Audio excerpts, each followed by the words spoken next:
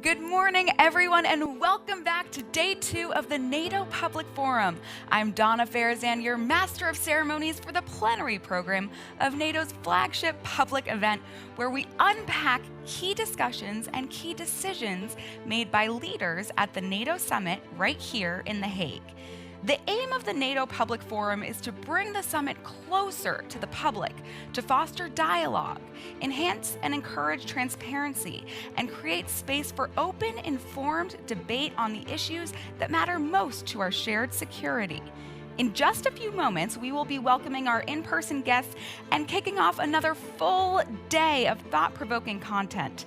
As the North Atlantic Council prepares to convene, we'll be exploring the questions at the heart of today's agenda.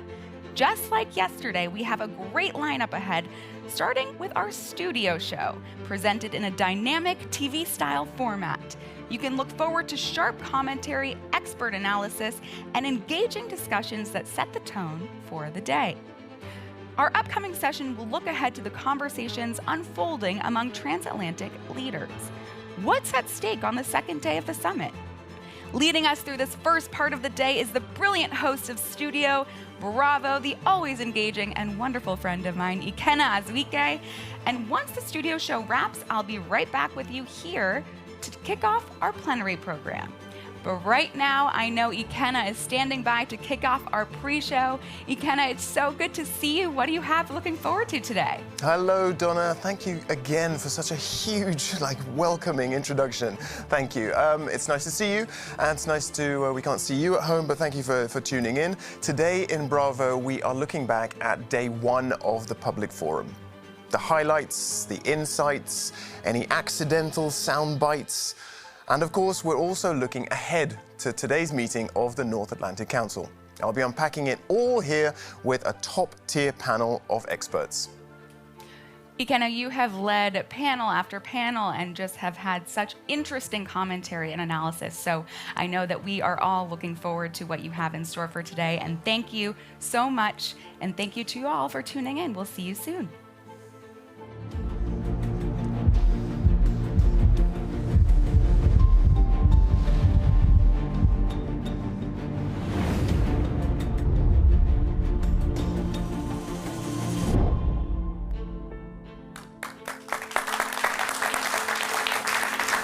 Yes, welcome back everyone, to the kickoff of day 2 of NATO's Public Forum. And in an hour or so, the kickoff of the official NATO Summit, because that's when the leaders of NATO's member states will meet each other face to face right here and at the World Forum in The Hague.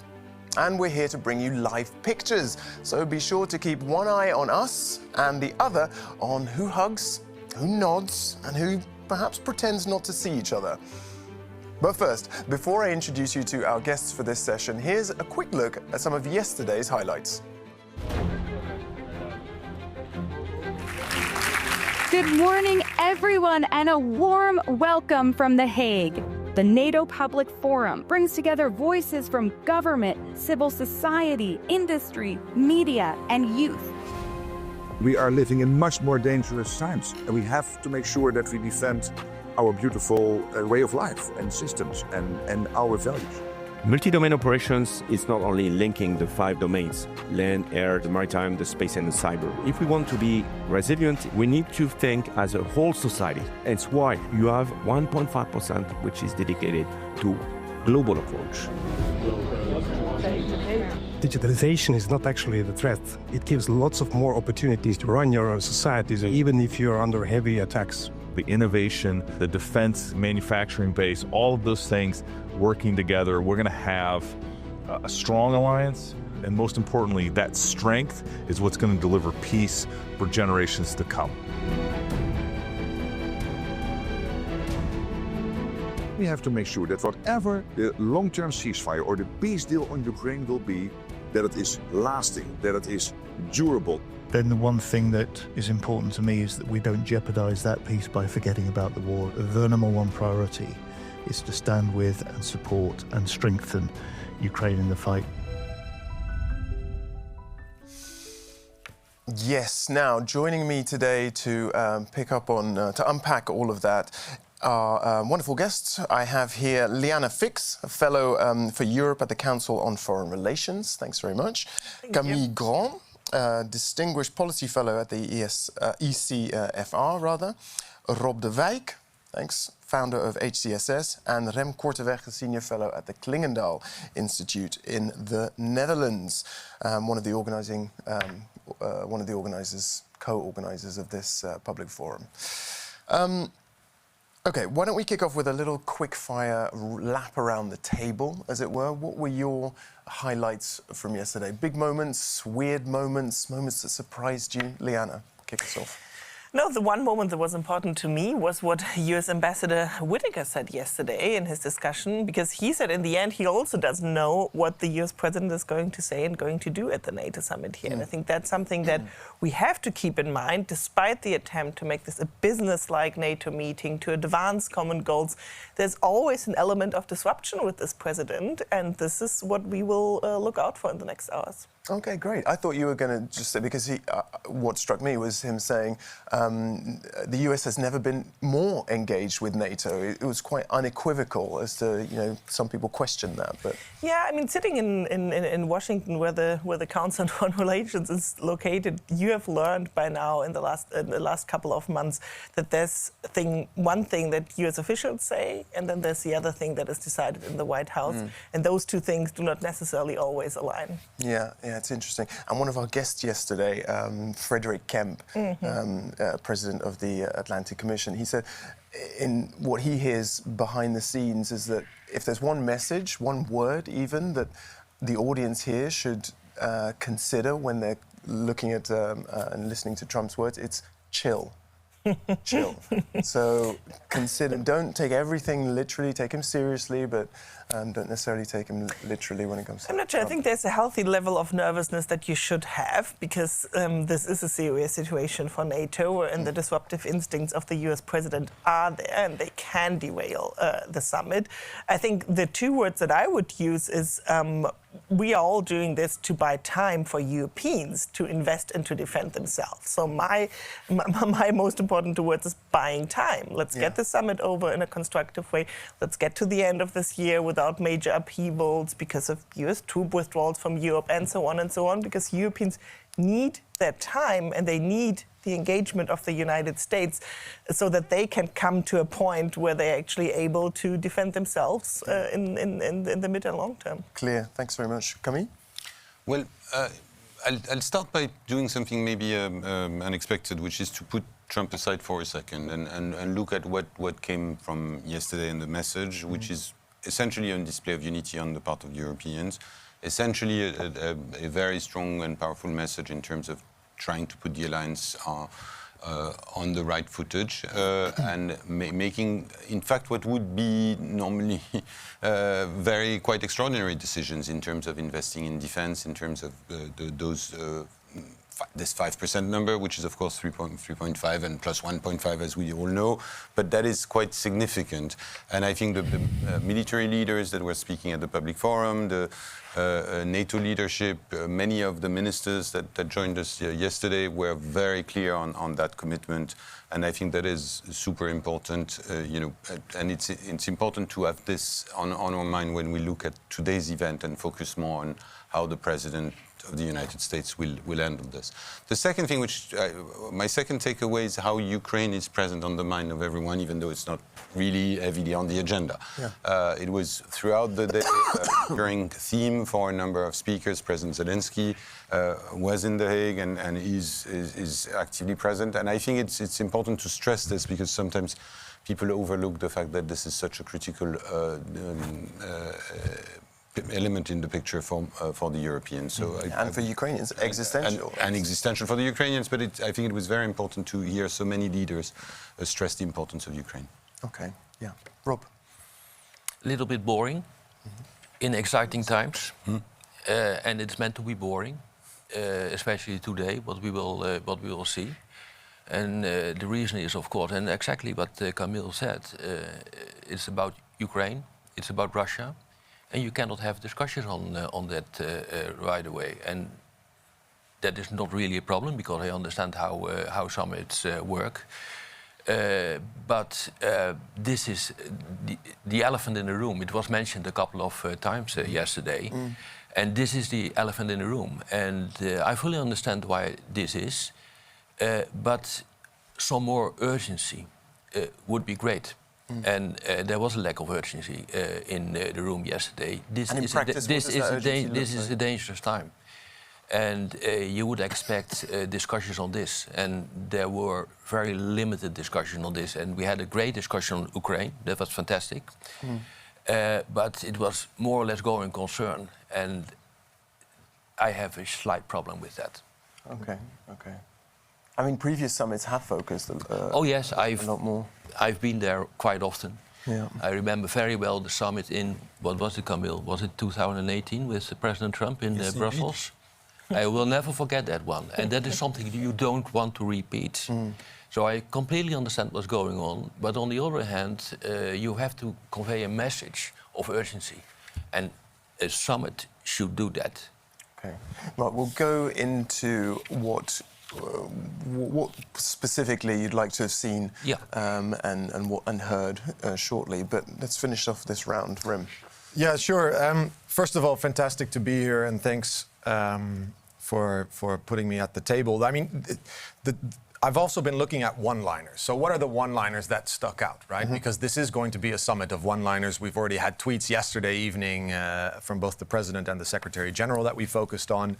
One of the one-liners that stuck with me basically aligns with what Liana said, that you have U.S. Perm Rep Matthew Whitaker saying the U.S. is going nowhere. That's good.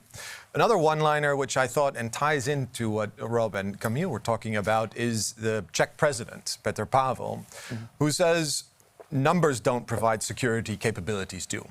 And there's going to be a lot of talk about numbers. About before you continue, we've got that quote actually. So let's run that tape. Well, we will not be safe by sheer numbers. We'll be safe by capabilities. And this is what I was trying to stress from my times in NATO, that the Supreme Commander in Europe will not fight with the charts. He will fight with real troops and concrete capabilities, including strategic enablers. And this is exactly the point, and that has to do with that sense of urgency. I also recall that one of the two Baltic ministers who spoke on the panel yesterday said, we talk a lot about resilience, about how to do resilience, how resilience is important, but let's stop talking about it, let's start doing it. Let's have that conversation about resilience once countries have done the scenarios, done the planning, done the exercises. And so I really see this sense from Central Eastern European countries to, their impatience is tangible. It's like, let's get beyond the words. And does that create tension with the Western European NATO allies? I don't know. NATO moves at the pace of consensus. Exactly. But I mean, to what you don't feel that urgency from a Spain or from a Belgium. So I'm just wondering if there is going to be some tension. No, and I think resentment even. I think one of the things that's good that this summit is taking place in the Netherlands is that now in the Netherlands people are also much more in tune to this. But maybe, we should pick allies that are somewhat more behind the pack or somewhat laggard as the hosts of the next summit to really enforce this message. First, let me pick up on what Bob said, because I think that's important. I mean, to a certain extent, the summit is a little bit like a Christmas dinner with your extended family, right? You have a list in advance of topics that you're not going to touch upon because it's going to explode and escalate the whole thing, right? This is exactly what this NATO summit is about. You have one thing that you can agree upon. You're going to deliver a victory lap to President Trump for his 5% goal, and hopefully he is fine with that, and he agrees that 1.5% and a broader definition of defense spending and so on.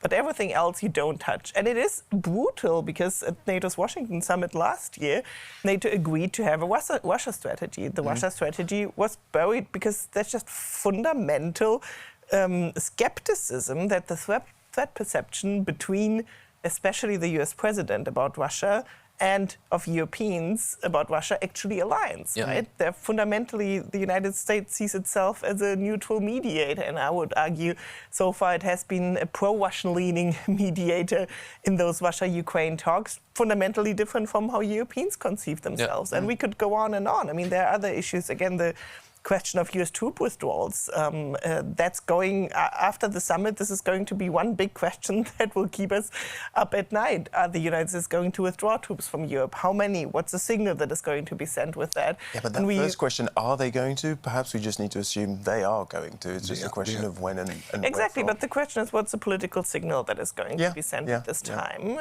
especially towards Moscow and Beijing. Then the question is, how can Europeans fill that? Ambassador Whitaker said in the past that the US shift away from Europe will not leave strategic gaps, which sounds wonderful and makes me as a think tanker, it gives me a warm feeling in my heart, no strategic gaps, that's great. But can we really be sure that that is going to be US policy? Because again, in the past we had announcements by principals, and then we had what's actually happening, driven by the US president, who alone is the decision maker and might overthrow any kind of promises that other officials make. And I think that there is too much focus on President Trump.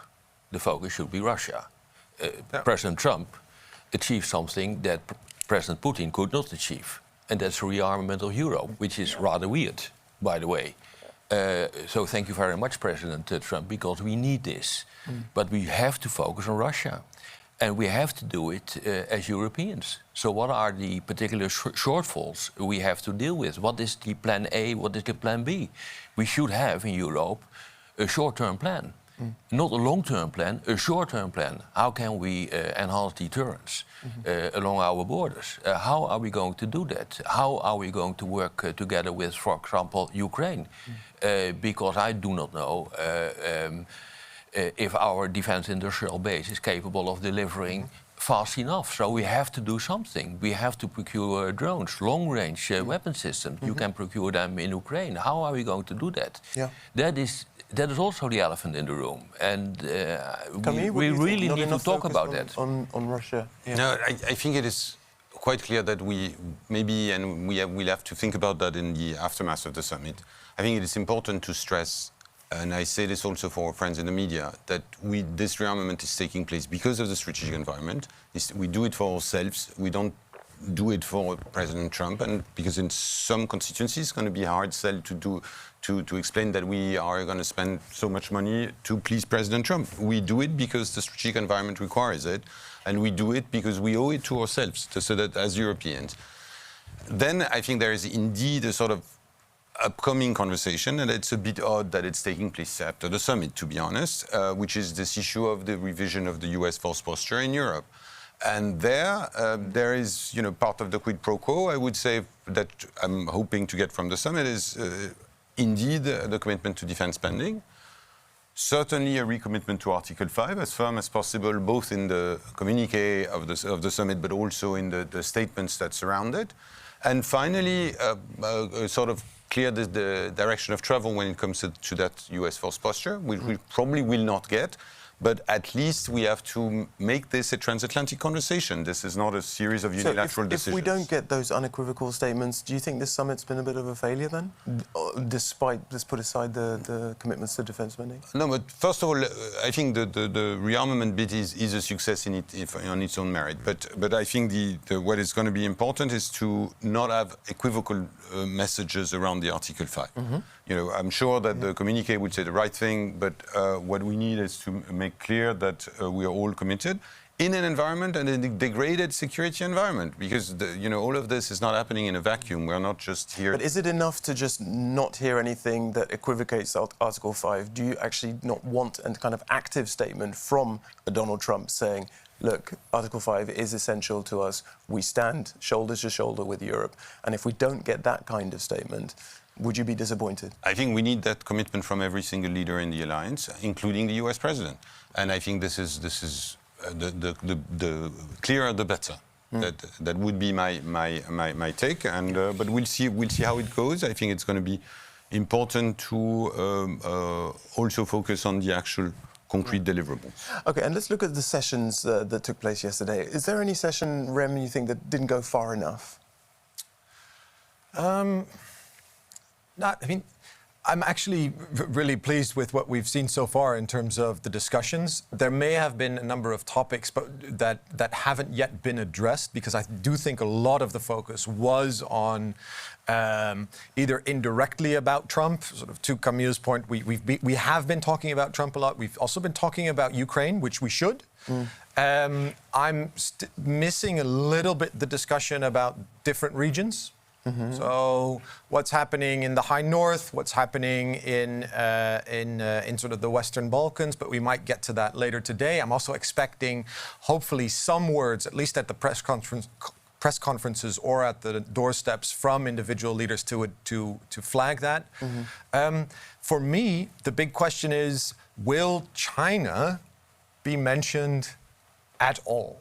And up until now, it hasn't featured. It hasn't featured in real commentary by the leaders, whereas the NATO summit last year was all about getting language in the final communique. What's behind that? About China. What's behind that? Rem, on this, I think we have to recognize a simple fact. The United States, under the Trump administration, is not really interested in getting China, in getting NATO involved in the Indo-Pacific or concerned about China.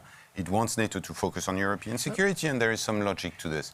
But just as we saw with the crisis in the Middle East, that there was no specific U.S. interest in getting the European allies involved or supporting, this administration tends to treat this thing in separate boxes, when all previous administration, including Trump 1, by the way, was trying to make sure that the Europeans would follow U.S. actions and leadership in other parts of the world. But I would perhaps even go one step further than Camille said. I think it's not only that they want to keep it separate, there is no China policy, coherent China policy at the moment coming out from Washington, right? I mean, that's what is confusing. You can at the same time imagine, I'm sorry that I'm the one who's talking about President Trump all the time, but I do think he is the decisive factor. That's how it is. You can imagine the United States either abandoning Taiwan, or you can imagine the United States under Donald Trump right now going into a war with China over Taiwan, right? So both scenarios are there. So, I mean, both the China hogs in Washington at disappointment by this administration, but also the China friends in Washington at disappointment. So you don't see a concerted China strategy. And I think what bothers me more than that is that Europeans don't take their own strategic approach and have basically stopped pressuring China over its support for Russia's war, right? I mean, sanctions evasion, 80% of sanctions evasion towards Russia goes through China. China has not flirted with, if not even overstepped, the line of lethal weapon deliveries, direct weapon deliveries to Russia. It has sent so much to Russia that it actually doesn't matter if it's lethal or not, because it's just massive, not only to support Russia's war against Ukraine. And that's, again, where I think Europeans have stopped thinking strategically about it. But it also helps Russia to reconstitute its military to be a threat to NATO members. And so at that point, Europeans should not discuss, is there China option for us if the United States becomes unpredictable? Should we make sure that we don't have a two-front trade war, right? I mean, there are some sympathetic voices in Europe towards China now that Donald Trump is in office. Europe should think about that China is an economic and a security threat to Europe. And that this strategic analysis, Ursula von der Leyen is making it, but it's not made in all capitals in Europe, is to me the actual disappointment. But I think that we are too preoccupied with collective defense right now in Europe. We don't have a possibility to have a broad strategic discussion on our role in the world. We have to get our house in order. And that is exactly what we are going to do the next few years. So we are preoccupied with European security. And then maybe we have some time to discuss a little bit about China, and that's it. But that is a consequence of the whole debate also on the 5%. This is about collective defense. It is not about China. But I would say that China is a part of European security and collective defense. Of course. Because you can't separate it anymore. If your main enemy is your main enemy because China is allowing you to be your main enemy. Yeah, right? on this, I think the challenge for the Europeans is to think in strategic terms. But that's the problem. We are failing to do that. Yeah. You know, having a seat at the table when it's about Ukraine or Iran is not a strategy. Yeah. It's at best an aspiration. So what is the European strategy on Ukraine? What is the European plan for Ukraine? What do we do to achieve our objectives for European security in Ukraine? What is the European plan or strategy in the Middle East, except calls for peace? What is it that we really want to achieve? And the same applies to the Indo-Pacific and China, in a way. It's not so much about strategy, but was it a mistake not to let Zelensky be part of this program? Once you've decided to shrink the program, it leaves little room for having dedicated sessions. I would have preferred to have Zelensky at the table for the main event. He's in The Hague, and that is super important because it sends, I think, a powerful signal in terms of not backsliding too much from where we were at the Washington Summit of Ukraine being part of the broader family, but I think then it's going to be. But there are Ukrainians who feel that we've let them down. You know, at the dinner last night, the Ukrainian defense minister was openly saying, he wants to hear concrete commitments from European countries, concrete commitments. He wants a public podium for Zelensky. But I tell you what, we do have a quote from the British defense minister, John Healey. Let's run that because he was talking about Ukraine. All eyes have been on the Middle East, and it's really important that we don't lose sight of Ukraine. Putin wants our focus to slip, and part of the strong message from NATO is that we will not let that happen. But for us, Europeans, Ukraine is more important than the Middle East. Let's face it. I think we should be honest about that. There's too much focus on the Middle East. And at the same time, if Ukraine loses the war in Europe, we have a big problem in Europe, and we may face an Article 5 situation if something goes wrong in the Middle East. That this is not the case. Yeah. So this is also a lack of strategic thinking in Europe, and also we have to educate the populace of the European countries in order to make clear what the real dangers are. And the real danger for us is not Gaza. It may be appalling what's happening there. But at the same time, if things go wrong in Ukraine, we have a huge problem here. And I think that is the debate we should have. Yeah, and I think to play the devil's advocate on sort of the question of Zelensky and his presence here, well, there is actually a concern that Zelensky's presence, a meeting with Trump involving him there, might actually backfire to the detriment of everyone, right? So, and that's it's cynical, but it's brutally honest that you don't want a situation that, as in the White House, to repeat itself, because it would be problematic for NATO allies, it would be problematic for Zelensky, and obviously there has been a good meeting in the Vatican, but obviously the chemistry between the Ukrainian president and the US president is not great, right? And since this matters, especially with this US president, you want to avoid a situation where you don't get anything positive, not only nothing positive on Ukraine, but actually deteriorate the situation for Ukraine or for NATO allies because of an escalation that can occur. That said, the key question for Europeans is, of course, going to be, what if the US supplemental, not what if, the US supplemental is running out? So how can we find a way to continue to support Ukraine, Europeans buying US weapons, giving those to Ukraine, and so on? So that's a key discussion that Europeans will have to have with the United States. If there's no money coming directly from the United States, how can Europeans circumvent that? Yeah, we do a lot. We do a lot. Let's face it. If you look what happened over the last couple of months, then the Europeans did a lot also in favor of Ukraine. The problem is, of course, that we neglected our armed forces for a couple of decades. So we have in a way, little to offer. We have a lot of money, but we have to restructure our armed forces, we have to restructure our defense industrial base. I feel like there's definitely been a lot of conversation on that topic, though. Plans for the future, how we're going to rearm, focus on... Yeah, but it's plans. But you need it now. Specifically about that quote that we just heard, is there any extra weight we can give to the fact that it came from the Brits? Because this is a very significant global power, partner of the US. The fact that they are underlining the importance of Ukraine, Rem. Oh, absolutely. I think it was really important to have that signal sent by Secretary John Healey.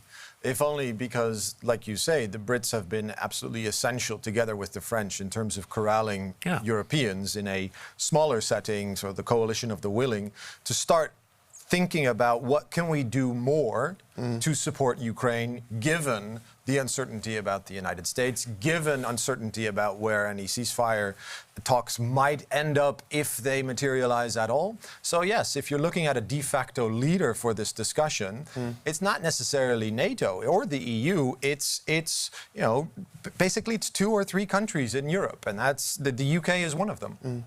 No, I think on this, the key issue there is to again get our strategy right. So indeed, there is the issue of how do we continue to support Ukraine militarily.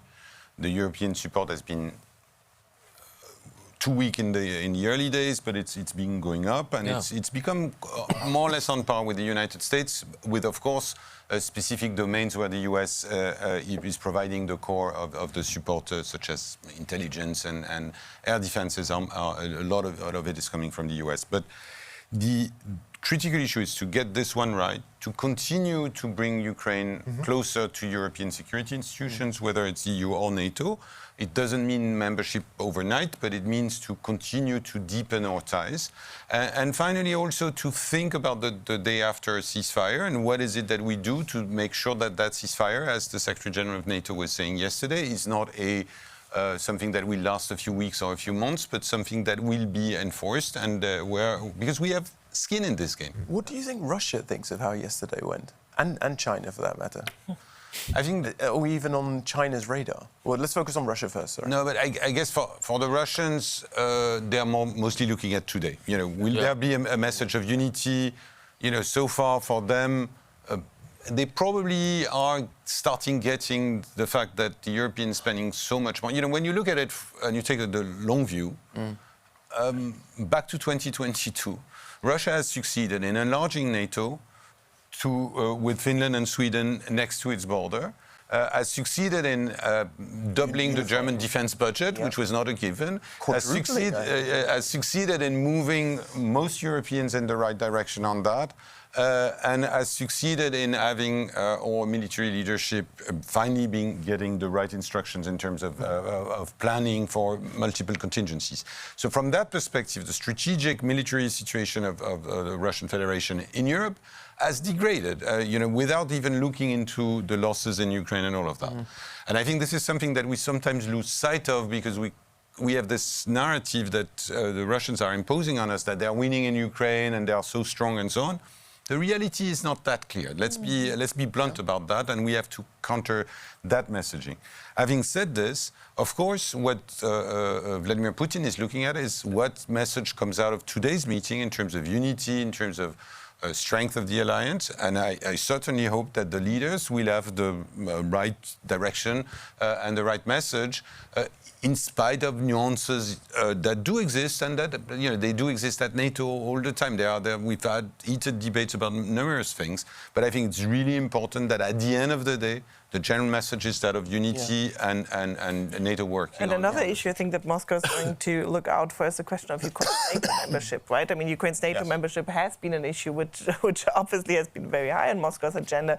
So what they would love to see, and we will hopefully and probably not get that, is something that officially closes NATO's open door, right? I mean, the United States has said, Trump doesn't want to see Ukraine in NATO.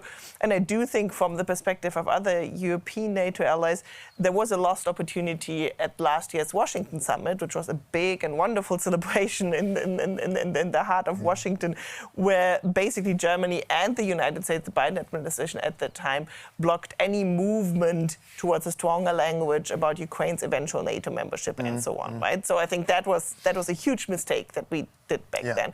So where we stand now with the summit is the hope is that the communique, the press conference, especially of the US president, will not say anything about Ukraine's eventual NATO membership. So we just fall back on everything that has been said in the past and just keep the door open of NATO, even if others disagree. But that's something that Russia wanted to change in negotiations between with the president, and that's something they're going to look at. Okay. And this is what's going to happen when we look at the communique itself, right? We're going to parse every word, what's actually been written, but also particularly what's not in it. And what does it mean if it's not mentioned? Does it mean that you fall back on the previous language, or does it mean that you create ambiguity to allow things to emerge? But this is a money summit. So it won't be in the communique, in my view. Yeah, well, the communique is a little bit away. Let's pivot now and focus more on looking ahead and actually to what happened also already yesterday evening. The heads of states arrived at Schiphol Airport. It was a massive security operation to get them safe and sound in The Hague, but they arrived. As you can see there, we've got a few pictures of Air Force One in the air, thrilling pictures. Oh no, that's not Air Force One. That's Emmanuel Macron, equally grand. Mar-a-Lago is like the Elysee. Macron, his wife, Prime Minister Starmer, the Danish Premier. That's Viktor Orban. Yeah. Lithuanian Prime Minister, I believe we have. Or is that the Danish? Oh, that's Mette Frederiksen. Okay, that's Mette. Mette Frederiksen. I thought she spoke wonderfully yesterday. I thought as well, very robust, forthright language. And who do we have there? I think that's the Lithuanian. Yeah. President. It's all thrilling, huh? These images of cars landing. There were live streams for this yesterday. And then the exotic, disruptive president. There he is, his USA cap. In case we forgot where he's from, I suppose. Yeah, but he's the man of the moment, isn't he? I mentioned yesterday, there were newspaper headlines saying, 32 countries, but only one man matters. Yeah. And I know you were saying, Rob, we give him too much attention, but yeah. I understand that. There are two interpretations of how he looks at NATO, right? I mean, there's the Bolton interpretation, who says, well, he's actually just trying to find an excuse to leave NATO. He always wanted to leave NATO, that's essentially. And then there's the interpretation, he only does all that, this kind of level of disruption to strengthen NATO. To be fair, I think he doesn't even know what kind of camper strategy he has. Depends on his mood. He doesn't have it, right? So both interpretations can be present at the same time. It's not something that he has made up his mind about yet. I happened to work at NATO during the previous Trump administration, and there was an interesting moment after a couple of years in the job, because there were also complicated moments, including at the 2018 Brussels summit.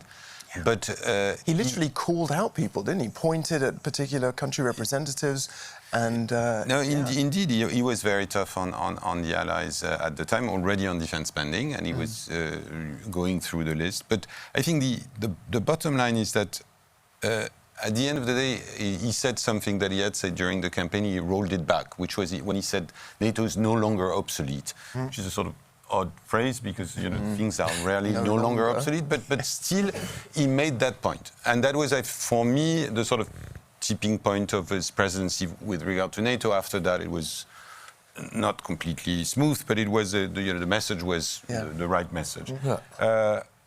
I guess Secretary General Rutte is looking for that type of moment, hopefully today or in the coming weeks or months. I think it is important. Yes, the United States is the biggest ally, the strongest ally. There's no doubt about that.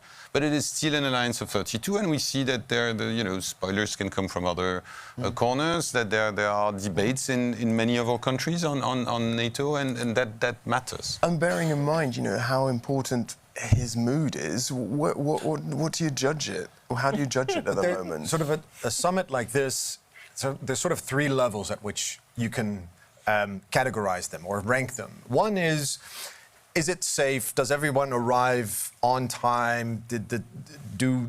Were the planes able to land? Were they able to get on time to their meeting? Secondly is the content. When we talked about the content, like what's going to be written in the declaration or not, what do they agree on? Does that show an image of cohesion and solidarity or not? And then there's the third element, which is much less predictable, and that's the characters of the individuals that we're talking about. And unfortunately, a summit like this could hinge on individual moments. We've seen that happen before as well, where an entire summit, given all the preparations, all the discussions, just becomes reduced to an individual moment where someone is caught on camera doing something, for instance, you know, give us an example. Pushing. I remember one of the summits that Trump attended, one of his first ones, I think, where he pushed one of the European leaders aside because he wanted to stand more up front in the group photo. And you know, that may have been an innocent moment, but the imagery was. And the press had a field day that here was the United States bullying its way to the front. And that became the image of that summit. And this is, I think, the unpredictability. But are we partly happens. to blame in all that analysis? I mean, I mentioned the word that Frederick Kemp used yesterday, chill. Yeah, exactly. Yeah, sure. I think don't focus too much on President Trump, because I don't care what the mood of President Trump is. What is important is that we have a NATO as Europeans that can even do without America. And I think that is something that is often forgotten, because if NATO is dependent on the mood of the American president, we are in trouble. So we have to act. It is not that we have to change the mood of the American president. We have to act. This is a European responsibility. I would agree, but I think why the mood is still relevant is because we have not acted since 2014, right? I mean, and so even if we act now, there will be a period. There will be a period of 5 to 10 years that it will take until we come to that stage. So at the moment, we are unfortunately still dependent on the mood and political Brussels playbook, and I'm advertising it here for free.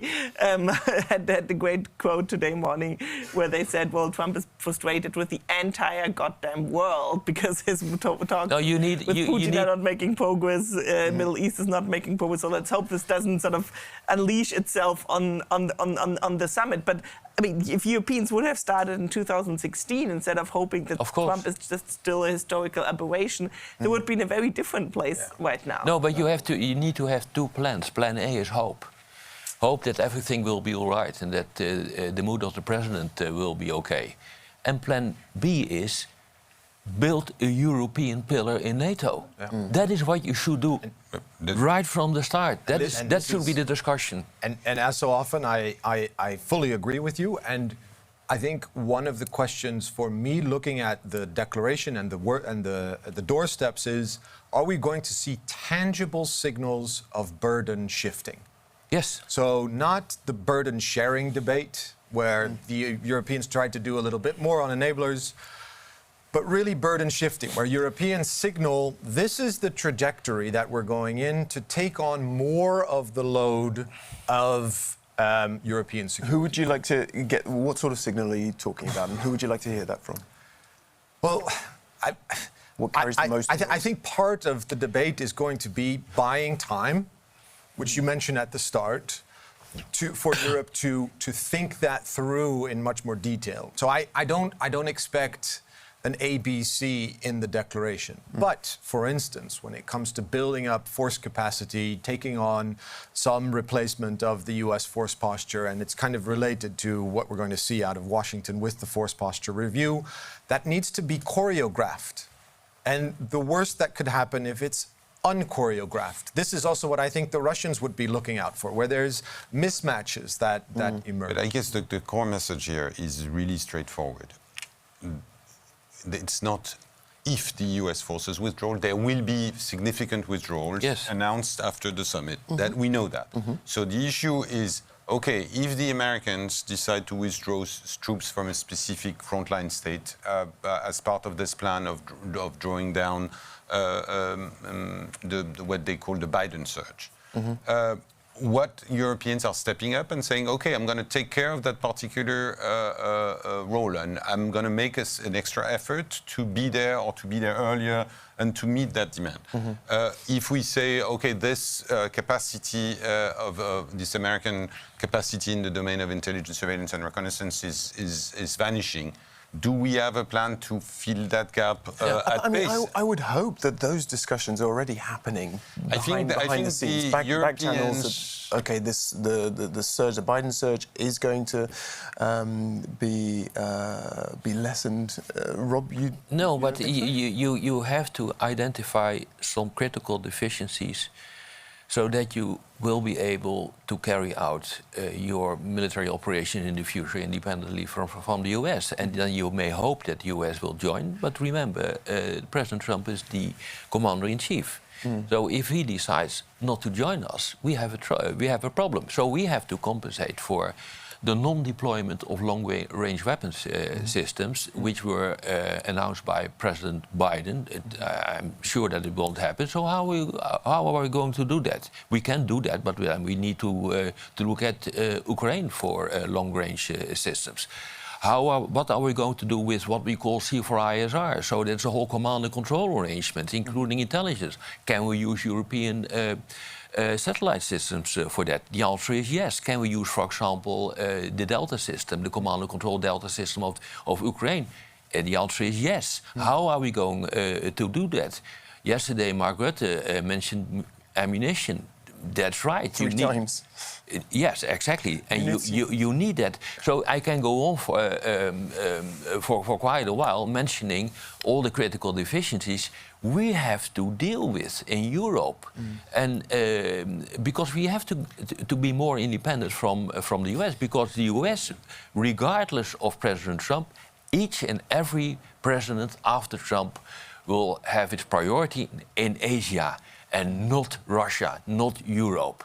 That is what it is. It is a structural change we face in the world. This is shifting geopolitics. Yeah. I just want to add, I'm not a fan of the term burden shifting, because I think in the US context it has been advanced by people at certain think tanks close to Trump and so on, who now, for example, in the Pentagon, and for me, that is a key word that they use for actually something else that they want to see. They want to abandon Europe. They want to focus solely on the Indo-Pacific and so on. I don't think that's what we want with the burden shifting term.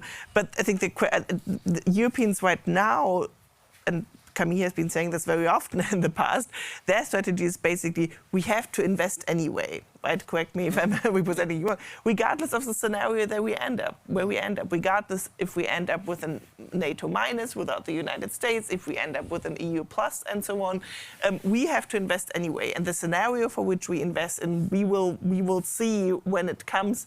I think there's a question still of, what focus do you put on which capabilities? Because obviously you will put a different focus on capabilities if it's without the US or not.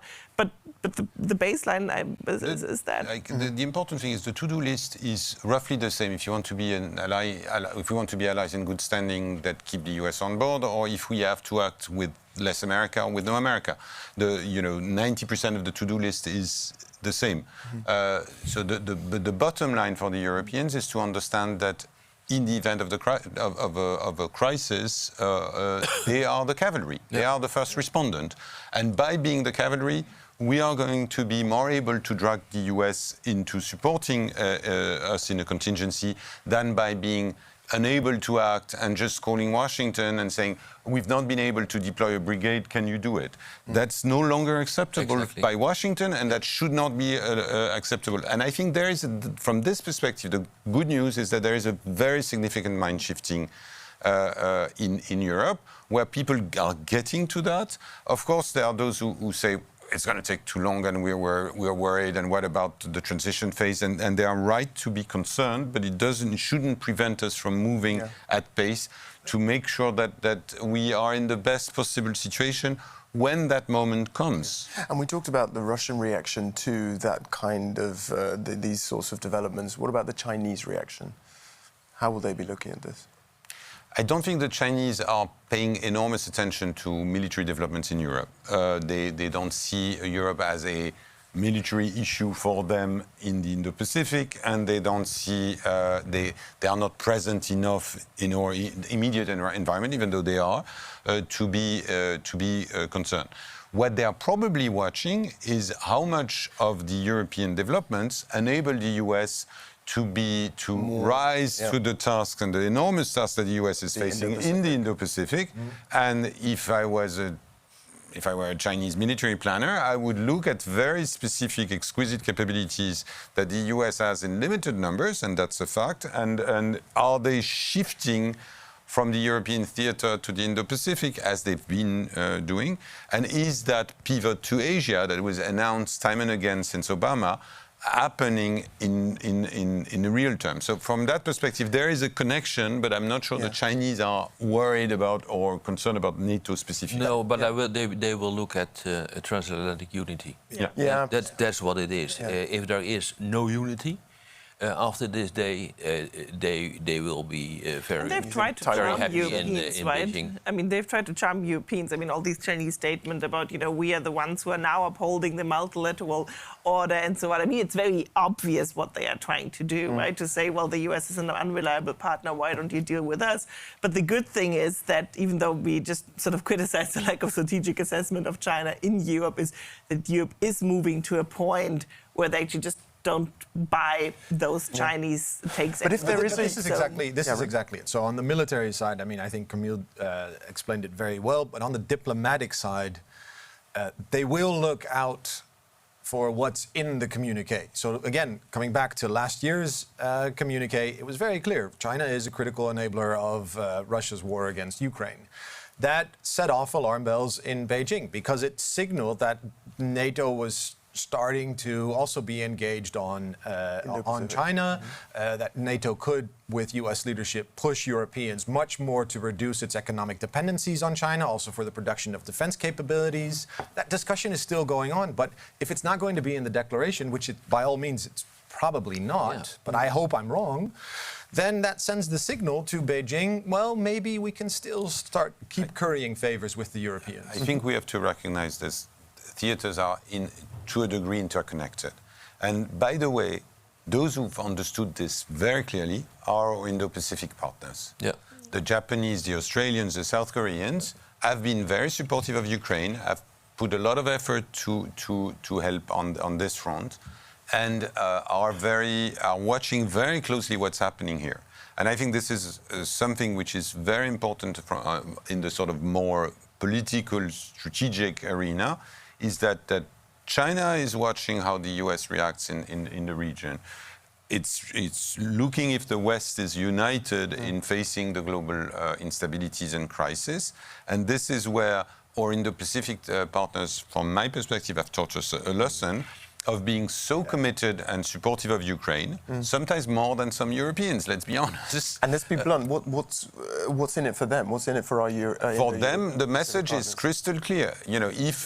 When and if something happens in the Indo-Pacific, when China starts bullying an Asian country, we do hope that the Europeans will not turn the blind eye on that and say, oh, that is a complicated... At that point, do you think NATO could get the abandonment of Ukraine, right? I mean, if the United States would abandon Ukraine, that would, from the perspective of those partners, send a signal to China that the United States is not a reliable ally, that you should look for other ways. And we haven't even touched upon the topic of nuclear proliferation yet in that alliance context.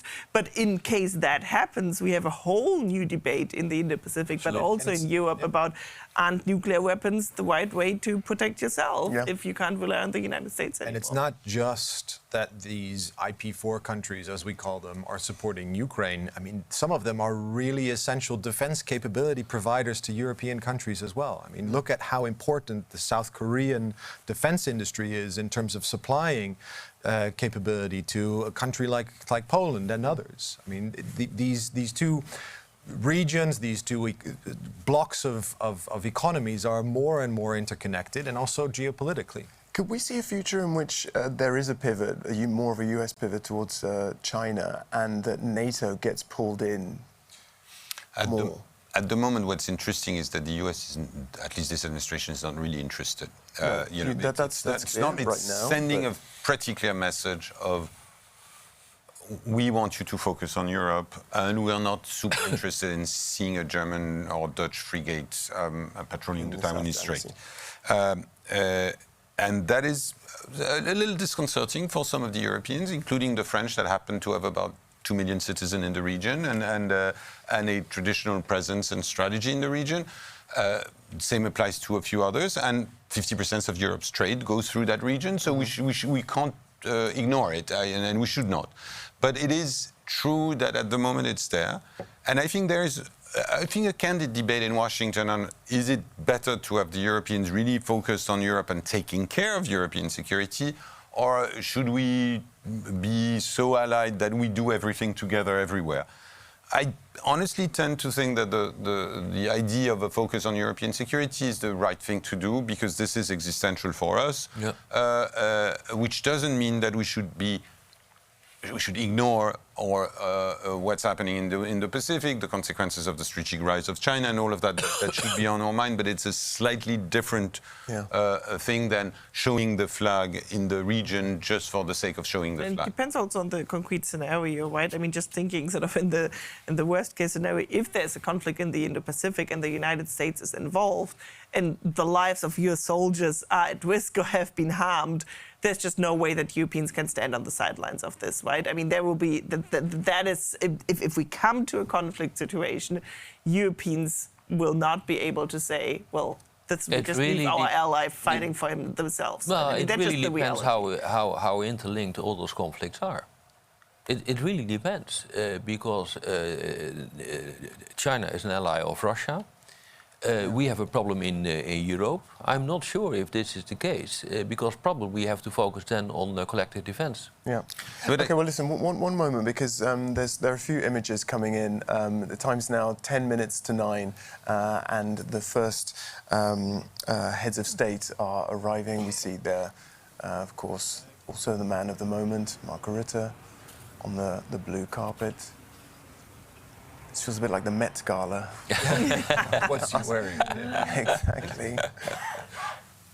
This is Schoof, I understand, coming in there, because he's got a bit of a unique position in all of this, really. I mean, he's just playing the statesman. Well, he's host nation. Yeah, host nation. Very important. Yeah. No, the host nation in NATO summits, the host nation plays an important role in the choreography. And from that perspective, of course, the dinner with the king yesterday was an important moment, because it helps, set the tone of a friendly conversation. So these things, there is a sort of hidden responsibility for the host nation to make sure that things go smoothly. And here, we have the Minister of Defense for Belgium, Theo Frank. What's going to be the kind of the way that a Trump might approach someone like a Belgium, who's shown some reluctance with respect to that, that 5%, along with the Spanish? I think how is Trump likely to? At the moment, and if we look at the president's messaging on his way to The Hague, is very focused on those that are stated outliers. So that is IR is really focused on Spain at the moment. It is clear that he will not appreciate if other leaders start finessing their commitment in the room. So I would, if I were the diplomatic advisor to one of those prime ministers, I would say stay low and chill. Don't Exactly. Don't start a sophisticated conversation on we'll see and it's going to be complicated and my fiscal constraints and blah blah blah. It should be boring. It should be boring. Especially since it's a pledge for the future, right? I mean, so you can be a little bit more generous on that. I mean, but the problem behind Spain obviously is that there are really few countries in Europe that can pull off the same trick as Germany did, right? I mean, Germany basically, but also for the first time, Germany made it more flexible to use debt for defense spending. Yeah.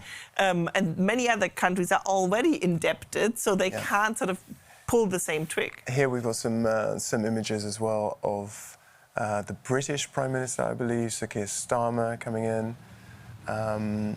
What about their? What could he say that would be that would be I think the British Prime Minister, it's interesting when you look at the situation in Europe, you have essentially three groups when it comes to that, and the UK is in the third one. Because there is a group of countries that are already there. The Poles, the Baltic states, they are meeting the targets already, so for them it's easy. Then there is a group that has decided to move fast and has the fiscal room for maneuver, the Nordics, Germany, the Netherlands. And then there is the UK, together with, I would say, France, Greece, countries which are, I think, genuinely committed to do more, but are facing serious fiscal constraints. And so the political debate is going to be difficult. And then there is a fourth group which is semi-committed, and hopes to get away with some progress, but, they have accepted this, but with a lot of at least mental caveats. And geography. We have to round up there, unfortunately, but that was a kind of a suitable moment to round up with touching base on the different countries, the different regions. Thank you very much to all of you. Thank you. That is it now from Studio Bravo. We'll be back in 2 hours discussing the controversial friendship between Russia, China, North Korea and Iran. So for now, I hand the mic over to my brilliant co-host, Donna.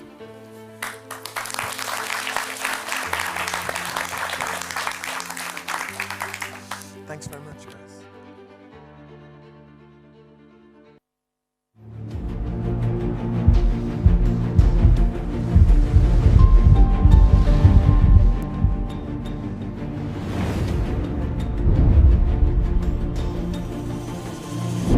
Welcome to day 2 of the NATO Public Forum. I'm Donna Farazan, your Master of Ceremonies, here for the plenary program, and we are so happy that you all are with us. Thank you to those of you who are entering the room, and thank you to those of us globally who are watching us online. Following an insightful pre-show session in Studio Bravo, we are now ready to begin the day's program here in the plenary.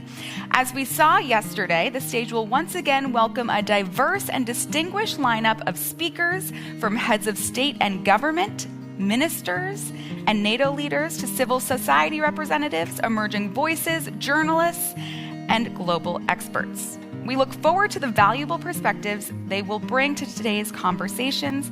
And before we kick things off, I'd like to take a moment to acknowledge our co-organizers, NATO and the government of the Netherlands, alongside 3 leading think tanks: the Netherlands Atlantic Association, the Klingendahl Institute, and the Hague Center for Strategic Studies. We also want to thank our institutional partners, whose logos you can now see displayed on the screen behind me. There we are. Their support has helped us extend the reach and impact of this forum across NATO member and partner countries, and we thank them for that. As we move into the next session, a quick reminder, whether you are here in the room or tuning in online, we encourage you to engage actively with today's discussions. You can join the conversation via the event app, but also on social media using the hashtag NATO Summit. And please don't hesitate to share your insights, reactions, and key takeaways throughout the day. Be sure to follow our co-organizing think tanks, content creators, and on-site podcasters who are offering fresh behind-the-scenes perspectives from the forum. And for more information about the NATO Public Forum, please visit natopublicforum.org. Now, we will turn to our next session, Building an Allied Defense Industrial Base. As NATO allies ramp up defense spending, the urgency for increased industrial capacity has never been greater. This panel will explore how nations can work together to scale up production, reduce fragmentation within Europe's defense sector, and strengthen the transatlantic defense industrial base. So I am now going to turn it over to Ravi Agrawal, Editor-in-Chief of Foreign Policy Magazine, who will serve as our moderator for this session. Thank you, Ravi. Thank you so much, Donna. It's a real pleasure to be here. Welcome to all of you, and also a warm welcome to all of our viewers around the world who are following this on live stream. I have an excellent panel of 3 defense ministers and a Secretary of Defense Industry on stage with me. I'm going to introduce them in a minute. We will hear from them in a minute, and we'll have Q&A, which will involve you in the audience as well. But first, I would like to welcome on stage for a few minutes speech, and that is Tarja Jakola. She is NATO's Assistant Secretary General for Defense Investment, here to tell us a little bit about takeaways from yesterday's closed-door meetings. Over to you. Thank you so much. Ministers, distinguished guests, ladies and gentlemen, good morning on my behalf as well. Yesterday at the NATO Summit Defence Industry Forum, the Secretary General, sharing a stage with Commission President von der Leyen, gave a clear and call for action. If you want peace, prepare for war. Calling for governments and industry to do more, better and together to deliver the industrial capacity needed to meet the massive uplift in our capability targets. With the five-fold increase in air and missile defense requirements, thousands more tanks and armored vehicles, and millions more artillery shells needed, the urgency is clear. Across the alliance, we have opened new production lines and expanded existing ones. Allies have made good on their commitments to develop and implement defense industrial strategies to expand production capacity. We are collectively to course to produce more capabilities than we have done it in decades, but there is much more to do. Yesterday, we gathered in ministers, industry leaders, EU colleagues and experts together, over 400 people, to challenge each other, hold each other to account, and raise the bar in our thinking across increasing production capacity, securing supply chains, cutting red tape, and reducing barriers to finance, accelerating adoption of new technologies, and harnessing the power of the commercial space sector. It was a day of frank, productive, and collaborative discussions. Fear not, I will not be replaying the whole day, but let me touch on some of the central insights that emerged. It is clear that we are working ever closer with our world-class industrial base. Transatlantic industrial cooperation is stronger than ever. Industry have ramped up production, political will is clear to spend more, and in areas such as battle-decisive munitions, we are closing the gap. However, we need a longer-term mindset to ensure allies innovative and that they design the capabilities needed for the future. We need to look at the whole supply chain to make sure that our companies will be able to produce cutting-edge capabilities when required. Allies and industry emphasized the need for more agile procurement processes to match the urgency to fill critical capability gaps. Simplifying regulation across the defense supply chain will accelerate production and strengthen trust between NATO, governments, and industry.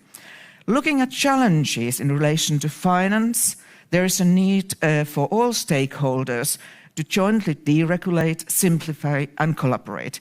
Work with our EU colleagues is critical in this area. In the margins of the Industry Forum, allies also made several concrete commitments to strengthening NATO's multinational collaboration in air-to-air refueling aircraft fleet called MRTT in short, establishing new multinational projects for stockpiling critical raw materials, and launching collaboration on NATO innovation ranges.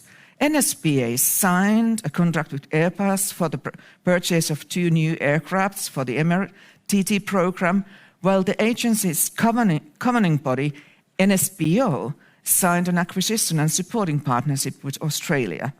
Business federations from the US, Europe, and Canada also presented to the Secretary General an ambition statement and commitment to NATO's industrial capacity expansion pledge for the prosperity, security, and resilience of the transatlantic economy and society.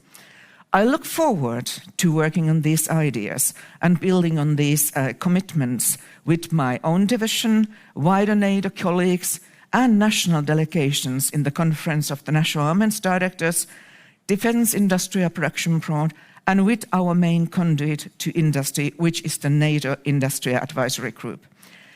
Yesterday's discussions highlighted the strategic importance of the defense industry to our deterrence and defense. The discussions allowed us to translate the high-level priorities to tangible recommendations. We have a job to work on to meeting these increased capability targets. As the Secretary General said yesterday, now it's the time to deliver, deliver, deliver. Thank you. Ladies and gentlemen, Tarja Jackelin, NATO's Assistant Secretary General for Defense Investment. Thank you very much. Thank you for being here. Okay, let's get started. So we're here now to have a discussion about how to build an alliance defense industrial base. And once again, I'm Ravi Agrawal. I'm the editor of Foreign Policy magazine. We will also be streaming this on FP Live, our live streaming channel. Let me do a quick round of introductions. Joining me here, I have Professor Haluk Gurgun. He's the Secretary of Defense Industries in Turkey. To his left, we have Andris Sprudz, Minister of Defense of Latvia. To his left, of course, Ruben Brekelmans, Minister of Defense of the Netherlands. And then finally, Theo Franken, Minister of Defense of Belgium. Welcome to all of you. So, and I'm going to bring you in here in the audience as well. So please do be prepared with questions when we come to you. Minister Sprudz, I'm going to start with you. Your country spends among the most among NATO countries as a percentage of GDP on defense. When you think of the last day of conversation or so, how are you thinking about how much of that spending goes in the here and now, and how much of it is much longer term to build capacity? First of all, good morning, everyone, and thank you for kind introduction as well. And I would like to use this opportunity to say thanks to our host, Dutch hosts, for the excellent event, and also nice to see so many familiar faces as well. But coming back to the investments in defense, I think the crucial thing is that and formative event, what we face, what we experience today, is that we have decided to move forward, of course, with a 5%. Investment is crucial. If we want to have capabilities, if we want to build also industrial capacities, we have to invest. This is about political will. This is about concrete goals. This is also about, of course, involvement of industry. Industry is a stakeholder in this regard. If we want to achieve those NATO capability targets, absolutely, it is crucial that industry is partner in this move, in this process. In Latvian case, yes, this year already we will be spending almost 4%. For defense.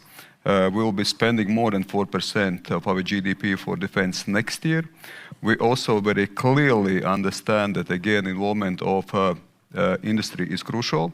We have a clear strategy, a defense industry and innovation support strategy, which also underlines industry is part of the ecosystem of the wider architecture, but also innovation is crucial. So this is not just about industry. So we have to innovate if we want to deliver. So the ecosystem is national one, but at the same time, of course, it is crucial that we connect with European pillar. But from our position is it is extremely important to keep also European mechanisms open for our transatlantic partners, for Turkey, for UK, because it is about wider transatlantic community with capability targets which are for all of us. So that's why, of course, the national activities, it is contributing to collective effort. So these things certainly must be made in synergy. Minister Franken, let me bring you in from Belgium. When you hear what you've just heard about synergy and making sure that these investments are together, they're sort of cooperative. How are you thinking about the best way to ensure that the alliance is together, not fragmented, not doing things piecemeal, rather with a holistic vision? Well, thank you very much, and Ruben, thank you for hosting us. Normally, Belgium is the host for NATO, but I'm very happy to be here. I'm very relaxed today. No, I think. Talking about industry, one of the biggest issues is protectionism, of course, because defense is strategic. It is a strategic asset. It's one of the most strategic assets a country has, a sovereign country has. And Europe has this history. So it's not easy to exchange key locks of major systems. It's not easy to make it the same in every country. Everybody has his history, their own companies, their own tradition, their own strengths and weaknesses, and their own geopolitical agenda. That's why the European Union is as an foreign bloc, or as a power bloc. It is so difficult to have a European foreign minister. Kaja Kallas is doing a great job. That's not my point. The point is that every country has its own geopolitical agenda.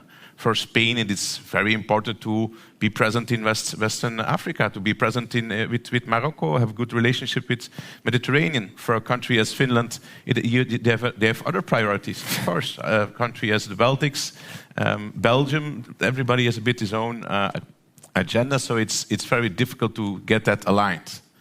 And I should point out, your country, of course, contributes far less as a percentage of GDP to defense, right? I believe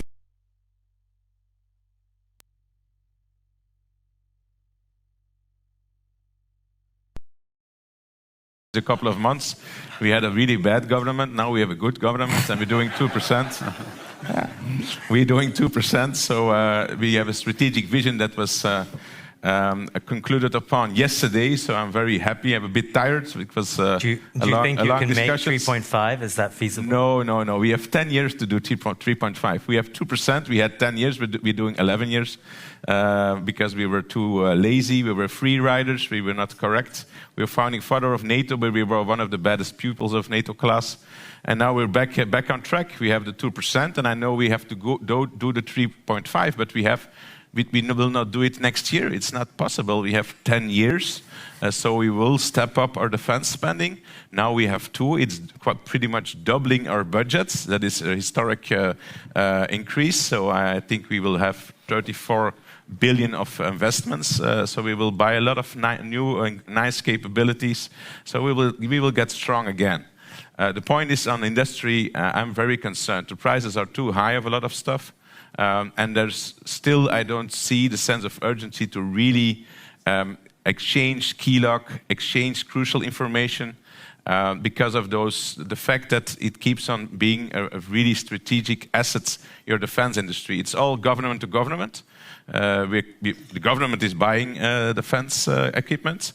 So it is not easy. The war in Ukraine and the threat of Russia, it is something, and it's not, I don't want to put this on a cynical way because I prefer 1,000 more times peace than war, of course. But maybe there will start the sense of urgency.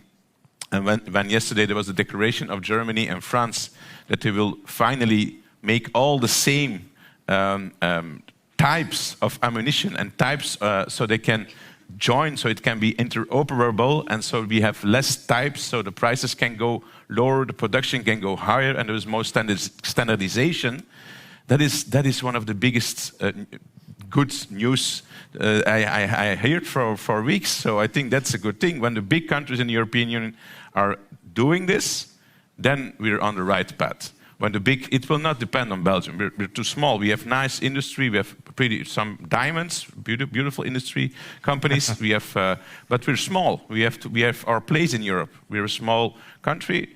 So it is the big ones, the big countries that need to conclude that they need to standardize all their systems. Then production will go up, the prices will be lower, and the people who vote for us and the civilians, they don't know too much about military. But then they say, okay, you have this equipment for a good price, because it's all taxpayers' money. And I think that this is the biggest challenge. And I think we see good signals, but we're not there yet. We have to be realistic. We don't have to be positive because we want to be positive. It's good to always be critical in life, and sure. I'm critical on this point. But sure. We see good signals, and I hope we will proceed in that way. Thank you. Well, Minister Brekelmans, I'm wondering if you can build on that, because I'm hearing some frustration about high costs, the difficulties with interoperability. How do you think countries can get around that, surpass those hurdles? Yeah, no, I think that's the key question. So I think we find ourselves in a traditional prisoner's dilemma, in the sense that it's better for all of us to cooperate internationally, but it's even better for me as a Minister of Defense if all my colleagues cooperate internationally and I just buy myself at the Dutch industry. because then I get the orders from the rest of the world, and I can also place my orders also for the Dutch industry, so that's good for my economy. And I think that all ministers of defense are looking at it from that perspective, because on the one hand we feel the urgency and the need to work together, to standardize, to aggregate demand. But on the other hand, we also feel the pressure that now the budgets are increasing, and then people are asking, okay, but is then also the Dutch industry benefiting from it? Are Dutch entrepreneurs benefiting from it? Are we going to create jobs? And the only way to get out of this prisoner's dilemma is to build trust and to build very concrete packages of investment. So it's good that that Theo and I sit together on this couch, because we had a meeting last week in which we exactly had this discussion. In Belgium, there still is a more traditional ammunition manufacturer, also making different types of weapons, traditional weapons. In the Netherlands, we do not have an ammunition factory anymore, but we have a very promising and also flourishing drone industry, for example. And we have a facility that was producing cars that we can now use for production lines for huge numbers of drones. So we discussed, can we create an investment package in which we say, we as the Netherlands, we buy the ammunition from Belgium, and Belgium is buying drones from us. So we can both also tell our people that we are not only spending more on defense, but that we are also investing in our economy. Okay, we are buying part of our ammunition from Belgium, but we are getting orders on drones in return. And I think we need to have many more of those discussions. And you can do this on a bilateral level. You can also do this with a group of countries. We, for example, recently signed a contract with 5 countries to develop and to build armored vehicles, CV90s, partly for Ukraine, partly for the 5 countries that are involved. Yesterday, the contract was signed for the MRTTs. I think that is also a perfect example in which a group of countries is pooling resources together, investing together, coordinated by NATO, and then you can rent a part of that capacity.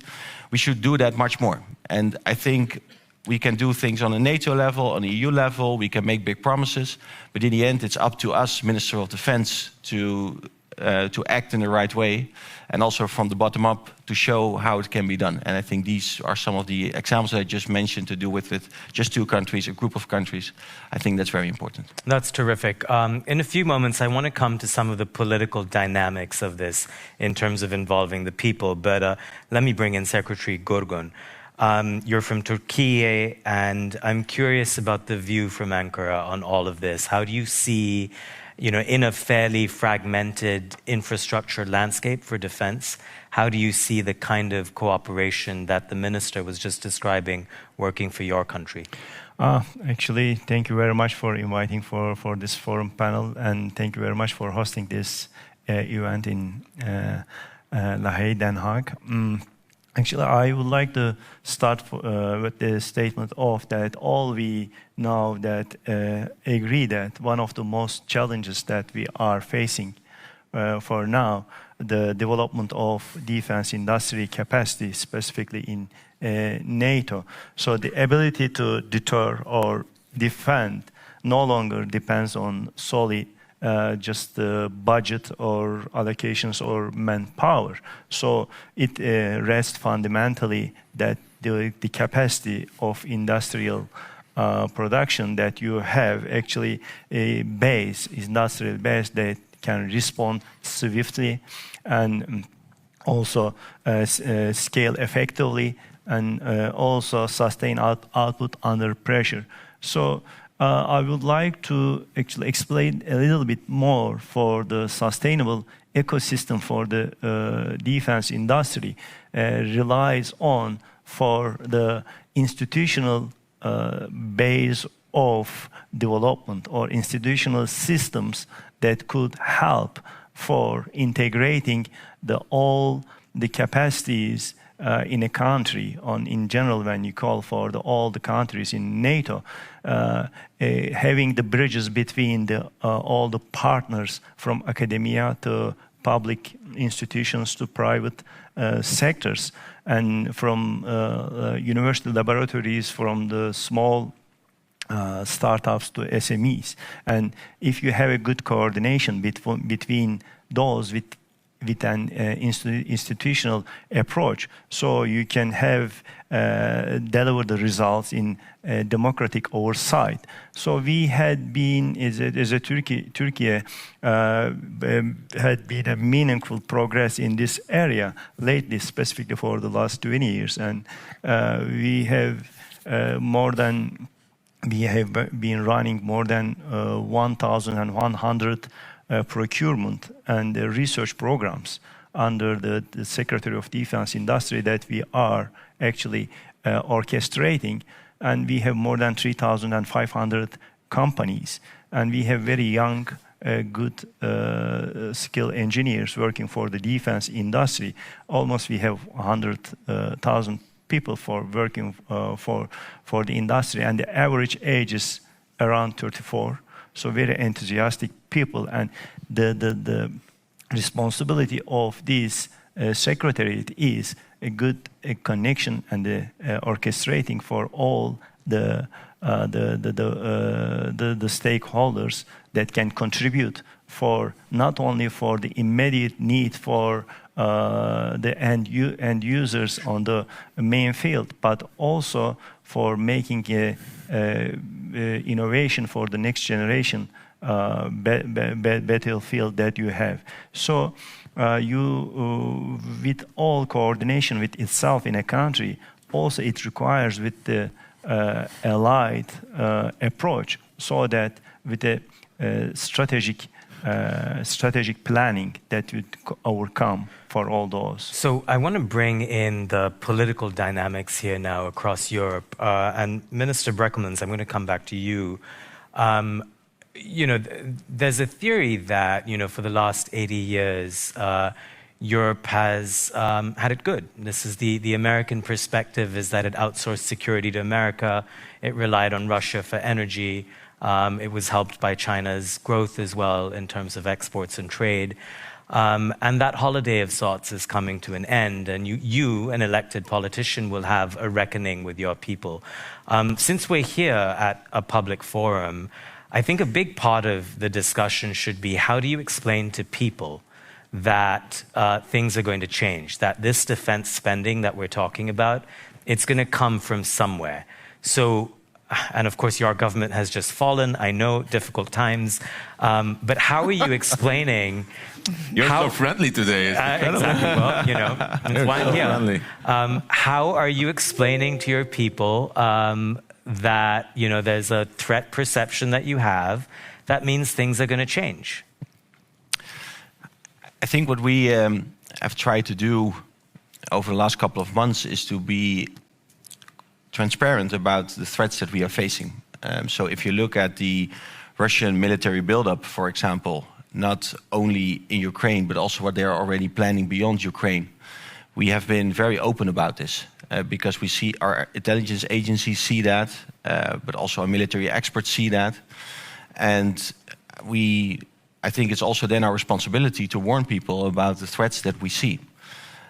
Same is true for the hybrid domain. We are experiencing cyber attacks on a daily basis. So we have a lower threat perception than people in the Baltics or in Finland, for example.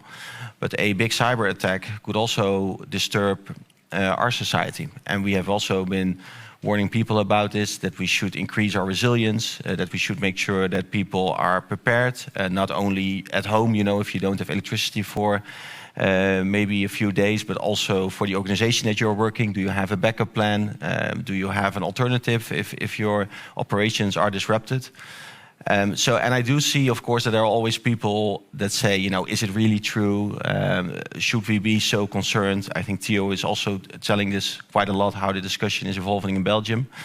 But what I see in the Netherlands is that the big majority, the silent majority, understands it. And they say, okay, we need to invest more in defense. We need to increase our resilience. I think that's also why it's good that the 1.5% is there, because that also increases the sense of urgency. Of course, the difficult discussion that's now going to start in the Netherlands as well is how to fund all this. And the easy answer, the easy part is, okay, we need to invest more in defense. Large majority agrees on that. But how to fund it, there are big political differences. Some might say you need to raise taxes. Others say you can cut costs. I've seen some other countries that are now increasing their spending, but their debt levels are also going up in the upcoming years. I think the difficulty is that this is not a one-off investment. You know, it's not, for example, you could say with infrastructure, and you say you do a big investment package and then you are done for 30 years. When it comes to defense, it's a year-on-year additional spending. So I think in the Netherlands, we do have elections in October.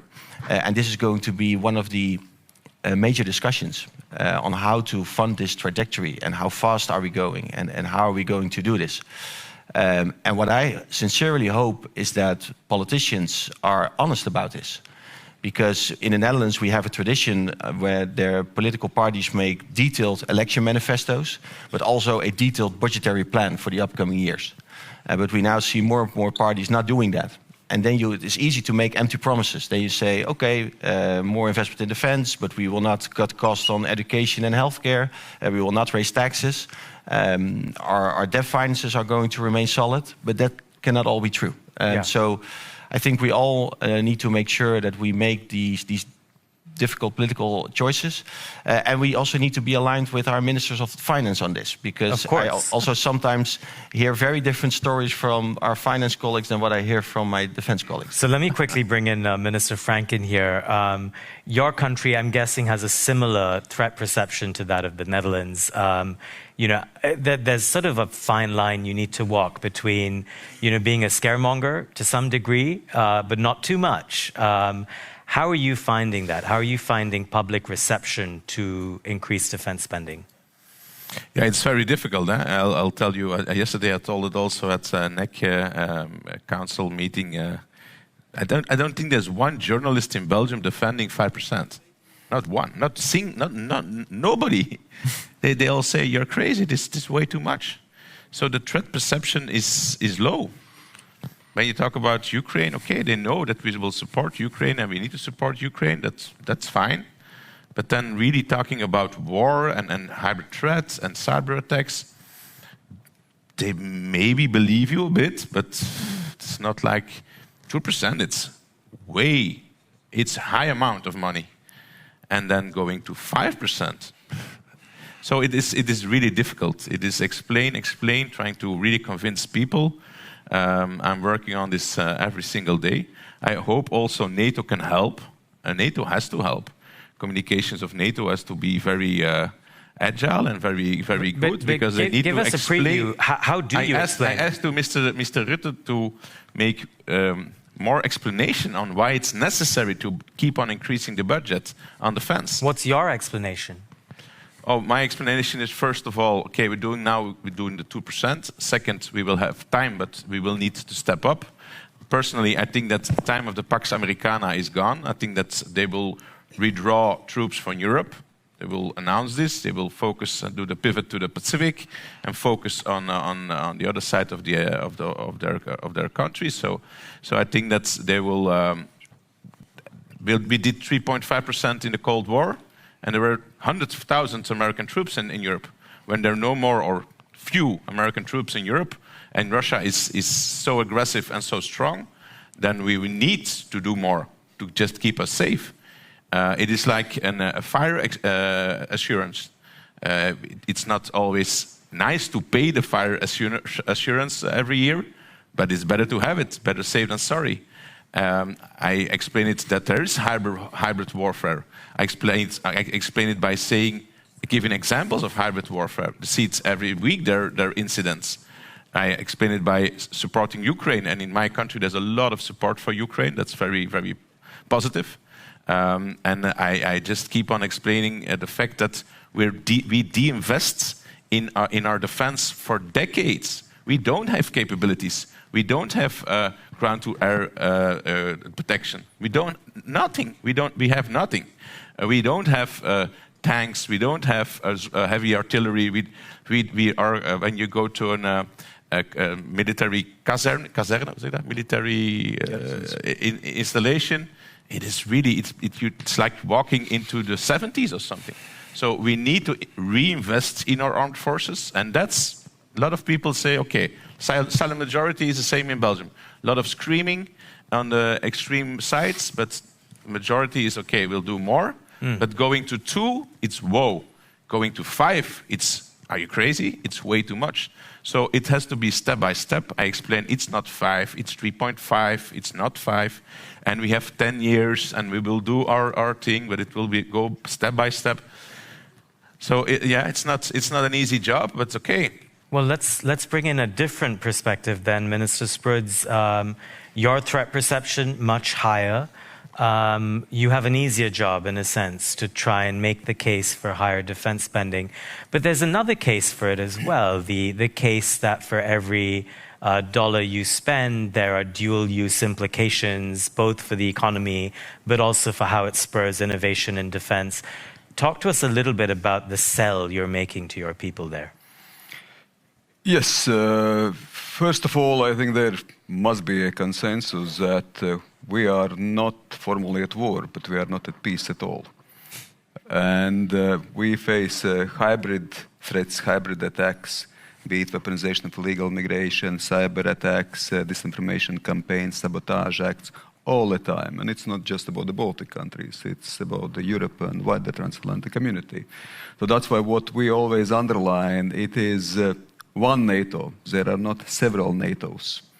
And we must have a same threat perception. At the same time, we realize that there is some element of diversity as well within alliance. So also depending on historical experiences, geographical location, this diversity must be taken into account. But again, this is a formative event that we have agreed all up on 5%, that we are moving forward with 5%, which is directly linked with threat perception.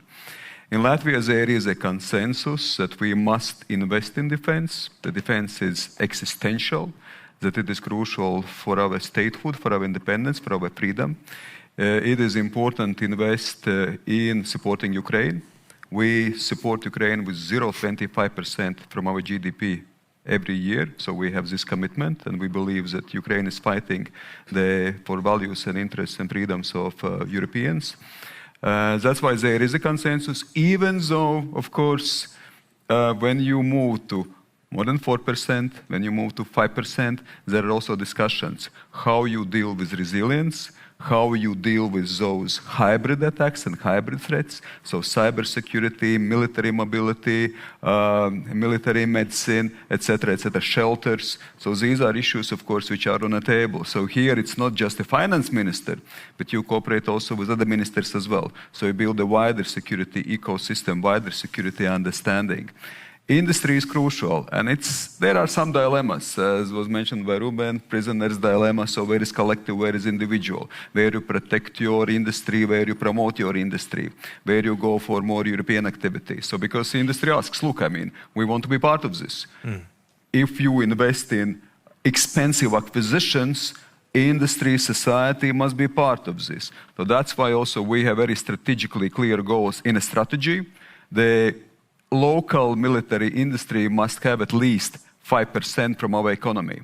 Once we invest in defense, also economy must benefit from this. Then we have specific mechanisms in this regard. For instance, every big acquisition, when we sign big procurements, joint procurements, individual procurements, 30% must be localized in the country, locally. So for instance, Patria, armored personnel carriers, which already nowadays is quite international joint procurement, so it's also produced in Latvia. So when this is accepted, promoted, supported by society, is that you see that also this euro, dollar is coming back as well to the industry and by indirect way to the society as well. Of course, there are some specializations.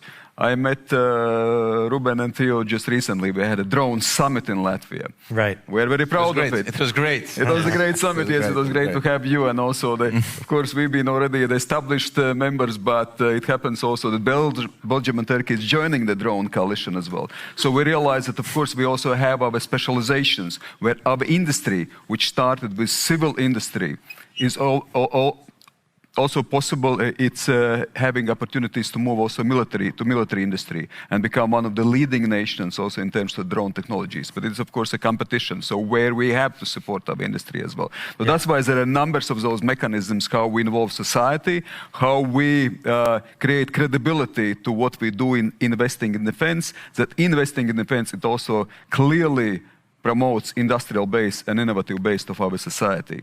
Secretary Gorgon, I'm curious how, we're seeing a fair bit of unity on stage, but also geography matters. Your country's priorities are going to be a little bit different. I'm curious how you see the threat perception difference for Turkey, but also the mix between protectionism, but also cooperation with NATO writ large. Of course, thank you. Actually, when we come to the geography, we have been fighting for terrorism more than 30 years, for around 40 years, and we have developed a lot of strategies, technological and on the field for upcoming threats, for response, for rapid. So we had to do, and we had to make the local production as much as we could for responding. And one that I always indicate that for the development of the defense industry, how quickly and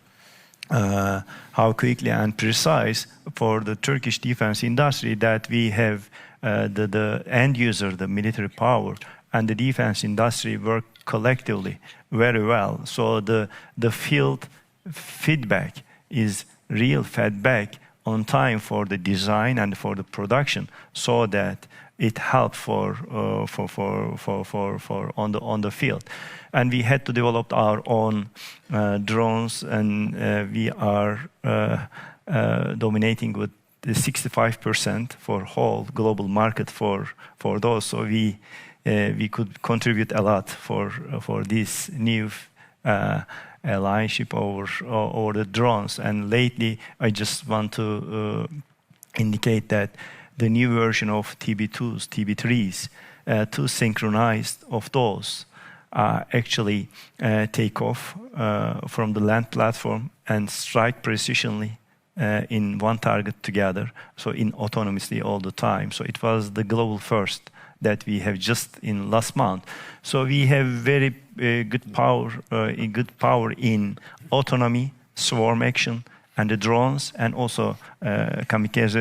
It's a good sales pitch. Yeah. And also we have for the next month actually by incoming for the IDEF, for the defense exhibition. I'll invite all participants. Yeah, welcome to. Okay, you've got buyers here already. I'm going to try and take in some questions from our audience. I know there's a mic runner. Let's see some hands, and we've got one over there on the aisle.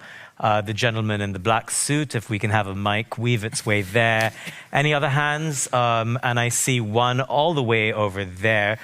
Sir, your name and your question, please.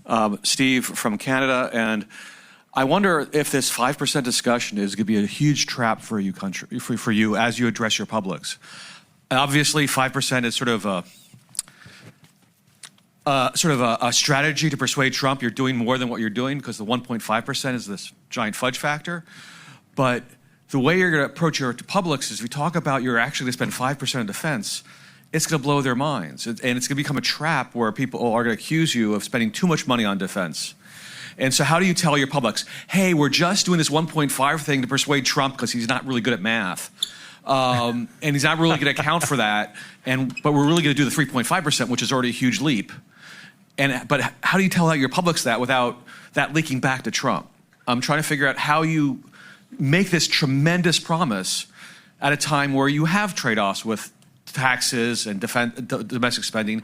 So how do you try to explain to your publics this trick? That's well taken. Minister, jump in. Yeah, it's absolutely a good question, and that's the major thing to do as a politician and as a leader. You have to lead your country, lead your people, and show leadership. So explaining is important. And in democracy, you need to explain 24/7. the love for the presidency of the United States in Europe is not too high. So when they say you need to do the 5% because of Mr. Trump, I say, sorry, it's not true. First of all, it's not 5, it's 3.5. Sorry, it's 3.5. Military expenses, like we do the 2%. It's the same definition. It's 3.5, not 5. We do it, we have 10 years to have the 3.5. And then again, it is not only Mr. Trump that wants it. It's our friends from the Baltic countries. It's our friends from the Scandinavian countries. Within European Union, there's no unity for the moment. No, there are countries that say you need to do 5% within 5 years and only military expenses. No 1.5 resilience expenses. A lot of countries say that because they feel the threat. They lived under the Soviet Empire. They know how the Soviets and the Russians are. So it is not Mr. Trump and United States against all the other allies from the European Union. Totally not. It is a discussion on how can we be more resilient, how can we be stronger to be more deterrent. We're not warmongers. I don't want war. I don't want to attack Moscow.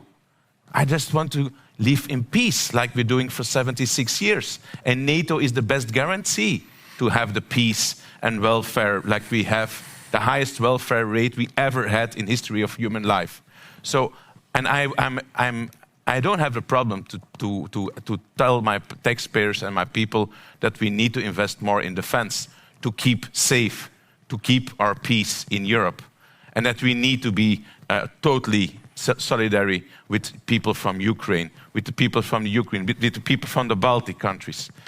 And then people say, okay, we understand. And then, of course, then they say, how are we going to pay it? And that's another discussion. So, but I think that you need I don't want to be engaged in a discussion, Europe versus America. That is the end of NATO. That is really dangerous. And it's not even reality. It's not like this. We have a transatlantic marriage crisis. I call it always like that. I wrote a book on NATO. NATO brain dead or future proof. We're not brain dead. It's like Mr. Macron told with discussion with Turkey some years ago. But we're not future-proof either for the moment. But this day is a good day. Today is a good day, sir. I think that with this new DIP, with this summit, with the fact that everybody is here, we will try to unite Minister, again. I'm going to jump in there. Sorry. Yeah. No, you're very diplomatic, but you didn't answer the question of how you pay for it. And I'm just going to put that to Mr. Spruds now, because, here's... That was not a question. The question was not how to pay it. Well, but that's what it comes down to. And look, in country after country in Europe, there's a strong correlation between cutbacks in social spending and the rise of the populist right, or governments being thrown out of power.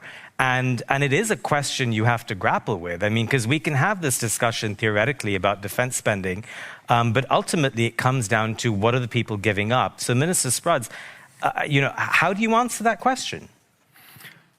Well, first of all, coming back to the question by my Canadian colleague, and we highly appreciate Canadian presence in Latvia. Canadian soldiers are the leading framework nation in a 14-nation multinational brigade. And it's about Article 5, that we should do our homework. So, because it is also about Article 3, namely that nations must do the homework to protect themselves, to be able to contribute to the solidarity. So Article 5 and Article 3 goes hand in hand. In Latvian case, and there is this diversity, if in Belgium, perhaps if you say 5%, you risk losing elections. If you say in Latvia you will spend less than 5%, you might be losing elections. So that's why, of course, there is a diversity, there is a different threat perception. But at the same time, yes, this is important what you also ask, that namely you have to communicate that it is existential times, formative times what we're facing right now in terms of the supporting Ukraine, in terms of investing our own defense. So that's why we need to invest, we need to spend responsibly. And of course, then you look for the sources, which is a tricky part. And Ministry of Finance is crucial in this regard, indispensable.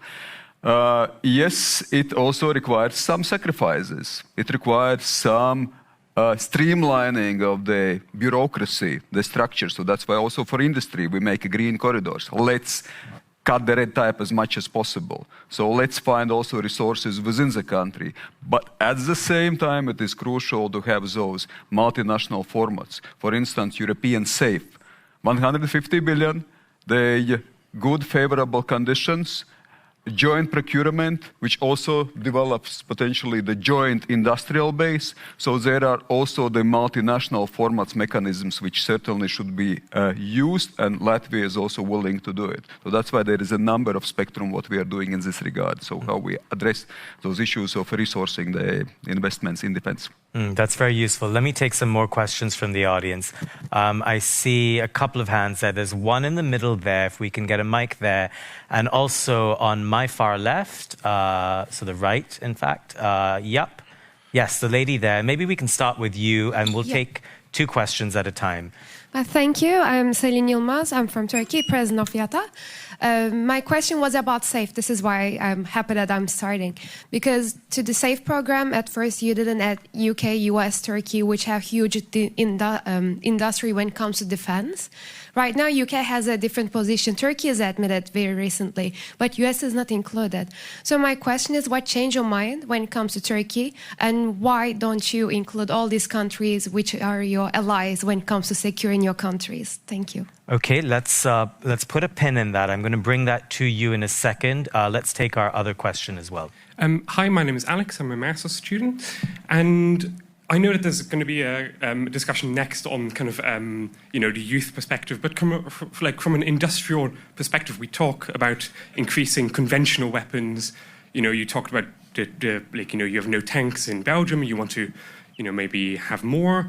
People have to drive these tanks, and so for the youth, there will be, either budget cuts or taxes. So how do you kind of convince the youth who will both feel the pinch, but then also, we saw yesterday that it seems the further west you go, in Europe at least, the less willingness there is even now to fight. So, we talk about this budget increase going from 2% to 5%, but if there's no one to fight, what is the point at all to increase the budget for conventional weaponry at least? Thank you. So I'm going to start with the question about SAFE, if I can come to you. Okay, thank you very much. Actually, in this regard, we've positively the recent steps taken by European Union, such SAFE program. Of course, as long as actually they serve to reinforce the NATO's collective capacity. So we. As a Turkey, I just tried to explain a couple of minutes ago that we have very dynamic capacity and very young human capacity workforce working for high-tech defense industry. So the agility, the productivity, the effective and institutionalized the structure of whole defense industry that could contribute for the spirit of real alliance for the NATO. So we have, when you look through the last couple of explanation of Secretary General, also actually knows the capacity that we have in Turkey. With that capacity, that we could serve more and more for the alliance. So the integration with the SAFE and European Union, the programs and the NATO coordination in that sense is important, and we would like to more be involved with those programs. Okay. Minister Breckelmans, if I can bring you in. The question about the youth, I know we're getting a little bit repetitive here about the funding issues, so I won't press you too hard there, but there is a generational issue as well. I think the younger people in Europe are more concerned about the economy. There was a poll recently, I believe, by ECFR in which older generations were much more willing to, say, bring back military conscription, whereas younger generations, for obvious reasons, are against that. They're much more concerned about jobs, about their future. How are you thinking about that as a politician in terms of bringing the youth along with you? And then Minister Sprads, I'll come to you after that. Yeah, so maybe 2 points on that. So one, if you look at the last 3, 4 to 5 years in the Netherlands, I think what had the biggest impact on people's budget was the Russian invasion in Ukraine, because energy prices went up, electricity prices went up, huge levels of inflation, and I think that had an impact on all of us. So what I also tell people is that, if we do not take care of our security, if we do not take care of our deterrence, costs will be much higher. And an open economy like the Netherlands, a mid-sized country like the Netherlands, we will be heavily affected if there is geopolitical turmoil. So I think the best investment in our economy is to make sure that we keep our security in order. Second, I think we need to show and tell much more that it's not about defense expenditure, but defense investment. So that it will create a lot of jobs, and not only the traditional jobs, but also, we are investing in dual-use technology, in AI, in quantum computing, in the semiconductor industry, everything. It's all interrelated with the defense industry.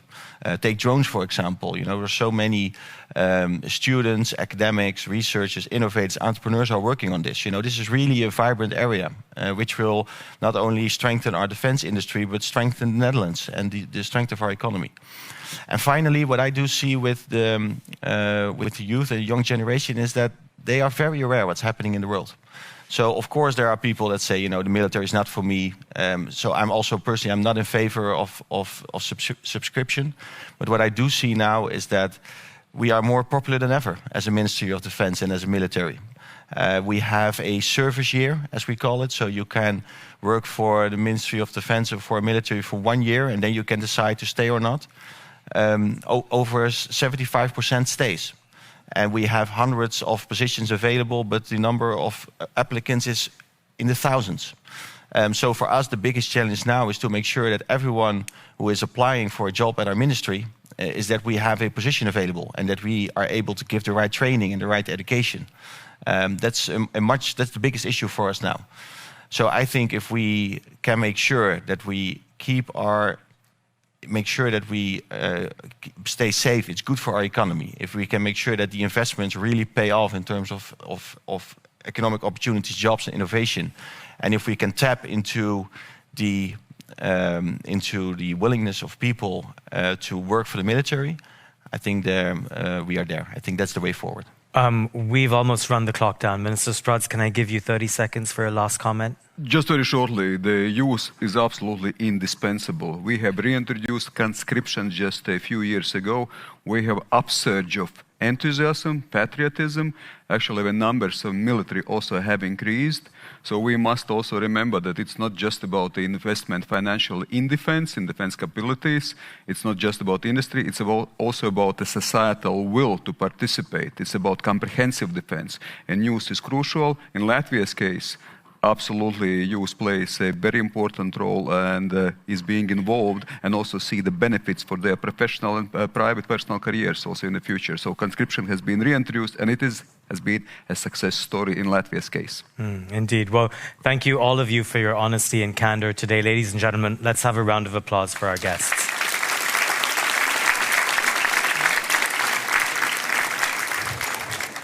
Thank you so much to Ravi and our distinguished panelists for that insightful discussion, which will flow nicely into our next session. As we move further into the day and ahead of the leaders' deliberations in the North Atlantic Council, we now turn to a crucial question. How do young people across the alliance view NATO's evolving role in today's complex security landscape, particularly when it comes to increased defense spending and burden sharing?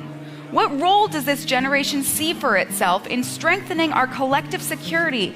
And what responsibility do political leaders have to meaningfully engage, empower, and include youth as true partners in shaping our shared future?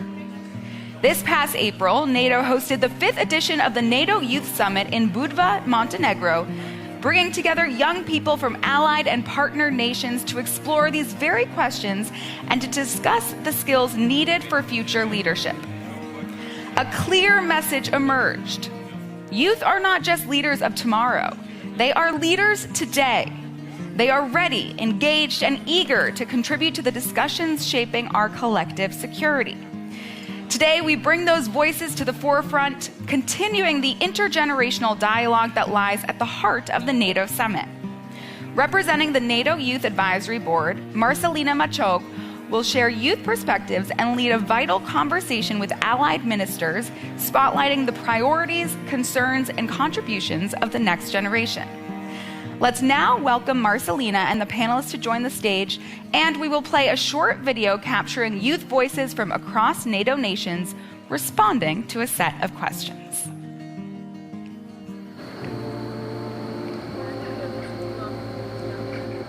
Yes, I'd say so, because Croatia actually decided to join NATO as a form of protection as well, and also as a stabilizing mechanism. I don't think Luxembourg has very much defense capabilities, and so we really rely on other countries. Particularly in the current state of the world, we are much safer in NATO than outside. I would say most definitely Latvia would be quite more secure, especially right now with like strong developments on the eastern flank as well.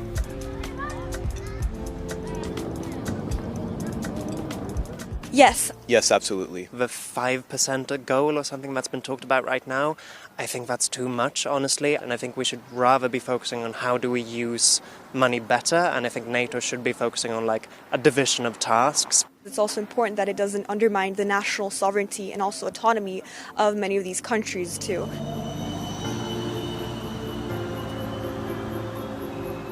Definitely Russia. Iran, North Korea. The current state of the Middle East is very frightening. The Russian Federation with its invasion of Ukraine. Last year, also at the NATO Summit, China was mentioned as one of the biggest threats as well. So you really have to consider a bigger picture of what is happening in the world.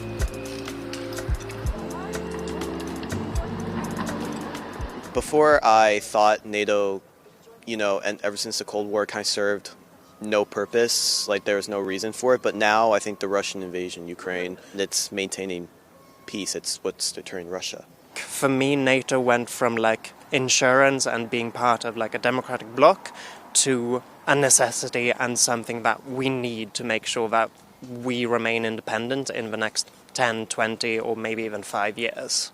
I don't think everyone takes them that seriously anymore, but I do think they should, because they are everything we have. I think we over-relied on the US for far too long, and now Europe is really strengthening itself to make it a collective security where everyone pitches in. Distinguished guests, fellow young leaders that are here with us in the audience and that are tuning in online, good morning. My name is Marcelina Machong, and I'm a member of NATO Youth Advisory Board. And I'm so honored to welcome you all for this panel titled From Legacy to Leadership, Bridging Generations in International Security. Today, I'm joined with two fantastic leaders who know best that for our alliance to endure, we need to have all the generations involved. That's why please join me in welcoming to the stage Mrs. Baibla Brace, Minister of Foreign Affairs of Latvia and former NATO Assistant Secretary General for Public Diplomacy. Welcome. And the mother of the Public Forum and the Youth Summit.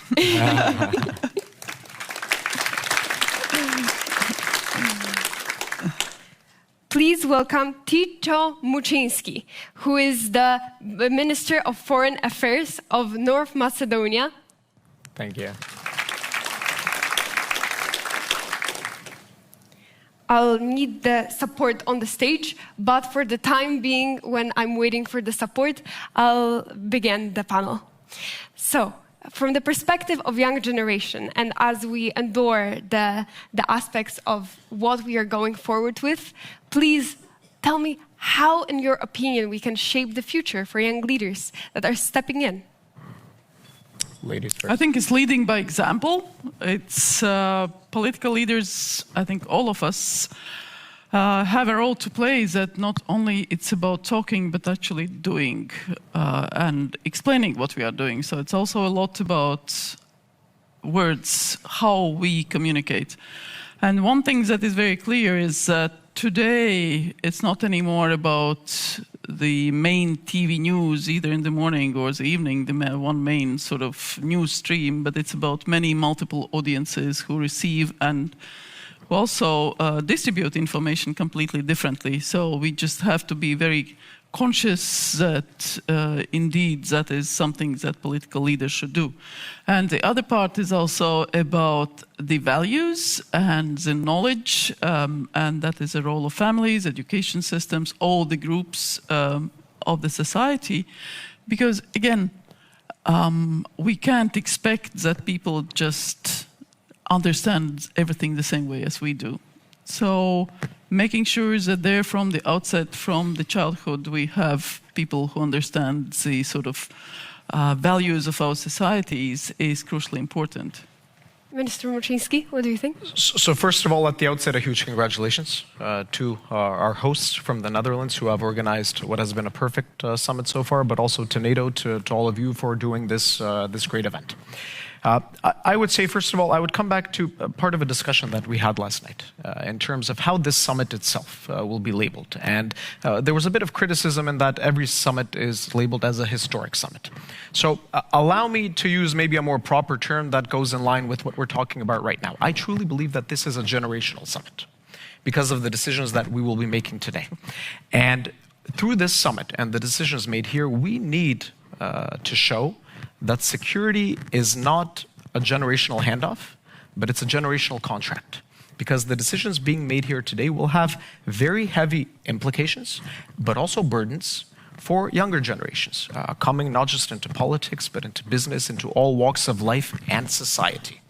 And we need to understand that issues such as burden sharing, issues such as cyber defense, issues such as investment in infrastructure, apart from the conventional defense, these are all issues that play into protecting our societies, into protecting democracy, into protecting the way of life, which we sometimes undervalue how important it is. And it's not always easy, not only to portray this to younger generations, but I sometimes joke also to our finance ministers domestically in governments that this spending has to be done to protect the values that this alliance is upholding. But it is also crucially important to engage in discussions like this, because the decisions being made today are generational and they will have huge implications, not just from a political security perspective, but a legal perspective, a fiscal perspective, in all walks of life for the younger generations that will someday come into politics, because in democracies, politicians come and go, but consistency is what is key. I strongly agree with that perspective, because it's all about not what the world, the leaders like you, will pass to us, to the new generation, but it's about also us joining now the table, like in this conversation, in order for us to shape it together. That's why also Absolutely. The advisory board... My generation have done our work. It's for you and you now. That's why the advisory board that was created, that I'm part of, is the first body, that is the first cohort created, and it is the first place where young generation can also speak about security, about deterrence, about also the future of alliance with young generation. That's why also with our 10 members that are part of the group, we are here to serve. We are here to also share the perspective and voice of young generation. Yet the amount of people all around the world, of you that are ready to shape the future, is thousands of young people like this. And it's all amazing, because those are the people that later, when they will step into the governmental role or step into NATO and make their dreams come true, will be the ones to shape. That's why also education of young leaders who are ready to step in is highly important. And coming back also to the Youth Summit we hosted in April, where we gathered 400 young leaders from all across the alliance in order to discuss and say about the concerns that youth also has, and find the recipe of how we can reshape the alliance for future in order to also make sure it's safe and that we care for peace. That's why during our Youth Summit, we raised concerns like cybersecurity threats, like spending on deterrence or threats of war. And I believe that if we would host once again NATO Youth Summit today, I believe that the answers of the participants would change. Because in April, we were talking more about why in September not so many people will go to school because of the war and how many kids will be stopped, or why education and AI should be the next topics. And now so many new wars happened over the time, and new conflicts that are in the world from the time of April, that all of us are changing the topic now to how we can protect our future. That's why one of the concerns that was brought during the summit was that young generation believes that 5% of spending of the GDP on security, it's too much. We know and understand that 3.5% will be on the military, and 1.5% will be all spent on the infrastructure and everything around it to make sure that if we are at war, we can act quickly. But yet, for young generation, the idea of 5% is still too much. And this is what we heard also in the video that was played and prior recorded, that we believe that also this GDP that will be passed should be go for fields like education. Can you elaborate on that? What do you think? Whether we should spend 5% or we should focus also on things like education, or maybe half-half? I think it's pretty straightforward. Security and defense is a basis for prosperity and for any hopes and futures that our democratic societies have. So taking defense and security seriously also enables all the rest, including education, including the possibility for people to know that they will have perspectives and dreams that they can implement afterwards. If that doesn't happen, then unfortunately it's a different situation. So I think for NATO, we have been the most successful defense alliance since 1949. So the task is to really adjust to the reality. So it's not something that we ask from ourselves as governments or our militaries that is beyond this world. It's something that we just need to do, and our militaries know exactly what it is. Part has been implemented already. When we look at the change of NATO's military strategy, which was alliance of choice, that you can send a few hundred troops to Afghanistan or any other operation, for 6 months, and then they come back, and it's a choice. But in the same time, it was very clear that for NATO, that situation is not tenable anymore. With Russia's first invasion in Ukraine in 2014, it was very clear that there is a totally different actor, state actor, that is ready to challenge borders, territories, and everything that is based on the UN Charter. So NATO changed its military strategy to collective defense, back to planning, defending the territories and troops. So you don't have the luxury anymore to think that there is a choice. Mm-hmm. It's a must. And that requires capabilities. So we invest in specific capabilities to make sure that deterrence is as strong as ever. And that is both nuclear, that is both conventional, that is both informational, cyber, and so on and so forth. So it's for ourselves. So for you, Minister Berger, it's important to invest 5%. It's absolutely important. We're doing that around 4% already now and 5% next year. But it's also, as I said, it's for ourselves. It's not for some abstract alien. It's to make sure that people like you can grow up in peace and security. And it's better to protect than later regret. Deterrence is what NATO is about. And for you, Minister? No, I mean, fundamentally, we all agree without a doubt. Without deterrence, without defense, and without security, there are no preconditions for a good education system, for a good healthcare system, for a good social system, or for any system of public works in any society. And just look at what is going on in Ukraine right now. When you have war, then society is focused on the war and not focused on the actual reform efforts that make life better. So this is a wake-up call for all of us. But I go back to the first part of your discussion in terms of engaging with young people. First of all, let me applaud you for everything that you're doing. Because I think what is fundamentally extremely important is bringing young people from NATO member states, from the allies, from the alliance, together to discuss on the issues that unite them. Because I think, apart from the conventional security challenges that we face today, one of the other issues that we face are narratives of conflict. narratives of conflict that are even being built within our own societies. And these narratives of conflict are created to divide young people primarily. You know, I look at the fact that my nation is now a proud member of NATO, but we still haven't finished one of the key aspects of our foreign policy priority, and that is also becoming a member of the European Union and joining the European Union one day. And sadly, the biggest impediment that we have on this path right now comes from one of our neighbors, Bulgaria, who is also a NATO ally. And it is extremely difficult to explain how sometimes a NATO ally, willingly or unwillingly, goes into narratives of causing destabilization.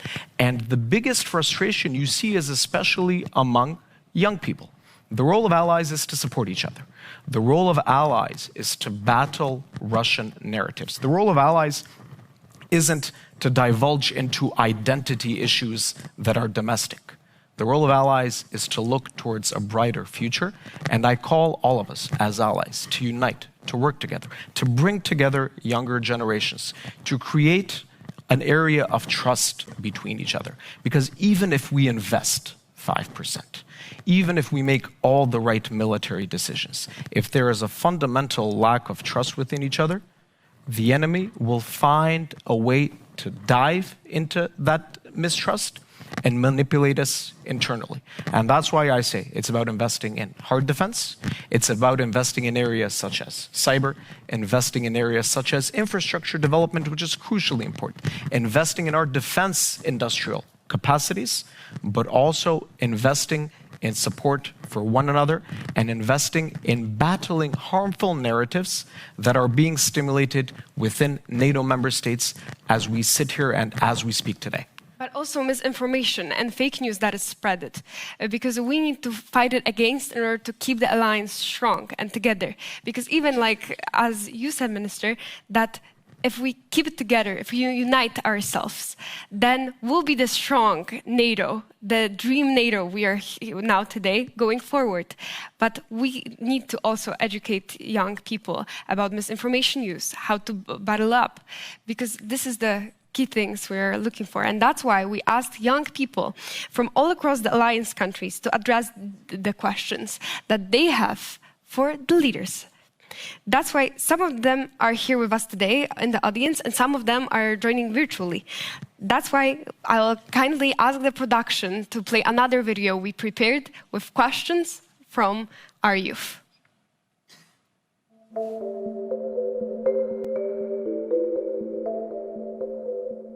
I think it's important for my generation to not only be protected, but I also think it's important for us to constantly be shaping policy making and also decision making as well.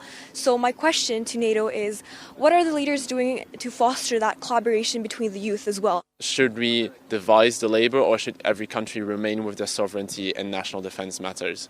How do we make sure that things like our own freedoms here in Europe or in NATO countries in general, and how do we make sure our standard of living isn't negatively impacted by the increased focus on security and particularly on military security? Young leaders are ready to act and shape the future, so they have questions that we all seen. The question is, what did grab your attention from the young leaders, from the material presented?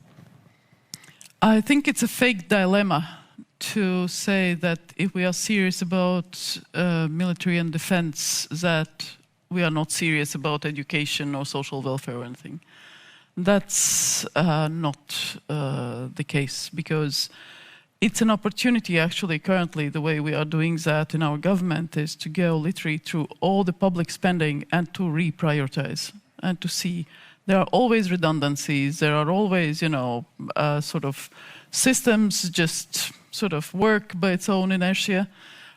So currently we are literally going through all the budgets, through all the public spending, through all the systems, functions, and using that as an opportunity to make sure that actually we adjust both the public service but also relationship with the private sector, and also have that whole society support for that. And that also relates directly to young people. How do we get young people into not only military itself, but actually to understand why it's necessary. So what we have an extensive program in schools that is called Young Guards, which is a basic sort of education about security. And they can test the signals, you know, the radios, and they can learn NATO's alphabet and, you know, how to communicate and, you know, what works, what is jammed, you know, how to avoid that. They can do a course in military medicine, for example, which is very different from the first aid course. Or then they can do also the basic training with a survival kit, you know, how do you pack your 72-hour bag, what has to be in there, and so on and so forth, cyber defenses. And through participation in these programs, they actually become much more interested in security defense issues and understand much better what role does it play. And then it also comes back through the private sector, because actually there is a lot that private sector currently is developing, the dual technologies, the data, the drones, the AI, and so on and so forth. There's so much happening together with academia, with universities, and that is coming back into the economy. And young people are in the forefront of that. Young scientists, young entrepreneurs. It's not my generation that is doing the startups and the future unicorns in technology. I mean, Biber explained this perfectly. There is, again, a false narrative that some are attempting to create, that the defense spending is just on our militaries. No, it's quite more than that. And not only is it more than that, but there's a lot of potential for young people to get involved through innovation policies that are in the area of cyber, but not exclusively in the area of cyber, through investments we'll be making on artificial intelligence. And a lot of these investments that we will be making for security reasons will fundamentally pay off in other walks of life, especially in the area of cybersecurity, artificial intelligence, as I said. So, you know, to sum it up very quickly, in a nutshell, we are now committing within the next 10 years to get to 5% so that we don't have to spend 30% of our GDPs. And I think we do have to invest a lot more time and energy to explain this to our populations. Sometimes, because when it comes to domestic policies, we're always focused on other issues, we forget that this needs to be explained. Because politics is oftentimes about substance, but more often than not in this age, it is also about perception. Very much. And I think that, you know, when you look at NATO's legacy is its strength and the strength it is showing as an alliance. But what is NATO's future? NATO's future has to be its agility. And this model of defense spending that we're agreeing on today, where we expect consensus and we expect a generational decision, as I said at the beginning, to be made, is also a decision that aims to make NATO agile and include a whole of society approach, as Biba very well phrased. So in this sense, it's about events such as the one here today, but it's about us also as foreign ministers, including our defense ministers, going to our domestic public and explaining this more, and taking time even to take the criticism, but also to explain that at the end of the day, we want to get to 5% so that we have the other 95% to spend for things where citizens would feel it more substantially. And those are also priorities of like each generation of where we would like to go in future. And as we've seen also in the video, we have priorities such as inclusion, digital deterrence, and human security. And as we conclude our panel, one last question. In your view, how can NATO embed those youth priorities onto the alliance and into the core of the strategic vision we're all going for in the future? I think, for me, the important part is to accept that I don't know things. So actually, I make sure that I talk to as many people in different groups, youth, businesses, as possible. And also, already more than 10 years ago, I really committed that I wanted to go National Guard, which is a part of the armed forces.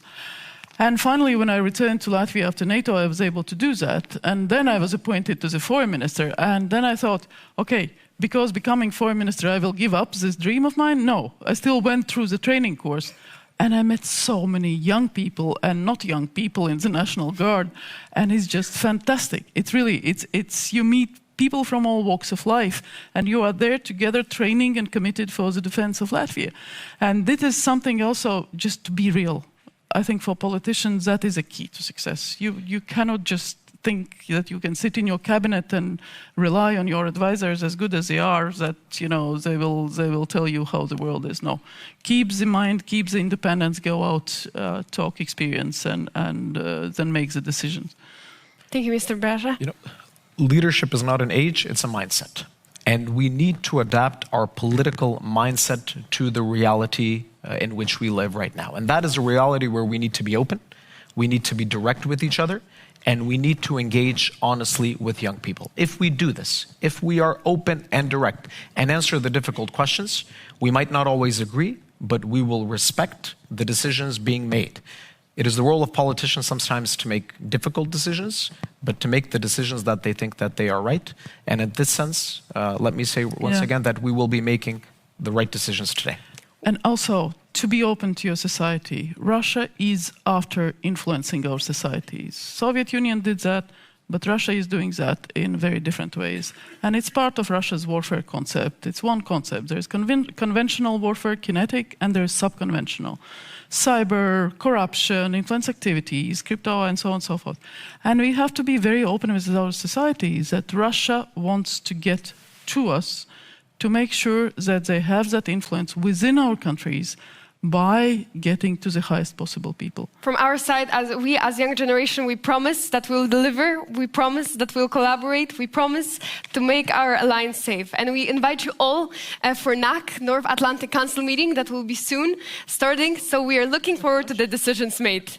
Thank you. Thank you. Thank you. Thank you so much for that energizing and deeply meaningful intergenerational conversation. Thank you to the ministers for engaging with youth perspectives, and thank you to Marcelina for championing this dialogue and for bridging the generational gap on this stage. Building on this vital exchange between young voices and leaders, we now turn to a related but distinct challenge: securing public support for defense in democratic societies. In democracies, sustained public backing is crucial to maintaining credible defense.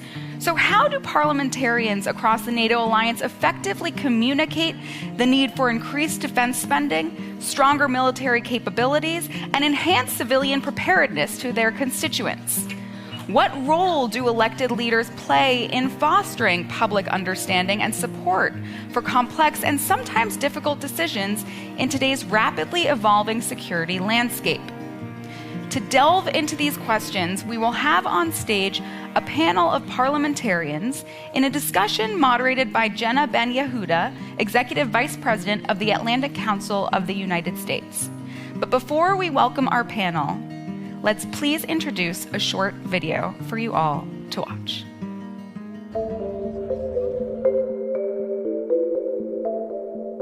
Yes, I think that more defense is definitely required as well. We do need higher investment in general. I don't think it's necessary to raise the expenses for the military defense. That one is not the way to solve this problem. I think we have been doing what is needed.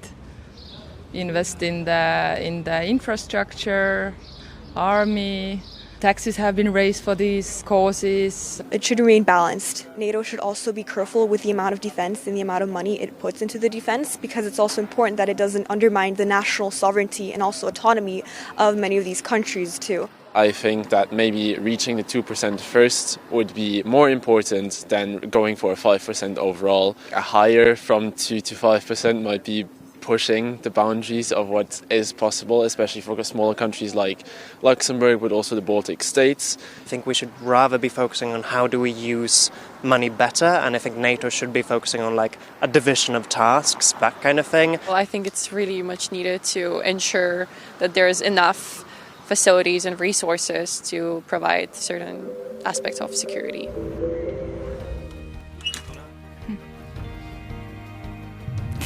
Now, in discussing building public understanding of the challenges ahead parliamentary panel, we will have on stage the panel of parliamentarians in a discussion moderated by Jenna Ben-Yehuda, Executive Vice President of the Atlantic Council of the United States. Please welcome Jenna Ben-Yehuda.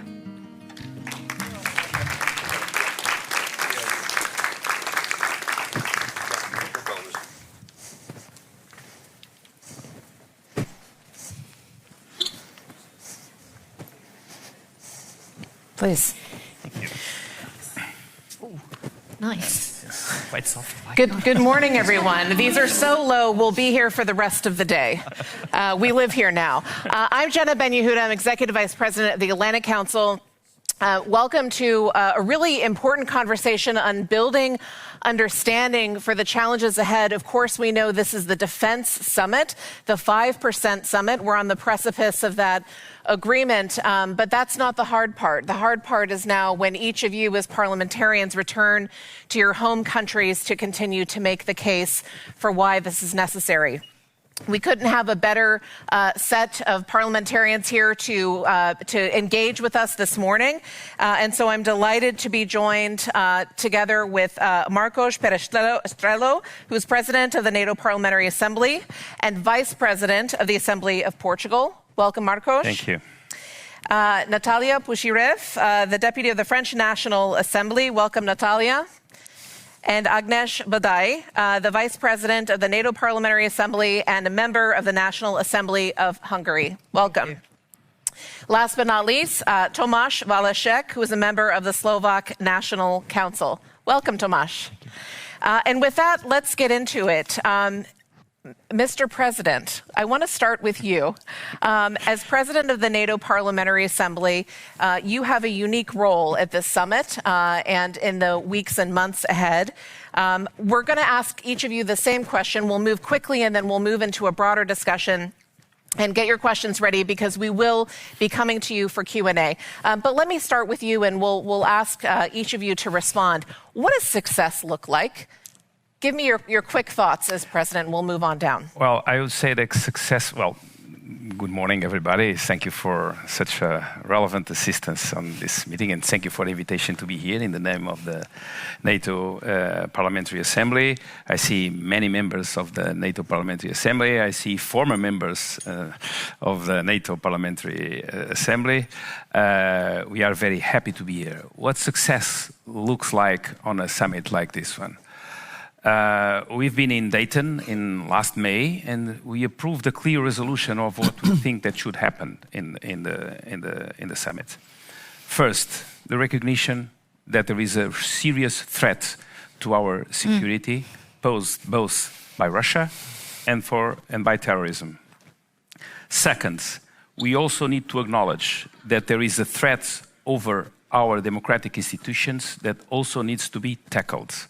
And third, we need to continue to support Ukraine on its fight against Russia as part of the resistance of the aggression, of the threats posed by Russia, not only to the Ukraine, but to the safety of European security and transatlantic security.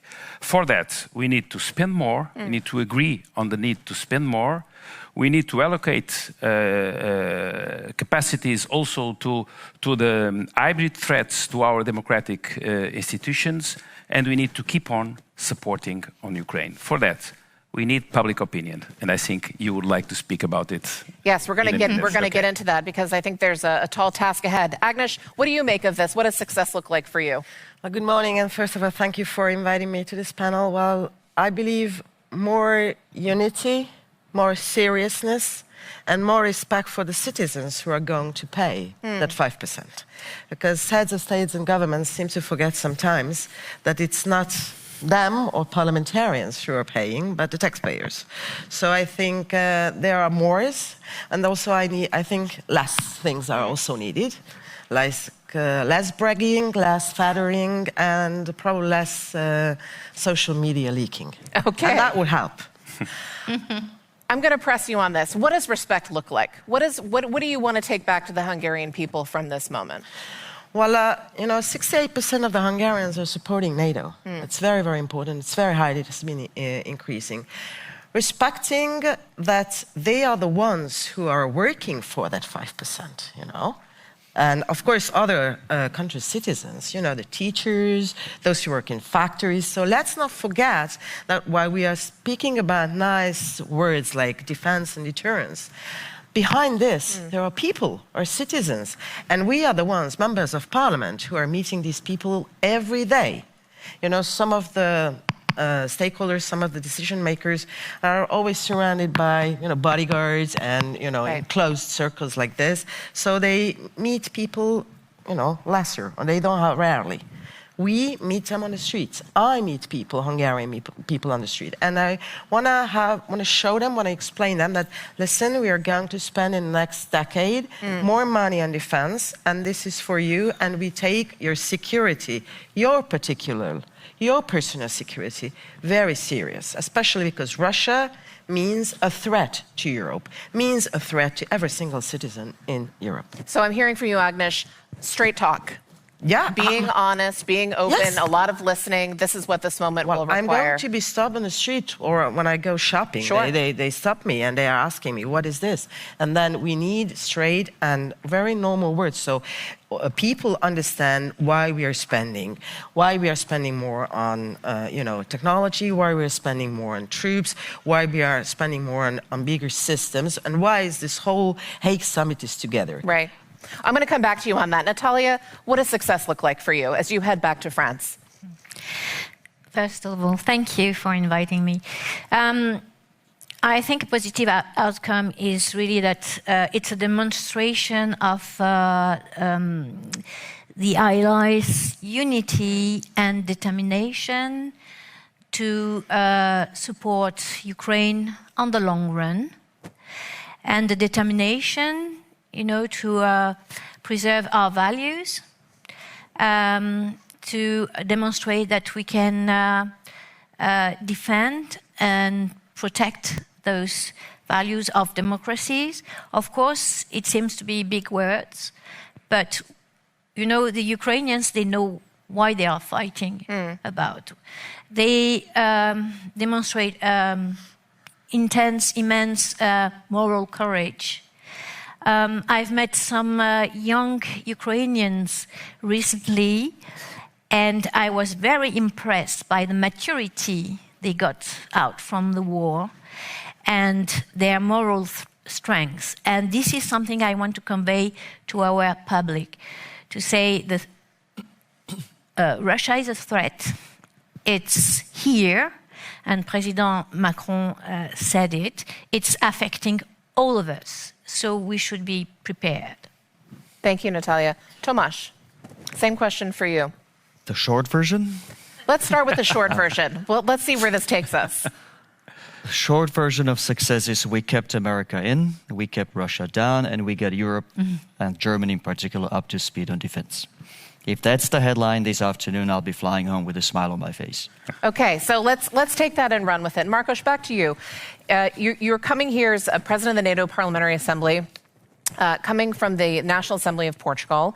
Portugal is about 1.5% of GDP. You're coming back with 5%. That's a huge increase for your country. You are, on the one hand, a voice of NATO in Portugal and also a voice of Portugal to NATO. How do you, a voice, one of many, perhaps, but you are undoubtedly in a leadership role in driving this conversation. How do you bring this message to the Portuguese people about the imperative when that spending has not been there historically? Yes. Well, I would say, I don't know if you heard, you were here on the previous panel where the former minister, where the present Minister of Defense from Belgium and the former Vice President of the NATO PA, Theo Franken, participated. And I liked very much to hear him because he was very clear on what we need to spend the money. And Agnes just put it exactly like it is. We need transparency on the talk about the needs on defense. We cannot be endlessing, we cannot continue talking about 5%, 2%, 3.5 billions, trillions, because no one knows what is a billion. I don't know what is a billion. I never saw one, and I think I think I will never see one at the end of my days. But nobody knows what's a billion. Right. Nobody knows what's 2% of GDP. Nobody knows what's 5% of GDP. We need to explain people exactly what we need. People see every day on TV, on social media, the threats. They see the missiles falling down on cities. They see the missiles throwing down buildings. They see the attack on civilian neighborhoods. It's not very hard to explain how do we need air defense to keep us safe. But we need to be transparent, and we need to have the courage to say that to people, not continuously talking about abstract things. Because when you're talking to people about percentage of GDP, about billions or trillions, you're talking about an abstract thing. They just don't know. And people will say, well, if they are taking those billions to defense, they will take those billions from healthcare or from social security or from education. So you need to be able to explain that you will have no healthcare, no education, no social security if you have no security. And you need to show exactly how that security is in threat. You need to demonstrate them. I hear you. What were the two major events that caused huge disruptions in our societies in the last 5 years? The pandemic first, and the war in Russia next. I hear you that there obviously is a forcing function on the broader, we have a land war again in Europe, that this captures everyone's attention clearly while we're all here having this conversation. But while missiles are falling, they're not falling in Porto. They're not falling in Lisboa. How do you bring that home, and what does it look like for your national budget? They are not falling for now, but the price is raised. Because of the missiles that are falling on Ukraine. Sure. How do you do that in the time being, in the short run? Fuel is raising this week because of the missiles that are falling in Iran and Israel. So people feel for at least 2 and 3, 4, 5 years on their pockets the direct effects of those threats. And we politicians, not only parliamentarians, mainly governments, because governments are the ones that are more loudly that express more loudly and that are daily heard on social media and on TV, but also parliamentarians. We need to speak clearly, with transparency, with truth and courage to the people. The threat is not abstract. Right. It's a concrete threat, and we can see it every day on TV, newspapers, and social media. We need to have the courage to face it. So I hear this call for plain language. I think that's something on which we all agree. Tomasz, I want to turn to you. You were in a position in which the leadership of your own government does not see Russia as a threat. You are here as a representative of the National Council supporting this defense increase. How do you reconcile that reality, and how do you make the case to the Slovak people about the nature of the threat when the leadership does not see it that way?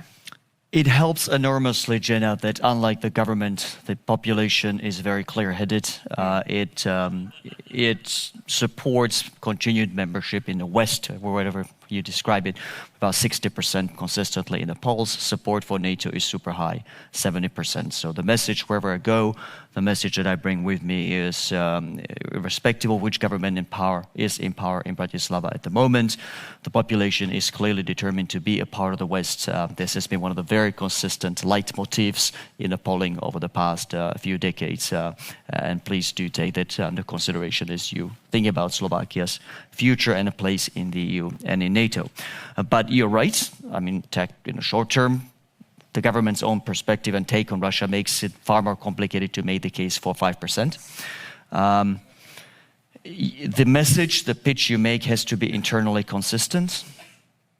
If you deny that Russia is a threat, even if you simply run the sort of cajoling populist politics that tells people that They can feel safe. There's nothing out there, nothing risky, nothing terribly dangerous happening to them. We're here, we're taking care of things. Don't worry. If that's your brand of politics, you're going to have a really hard time making the case for 5%, because inevitably people are going to ask, wait, what's the 5% for? Right. Who are we defending against? And if you can't say Russia, then who is it? The Martians?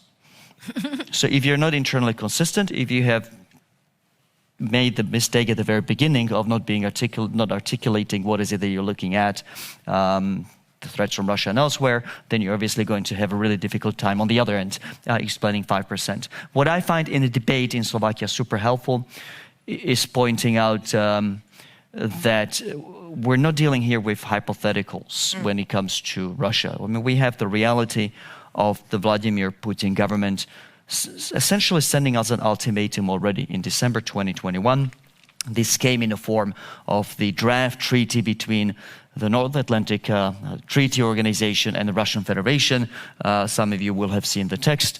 And within the treaty, there was a clause that essentially said that all of those countries had joined after 1997. So that includes, incidentally, 2 countries that are represented on a panel here, should not have the right to decide to host forces and troops from other NATO countries without a droit de regard and approval from Moscow itself. So essentially that would relegate us to the role of a second-class citizen within NATO. So when we discuss Russia's roles and intentions, and when you deal with the optimism bias, the reality that people don't want to believe that things are as bad as they really are, because bad things only happen to other people, it helps to have a handy argument in hand. And the argument we make is, again, this isn't just the case that Russia has one of the largest armies and currently spends probably more on purchasing power parity basis on defense than all of our countries together. It is also the case that Vladimir Putin is already making demands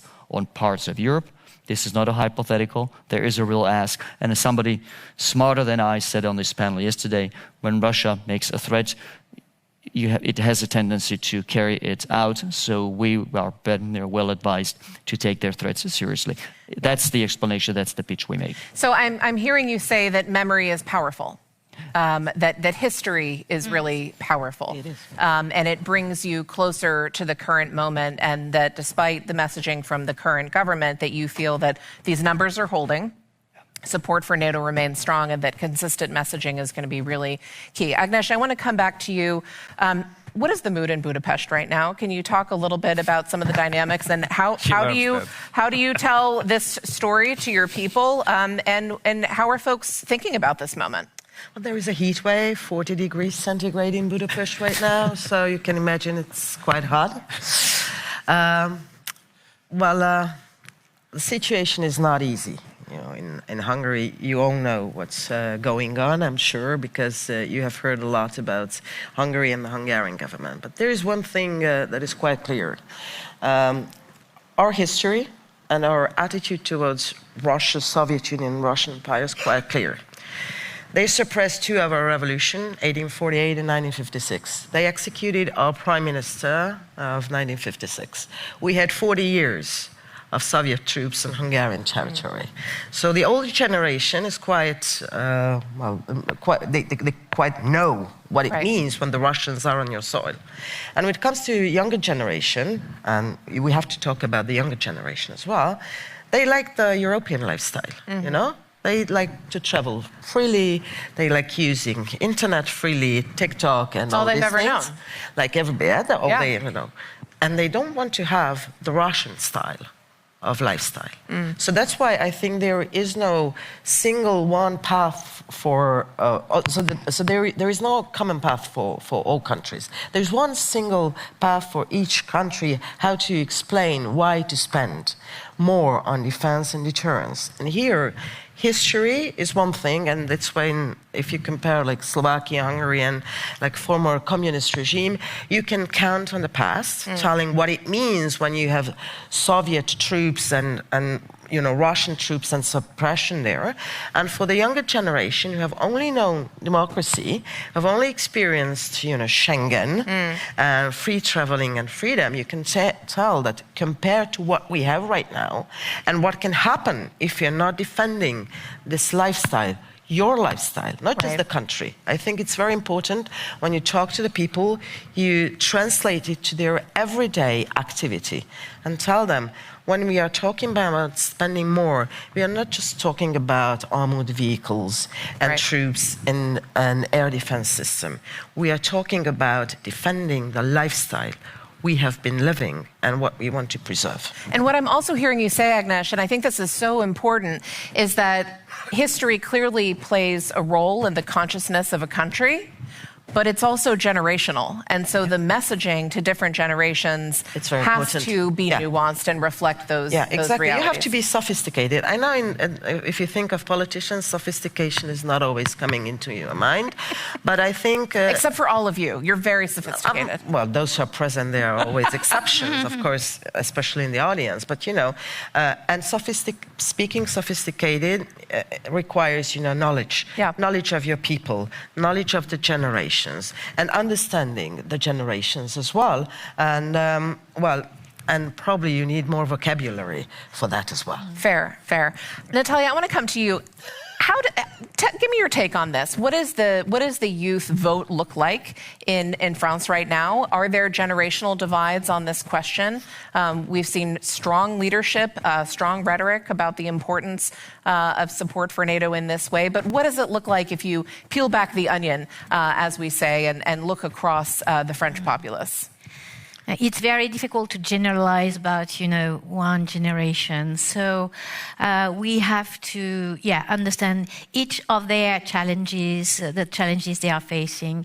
They are very much, into the climate change, and we have to understand that.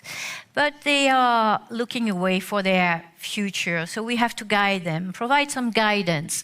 So I think on the one way, we have to make sure we can give them some keys to have this confidence, trust in the future, but they have to step up as well for the nation, give them a bit of moral strength, if I may say so, and then give them a positive view of, spending more for defense. It's not only about, sending troops on the ground. It's also investing in technology for the future. It could provide really positive outcomes for the employment in the industry. It could, preserve our lifestyle and quality of life. And by the end of the day, it's about our sovereignty. And we have to make them clear that their future will be impacted if we don't make the right decision right now. It's about freedom in the future. It's about not repeating the same mistakes, on the eve of World War II. We didn't fight for Danzig, and we have seen the result of the von Ribbentrop and Molotov Pact. It affected the whole Europe. Of course, in Central Europe, they know better than we do, but in France, we were occupied for a long period of time as well. So we have to guide them through this path, through history, and the positive choices we have to make that can give them positive outcome for their futures. And investing in new technology will be anyway beneficial not only to the armament industry, but also will maybe give key for, stability, prosperity, and through prosperity we can fuel the fight against climate change, and so. We have to engage them. Really, we have to open the doors. We have to set up some, I would say, public forums. We have to go from parliamentarian diplomacy to public diplomacy. We have to act, organize, such forums, cyber tests involving the new generation. In France, we have been very much impacted by hybrid attacks. Russia used some proxies to divide the French society after the 7th of October. We had these David stars painted on some buildings of Paris. We had degradation on the Shoah Memorial. Right. The proxies were sent by Russia just to divide the French population about the issue in the Middle East. So it's very tricky. And now that's the part of the government and the parliament to make the French people audience aware of the manipulation of information. And the French people are very much in demand about debunking all that. And we know we are under attack, daily attacks by the Russian on that. And we have demonstrated it. And now it's getting more public. Yeah. And even the secret services can sometimes open their, their information to make public more aware of the real situation and what we have to face and be prepared for. So I'm really glad you brought that up, Natalia. Thanks for the segue. We have talked a little bit about what does success look like. We've talked about the nature of the debate and the importance for clear, direct language, and that it can differ generationally. I want to get to the point that you just made. What does it actually look like to operationalize that conversation? How do you get out to publics and think about broadening fora, discussion bases?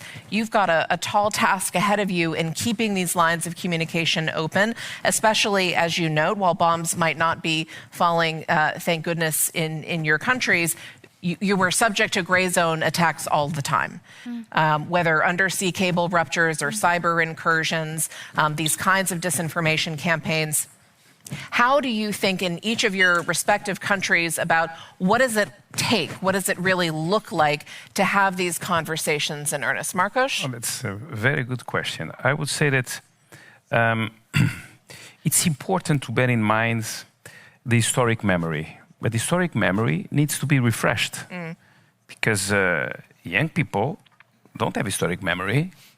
They are taught to gain that historic memory. So it needs to be refreshed.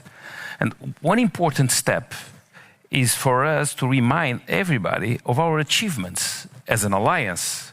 The achievements this alliance had in these 76 years of life that assured in the entire Euro-Atlantic area, peace and prosperity for everybody, and assured a democratic way of life during 76 years. Yeah. That's the long memory. But I believe it's also important to remind a shorter memory that sometimes it's forgotten. In 2014, all the allies get together in the Wales and agreed on spending up defense spending to 2%. When you hear some leaders of countries of the alliance, it seems that that commitment was a failure. But that commitment was not a failure. That commitment was achieved in 2024, which was the date agreed, the year agreed to be fulfilled by 23 of the 32 members. 2/3 of the alliance members achieved that commitment. That was a huge achievement of the alliance. And the 9 that didn't achieve that goal of 2% in 2024 are now committed to achieve it in 25. So this was a big recent achievement of the alliance that can give us trust for the successes of the alliance to continue. On the other hand, there's also what seems to be some suspicions on part of the alliance regarding the American commitment to the alliance. But if you look at the American administration posture on the last 5-6 months, you can see some new approaches on political relations with other countries, some of which are friends and allies. Yeah. You can see a change on the approach on trade with the tariffs policy, but you also can see a consistent approach on the will to strengthen the alliance, to make the alliance stronger, and demanding for European partners and from Canada a bigger commitment with the alliance. And I think we all agree on that need. So you think this is part of how you talk to people. I wonder, though, operationally, I mean, we've seen Baltic states for some time have had readiness campaigns. They have curriculum in the high schools in Sweden that they're rolling out to talk about what it looks like to be ready. I mean, really communicating the threat in a structured way. How are your governments thinking about that? Or what is required that's not happening? Agnes? Well, I can speak in the name of the Hungarian government, as I'm not a member of the Hungarian government. But if we were in government, I would definitely make it very clear to the population, to the Hungarian population, who is a partner and who is an adversary. Because in many cases, you know, people, and not just in Hungary, but all over the alliance, sometimes are not clear what governments are following. Let's make it clear. Russia is the adversary. And there is no question on that. And they have been adversary not actually since the very attack on Ukraine. They have been an adversary since 2014, since taking the Crimea. And that was a huge mistake, that we were not preparing our population, that Russia and not Russian people as a whole, but the Russian political leadership cannot be trusted. I would also ask our Western partners to look at our history, the history of Central and Eastern Europe, and take our experience we have with the Russians. I mean, Natalia was talking about what happened to France in the Second World War. Well, after the Second World War, if I remember correctly from my historical studies, Europe was divided into two, and for some reason, my country got on the wrong side of the continent, and I don't want this division anymore. We are a member of EU and NATO, and we also should remind our societies through teaching, through speaking to people, that NATO is not only a defense and the most successful defense alliance in the history of the world, but it's an organization that is securing our everyday stability. And it's very, very important. So I think we should be very proud in Europe, and I want to tell it to all our European colleagues, what Europe has been doing in the past decade. Yeah, some countries were not spending that much, but some were really spending a lot of money. And we are not going to spend more because somebody in any country is telling us to spend more, but because Russia is on our doorstep. And we understand these challenges. So, sorry, but in Europe, we are not like lazy, stupid politicians. Some might think that. We understand the challenges, and we are going to spend more and smart, and we are going to increase our capabilities, because our ultimate goal is to defend our people. We are elected by our citizens. We are responsible for our citizens. And we are not going to do that because someone is telling us in an office. We are doing that because our people, for me, of course, first of all, the country I love the most and where I come from, the Hungarian people, are most important, but it's also important what's happening in Portugal, because we are friends, we are in the same alliance in NATO and also in EU. So there is common sense. And I think this is what we should also tell our people, that this is spending more on protection is common sense for the future, for the future generations, and for, as I mentioned, the way of life we are living. And it requires sacrifices from our people, yes, but with like investing into defense industry, it can also create quality jobs for the future generation. So, Agnes, I want to come in here, excuse me, but I want to make sure we get to our audience, so get your questions ready. They'd better be hot ones. And a question ends in a question mark. So let's be tight on our questions here. But Natalia first, and Tomasz, quick thoughts from you. Spending is one thing. spending to achieve capability, to achieve outcomes, is quite another. I say as an American, it's easy to spend a lot of money on defense and not always get capability. So how do you continue to make these arguments to your people, especially on defense spending? Natalia, a lot of strong French defense industry capability. This could be an important moment for France. Tell me a little bit about how you're thinking about the structured nature of defense spending and how to increase that accountability as you continue to talk to people.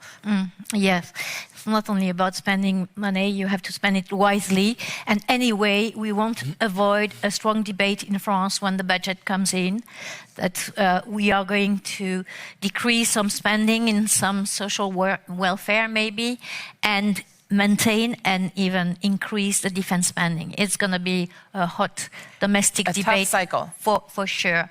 But we see, for instance, it's a detail maybe, but we managed to get people interested, young and not so young, and experts and specialists interested in joining the reservist team, So it means there's a move for people, to want to be active, proactive in defending the country. Tomáš, let me just come to you, if I may. What does it look like within Slovakia to try to get this transparency and accountability? How are you thinking about what those dollars look like and as you move into your budget cycles? It's probably a bit harder than in case of France, Germany, or other countries with a substantial defense industry, because you cannot make the jobs argument. The money just doesn't translate into jobs the way that it does in the United States or France, or the countries of Rheinmetalls and EADS and MBDA. You can make the case, which we do, based on simply national pride and sense of decency, which is, look, if your armed forces feature trucks and armored personnel carriers that are not only older than the soldiers who drive them, but older than the generals who command the soldiers who drive the APCs, clearly that's wrong, and that's a situation that needs to be fixed. And the other way you fix it is through the old offset argument. Offset is a jargon, but essentially the point I'm making is you fix it, you address the unpopularity by making sure some of the jobs do stay at home. Right. So when I was a think tanker writing papers about defense collaboration in Europe, I used to be a big opponent of offsets because they really deform the defense market. As a politician, I've become a huge fan of offsets because at the end of the day, it's really, really, really hard to make the case for spending $250 million People see it, they feel it. If you leave none of the jobs, if it generates no jobs at home. Yeah, you feel it at your kitchen table. If it's in impoverished parts of the country, you can actually go there, you can have a chat with the people, you can, as a politician, take the pictures there and explain, this is for you. I respect this isn't the fastest way to get the economy up and running. There are better investments to get the economy up and running. But I have not only invested in my own defense, I have not only made the country safer, I have actually created jobs in a country, in a part of the country that needed it the most. Yes. Okay, over to our audience right here in the front row. Please give us your name. And do we have a microphone coming? Wait just a moment.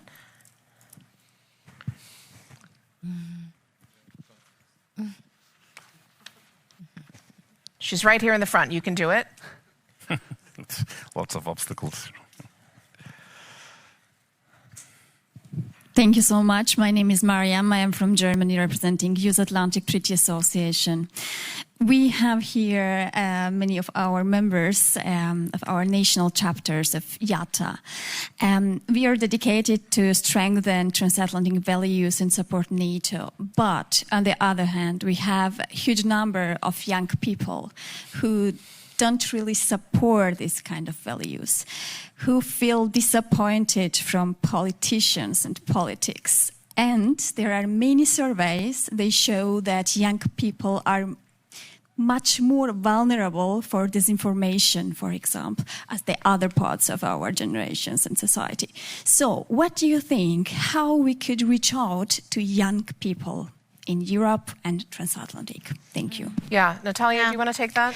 Yeah, definitely. Our Ministry of Defense is organizing war games and challenges about, all the disruption we can get in our society, and this has a lot of success. And they are aiming at gamers, the people, the young generation spending time, and they have specific targets. You need to have specific targets when you are talking about the youth.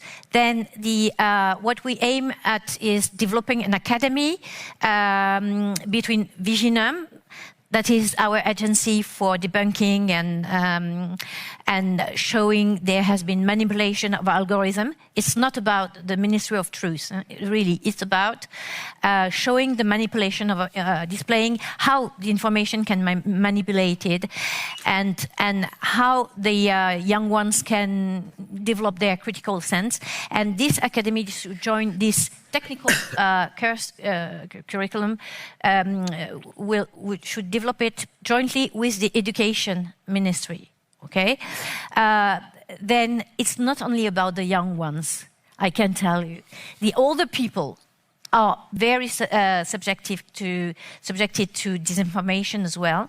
And this is why I support personally initiatives such as the ones of Reporters Sans Frontières, Reporter Without Borders, the JTI, that is an attempt to label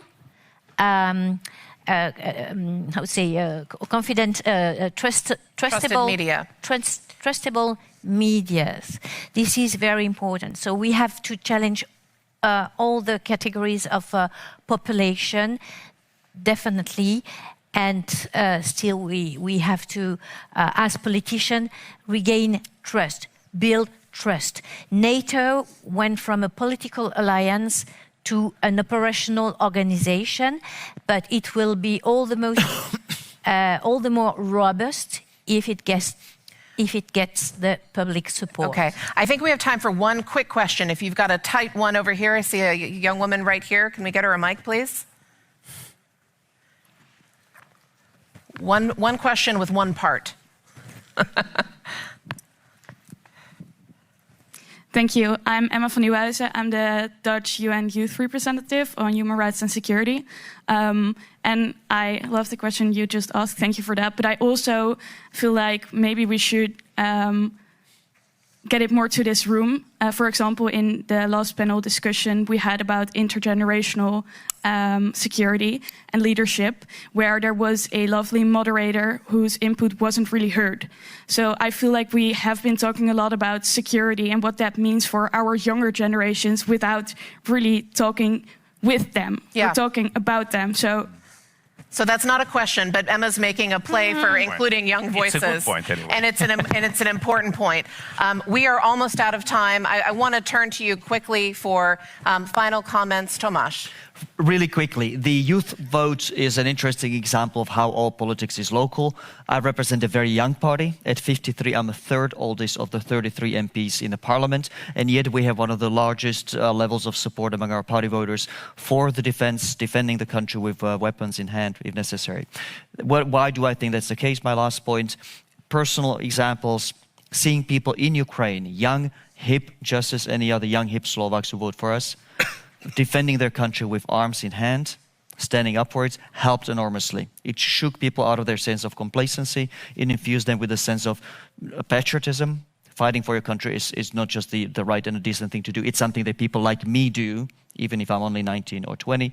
And the personal example, seeing somebody, in some cases, friends of theirs, fighting for the country has actually made enormous difference. I think that's a good place to end, Tomáš, with apologies to others. We're running out of time, but we've heard a call for transparency and accountability, using plain language, getting out of NATO jargon, and speaking directly with people. Emma makes the good point of ensuring that youth have a vote and are at the table. There's a lot of work to do, and best of luck as you head back to your capitals. Thank you. Thank you.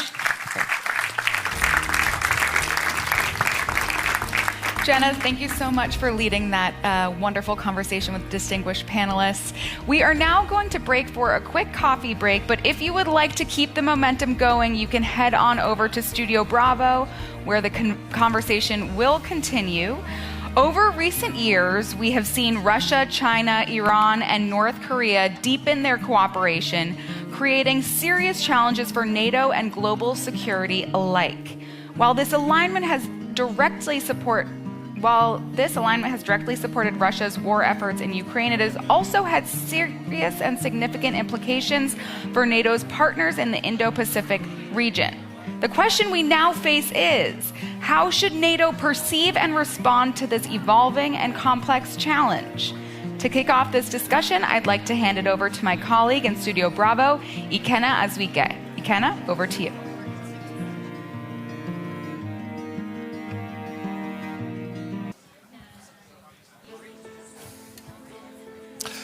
Yes, so in a few minutes, another interesting session will start in our Bravo talk show.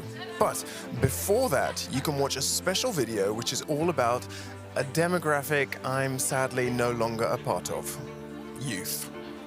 Amanda Round speaks with Dan and Marek of the Youth Summit, and all three of them are active in the NATO Youth Advisory Board. Hello and welcome. I'm Amanda Round, a member of the NATO Youth Advisory Board, as well as a content creator and science advisor for the Canadian government. We're here at the Charlie interview studio at the NATO Public Forum, and I'm joined by two of my colleagues and peers that are also on the NATO Youth Advisory Board, Dan and Marek. Yeah, so as mentioned, I'm also part of the NATO Youth Advisory Board. I'm from the Netherlands, and I serve in the Royal Dutch Army as an HR advisor. Thank you so much for this opportunity. I'm from Slovakia. My name is Marek, and I'm currently at the NATO Youth Advisory Board, as mentioned, and I'm a humanitarian worker working primarily in Ukrainian front lines. Perfect. Well, thank you for being here with me today. We find ourselves at the NATO Summit, and I'm really keen to hear your insights about what's going on, what we can take away from this, and how we can bring it to the youth. What brings you to the NATO Summit and the Public Forum today, and what do you think is important for young people to take away from it, and why do you think it's important that they are listening to the decisions being made by the leaders? Well, in the first place, youth carry the responsibility for our security in the future. So only for that, it's for them super important to, take note of what's happening here, because also they need to live with the consequences that come with the decisions made these days at the summit. So only for that reason, it's already really important to follow this. I don't know if you want to add something. Yeah, I would definitely have to second Dan and what he's saying, because we have to realize that the decisions that are making right now, the decision makers, the stakeholders at the moment, are the ones that are going to matter for us. And for even people that are younger, if we even take into consideration that the defense situation that we have right now, the military spending, the real capabilities that we have right now, were the decision made, let's say, 10 years ago even. Right. So we have to realize that the decision makers who we see here, the generals, etc., are not the ones who are going to be primarily seeing the results of this. So I think it's to our biggest impact. And my personal story, I got involved or sort of started to really pay attention to this when the war in Ukraine started, and I was studying in the United States, and it was 8,000 kilometers away, seemed really far away. Mm-hmm. And then suddenly in a couple of weeks when I came back to Europe, I found myself at the Ukrainian front lines and realized the absolutely terrific reality and how real war can be. And I've seen my peers, people younger than me, enjoying their lives, and even up until to the point where the rockets were landing. And I think we have to share this because it is realistic to happen for all of us. It affects everyone, and I can relate to that, being Canadian, being so far away. It's not something that especially the youth are thinking about. They don't want to think about war, but they don't. It's hard for them to relate to that and understand that it's happening now. So I guess a bit of a segue there, you kind of talked about that, but how do your lived experiences, whether on the front lines or in uniform, how has that experience shaped your view of NATO's real-world impact on security beyond just the summits and statements that we'll be seeing today and tomorrow? Well, you just notice into the army, at least the Dutch army, like, do we need to go to war? Which is a fair question to ask now, and also if you want to join the army, and especially I'm in HR, so we want the position to be filled. But a lot of peers around me and other youth, they're hesitating to join the army now because first, it's very nice and it's very important work, but now they ask themselves, well, if I join now, I might be at the front lines in some years, yes. and that's something we all don't want, and we shouldn't want.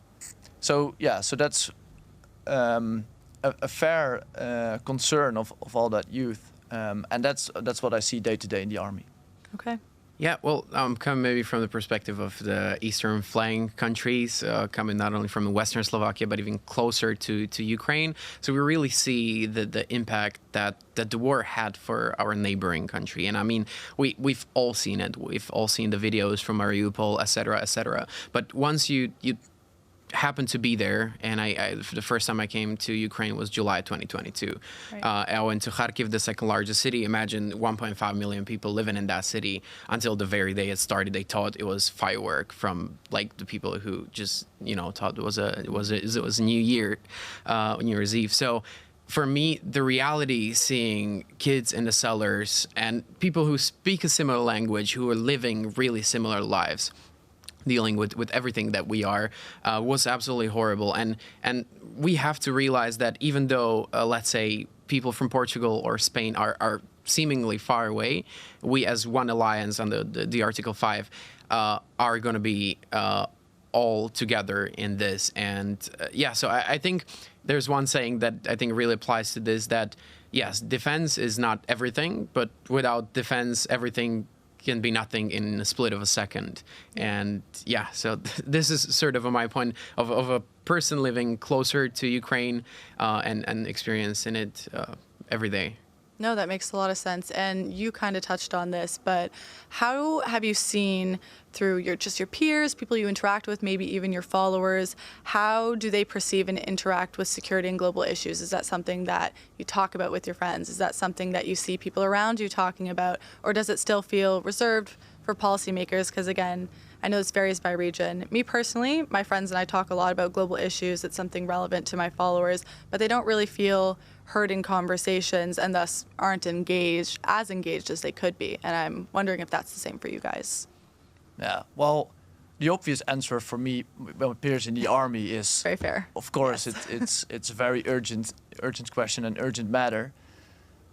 But I think the question is, how do we define security? What is security? And that's not something geopolitical, not something between states. Mm-hmm. That's something that's in your neighborhood. That's something that's online.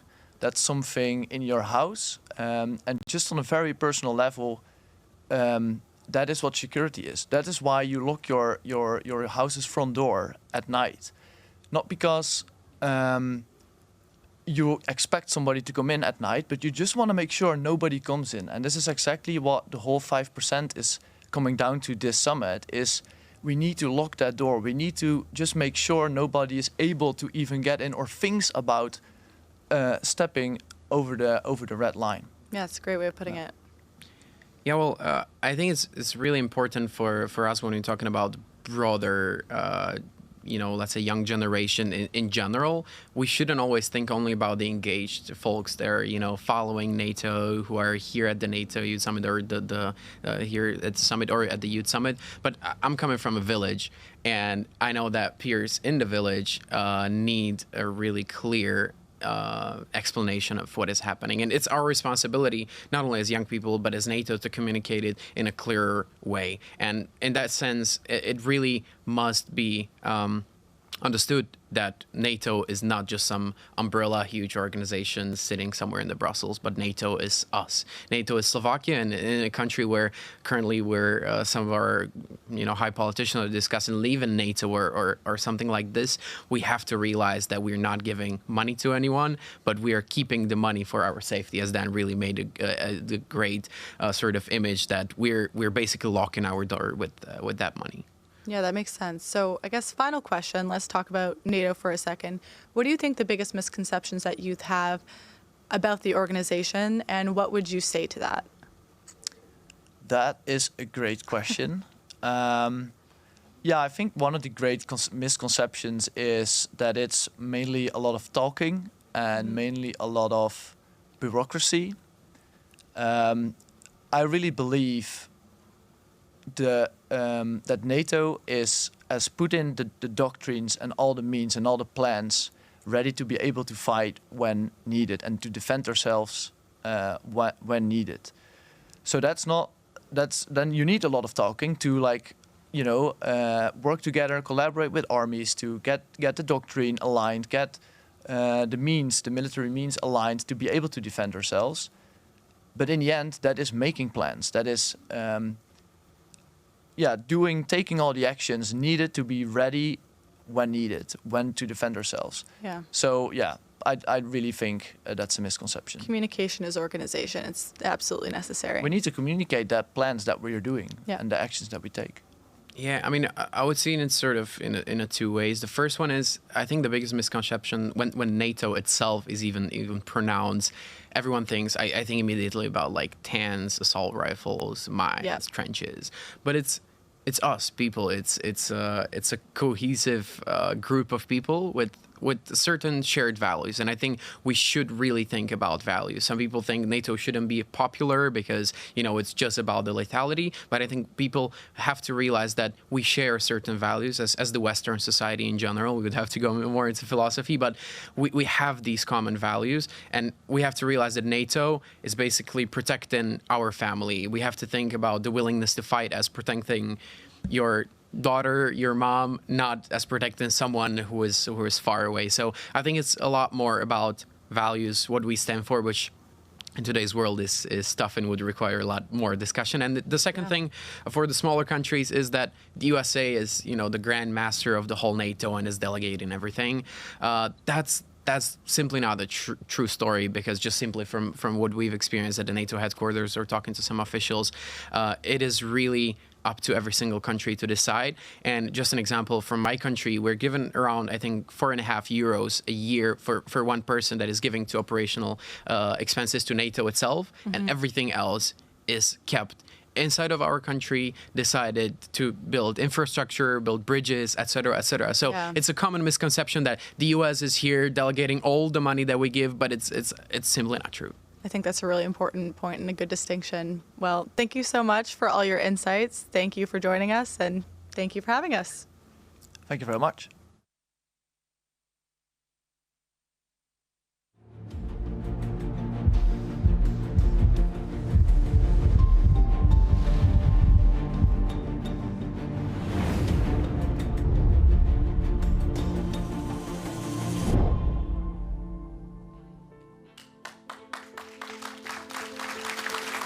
Welcome back, everyone.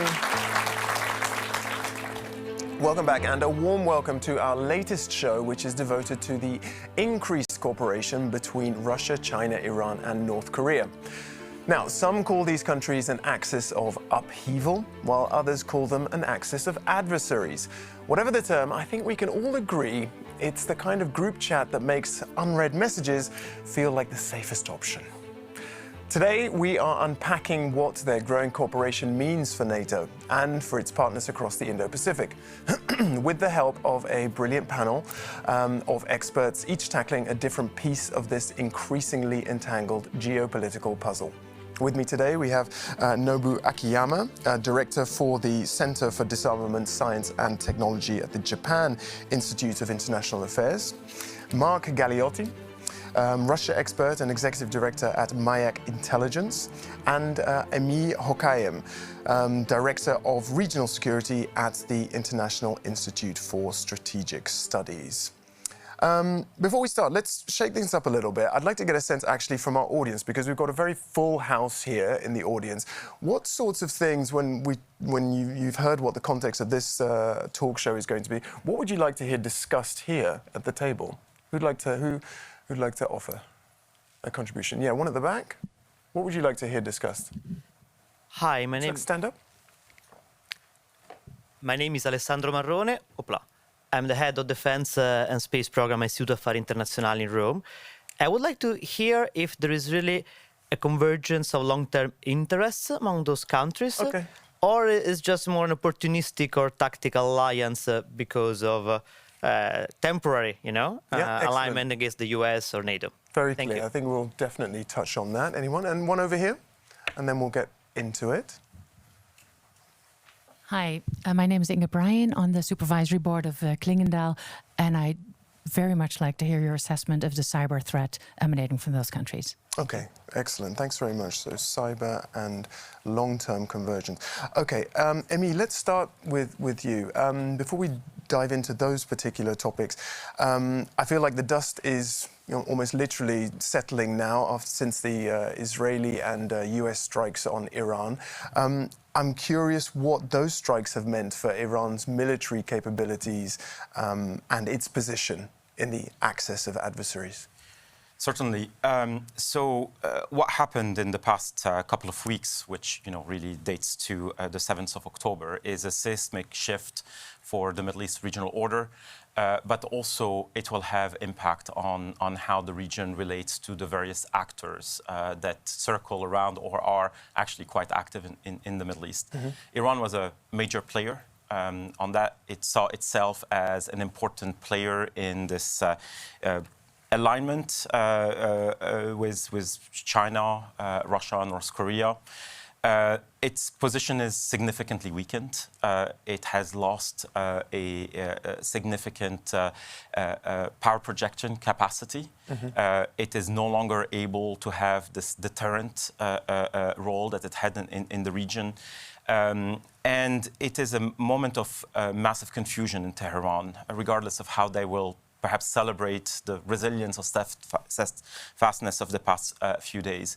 Because essentially, the question is, so we're part of this alignment, but what did we really get? How do we benefit operationally, politically, strategically from our relationship with China, with Russia in particular? That episode shows the limits of this alignment, that it doesn't necessarily translate into what matters most at the most crucial moment. And for NATO, what is now the impact? And not so much that they were paying so much, they didn't have like the big Middle East strategy, but what's the impact now for NATO? Just because the other side looks weaker and less cohesive doesn't mean that NATO is somehow a net beneficiary of what happened. I would argue NATO, but to some extent the EU, are net losers because they're not necessarily able to shape the order on their southern flank. They're mostly watching. It's the US doing what the US wants. It's Israel doing what Israel wants. But NATO itself is not an architect of what's emerging on its southern flank. And that should be a reason for concern here. I understand the priority given to the Ukrainian theater, which is clearly what should be foremost on people's minds. But there is a sense that you're exposed across the Middle East and beyond, but there's no strategic view. Yeah. Okay.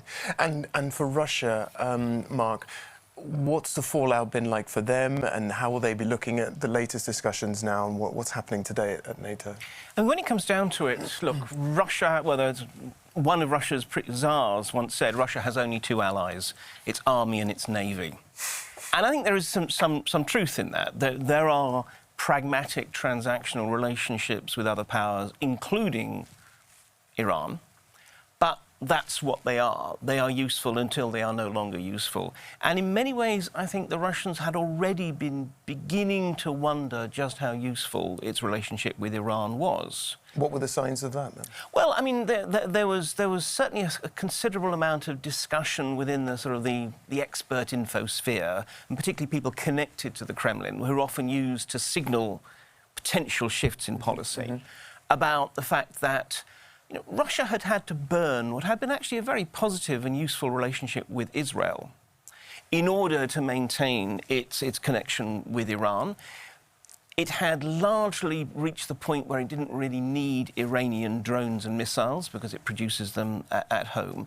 So there was a bit of a sense of, if not a decision, but at least a debate, a renewed debate about the cost-benefit analysis. Yeah. So I think from their point of view, I mean, it's been sobering to see how the Israelis and the Americans cut through an essentially Russian-supplied air defense network. Yeah.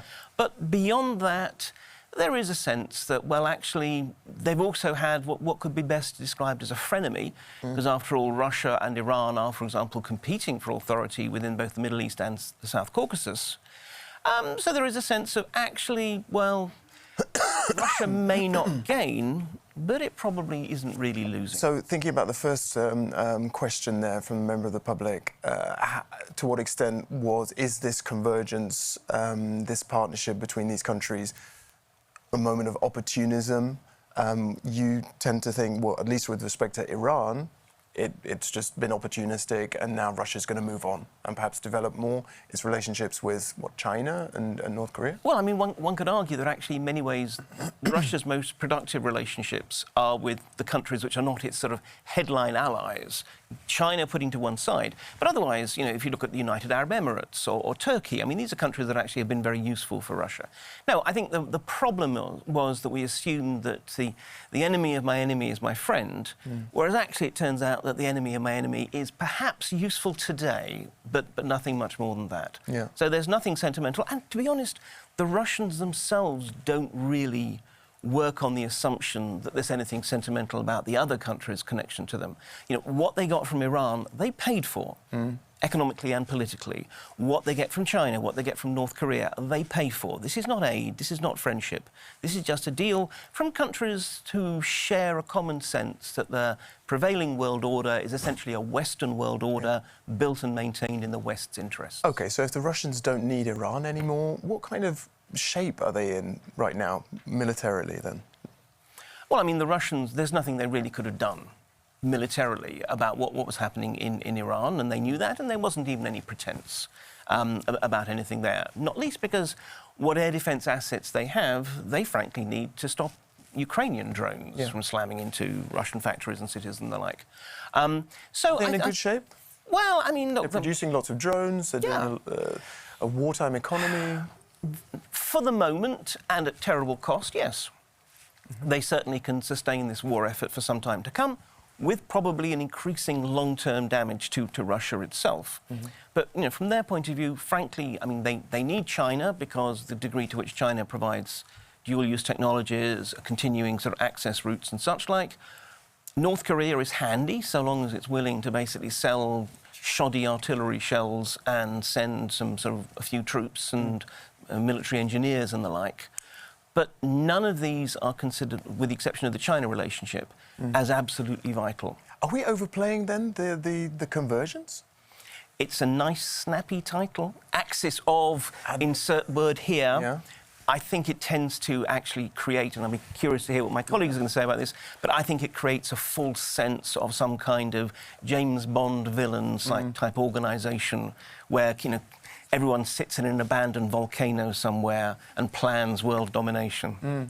Interesting. What's your take, though? I mean, you're right there in the region. Right.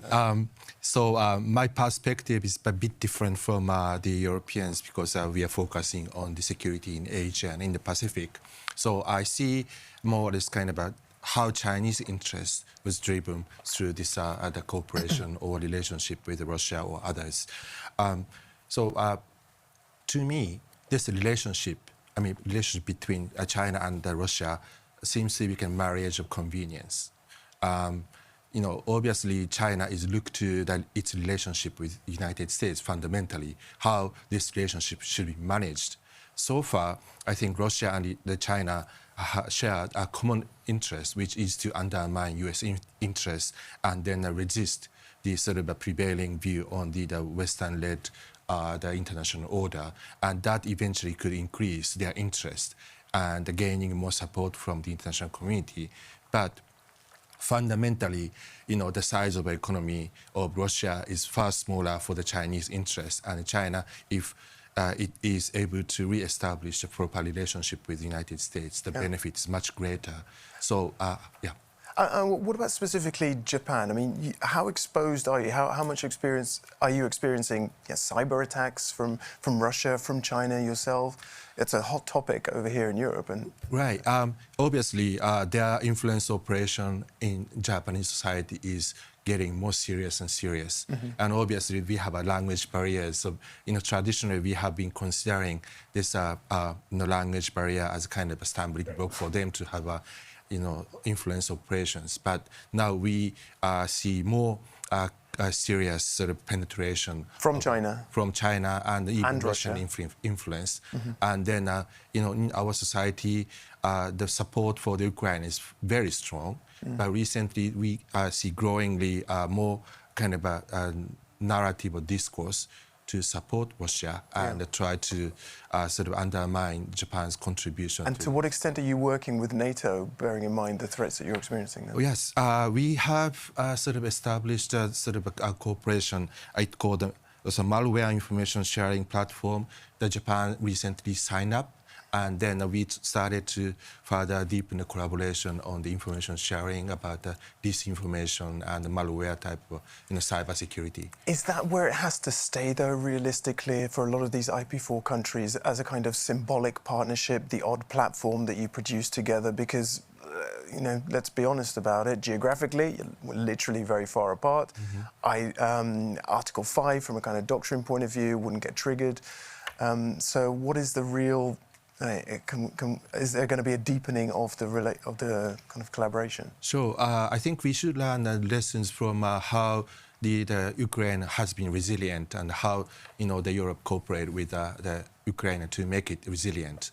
So in Japan, in Indo-Pacific, the huge question is how are we going to maintain the capability to sort of execute a war for a long time. So many people thought that the war in Ukraine will be ended in like a month or so, but now it's 3.5 years.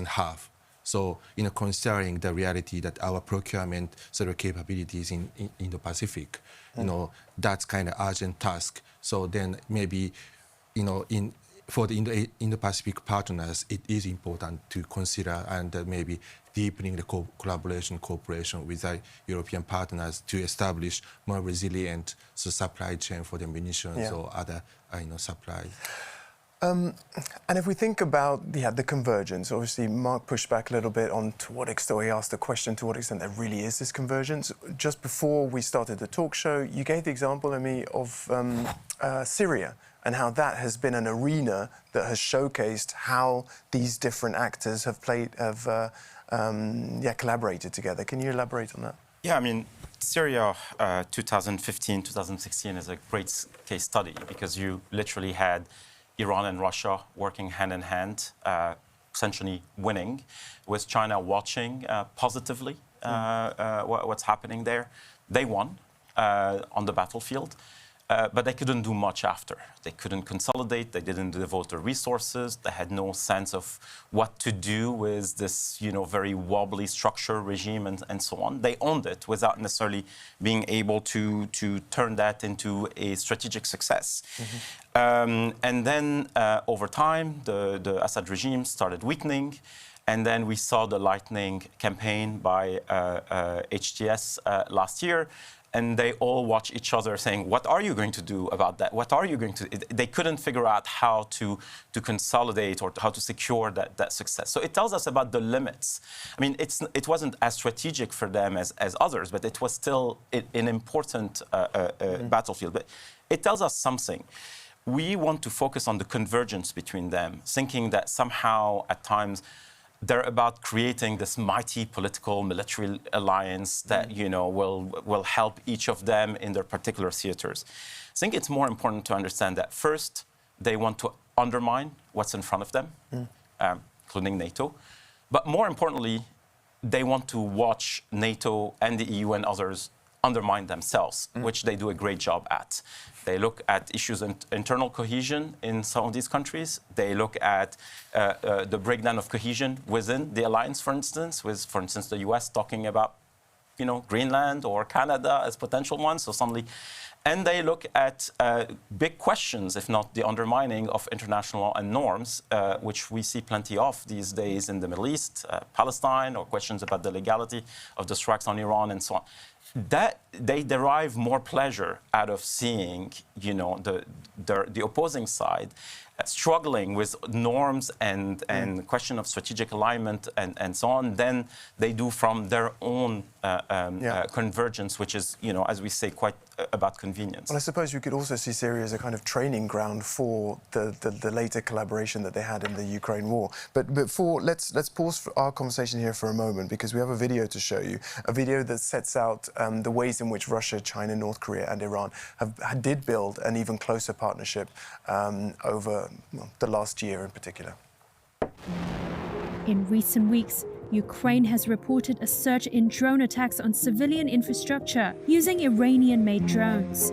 North Korea confirmed for the first time on Monday that it had sent troops to fight for Russia in the war in Ukraine. Ми отримали нарешті інформацію, що Китай поставляє зброю Російської Федерації. China is working together with North Korea, Iran. They are supporting, as we all know, Russia's war effort against Ukraine. These four working together is, of course, a relevant development.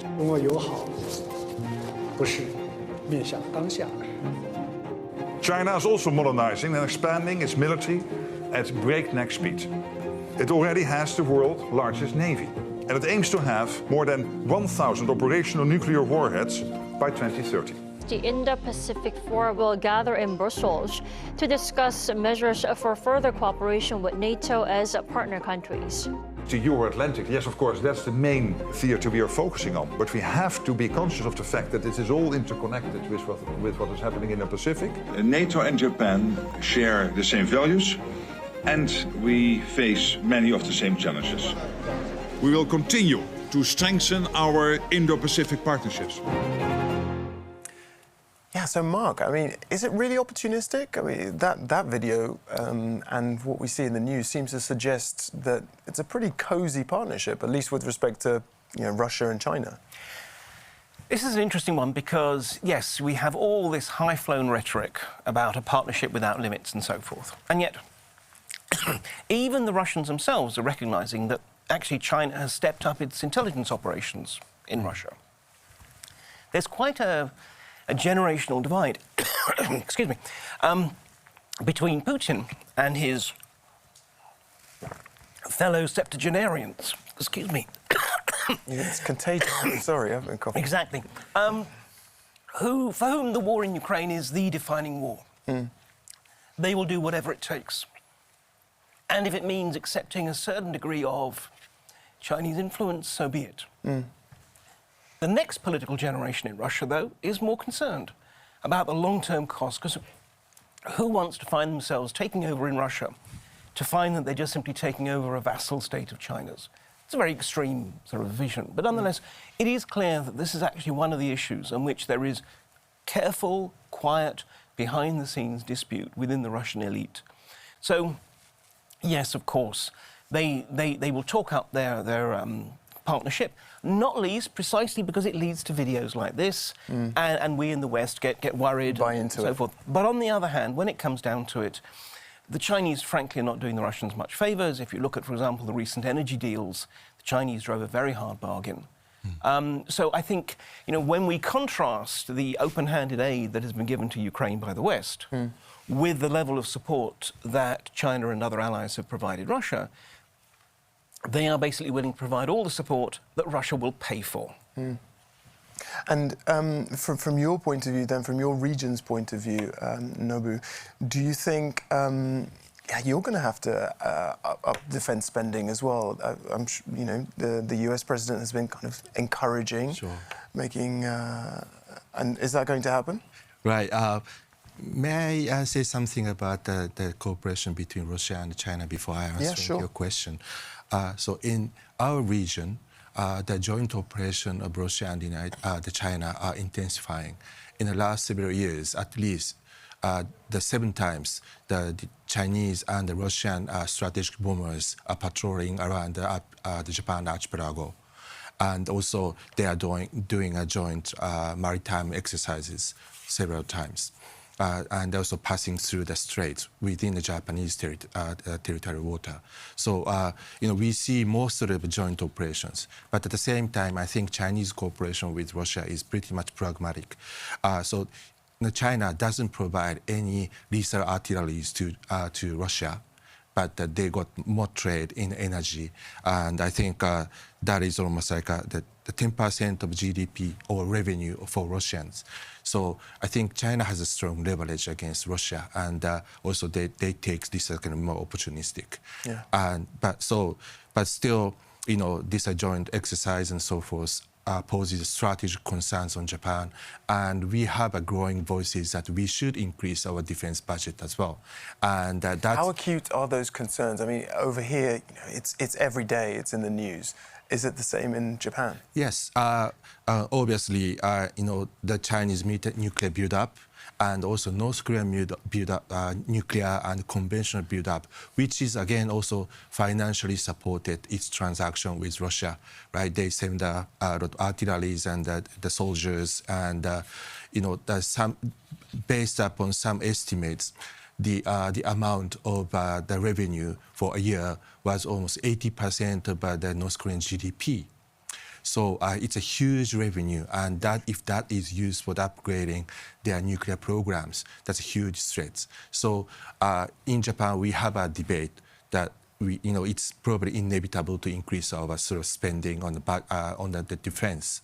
But problem is, we have a big trade-off between increasing the social welfare spending or increasing the defense spending, and we are approaching to the national election in this summer, and obviously it's a very sensitive question for our government, particularly Prime Minister. In this regard. We spent quite a bit of time talking about Iran and about China. You made some comments about North Korea's poor artillery shells and a few North Korean soldiers, but are we underplaying that? Who can speak best to the role of North Korea in all of this? We read stories about cyber farms. I don't know if they're called cyber farms, but people with places with lots of hackers. They can cause a lot of damage. Right. I think North Korea has been conducting a lot of cyber operations to steal the cryptocurrency assets, and also they are also conducting a lot of cyber operations to undermine our sort of cyber capabilities. And Japan recently upgraded the response to that and introducing a new law to enable the government to conduct a sort of active cyber defense.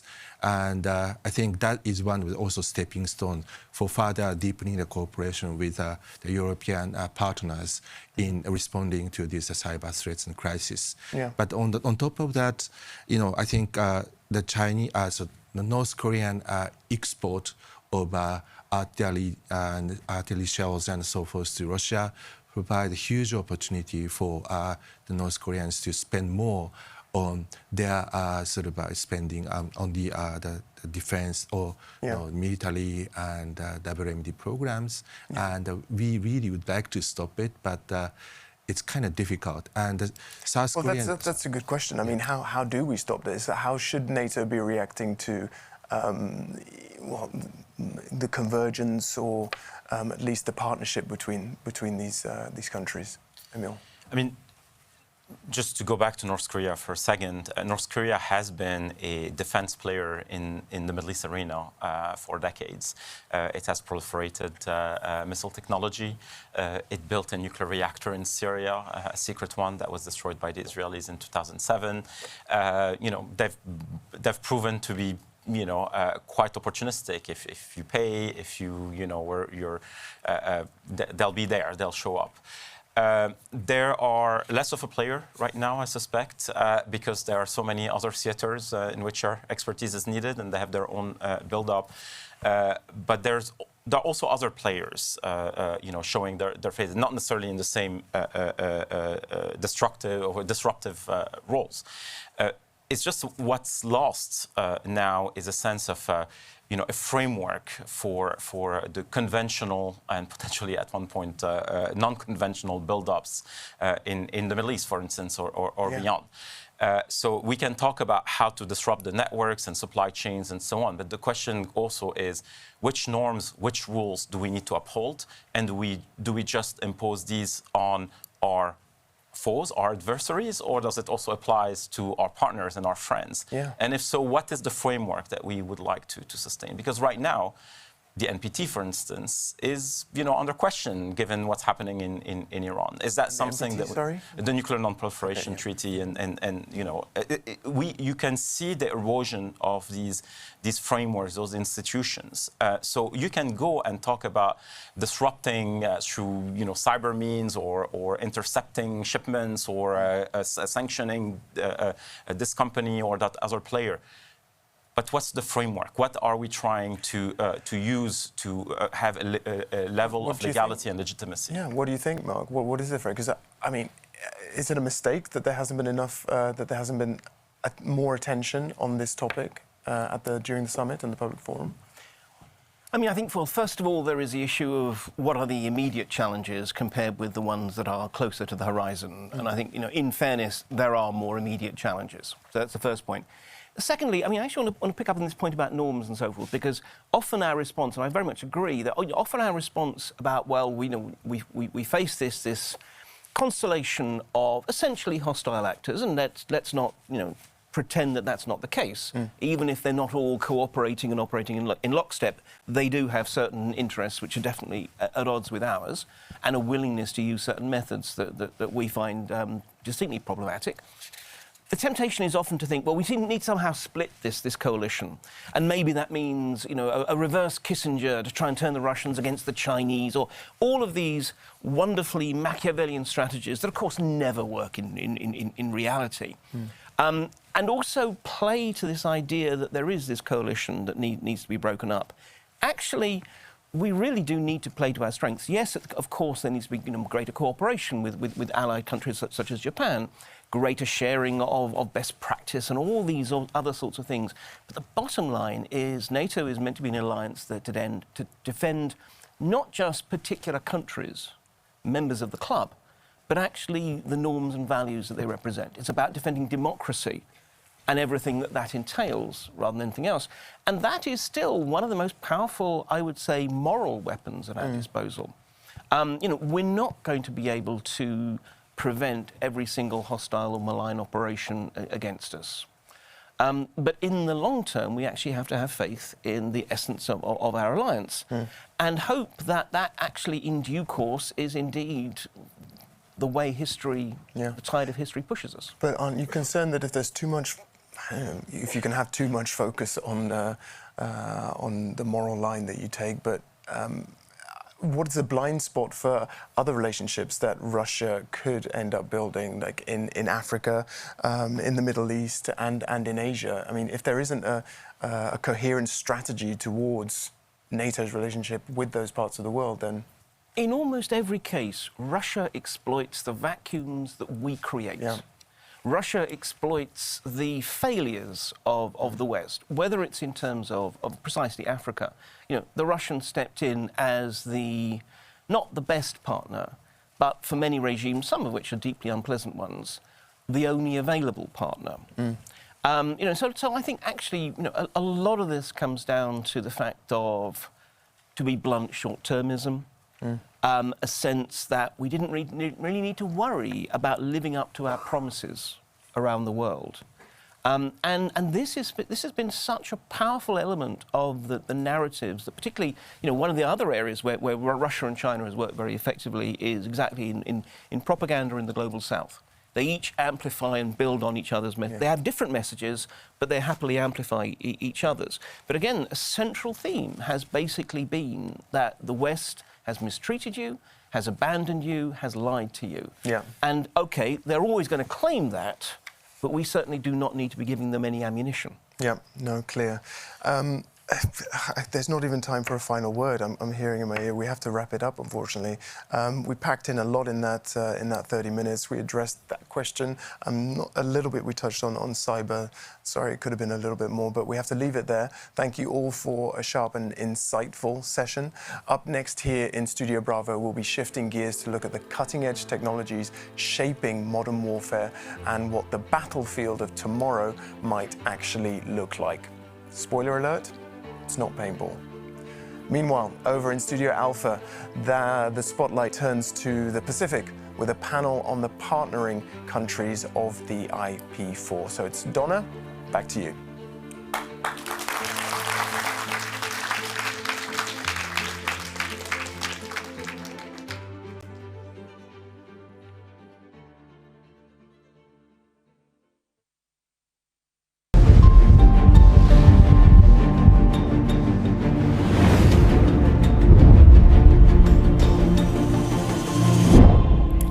everybody.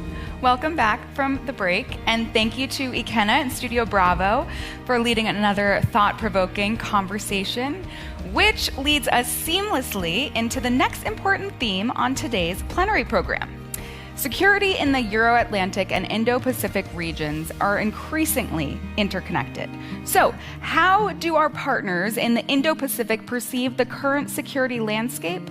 And how do they envision their evolving relationship with NATO? What steps can NATO allies and partners take to deepen cooperation on the shared challenges we face? Well, to explore those questions, Lin Kwok, Lee Kuan Yew Chair at the Brookings Institution, will lead a fireside conversation on partnering in the Indo-Pacific, deeper cooperation, shared challenges. Soon, Lin will arrive and the conversation will begin. Thank you.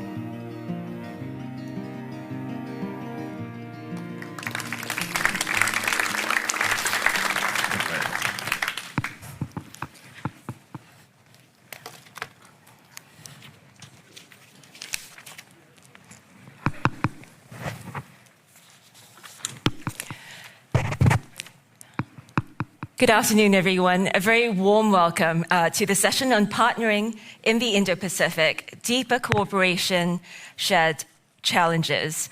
My name is Lin Kwok, and I'm joined by the Deputy Prime Minister of Australia, as well as Defence Minister, Richard Marles. Thank you so much for joining us today, sir. Great to be with you, Lin. We don't have all that much time, so let's jump straight into it. I'd like to explore both the logic as well as the limits of cooperation between the Euro-Atlantic and the Indo-Pacific theatres, as well as how Australia sees its role across both theatres.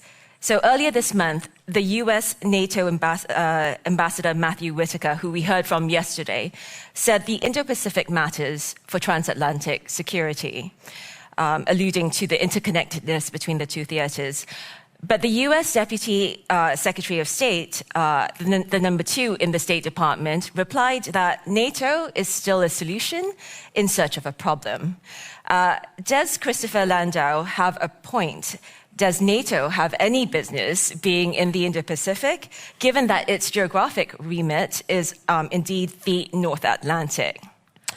Well, I think the starting point is that from a country located in the Indo-Pacific and a country which feels that the strategic landscape in the Indo-Pacific is as complex and in some ways as threatening as it has been really at any point since the end of the Second World War, that as we assess our own strategic threats, our challenges, what we need to be building as a defence force to meet those challenges, but what that demands of us is to be completely focused on the Indo-Pacific. So that's how we fundamentally come to thinking about Australia's strategic landscape and what we need to do.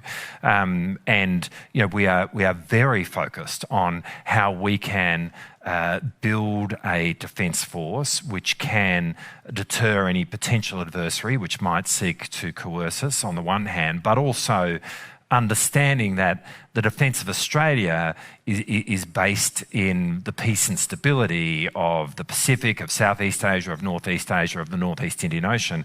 What we need to be doing is to be playing our part in the collective security of those regions. So that's what we are fundamentally about. But at the heart of that is the rules-based order and the maintenance of the rules-based order, which in some ways is under pressure in the Indo-Pacific.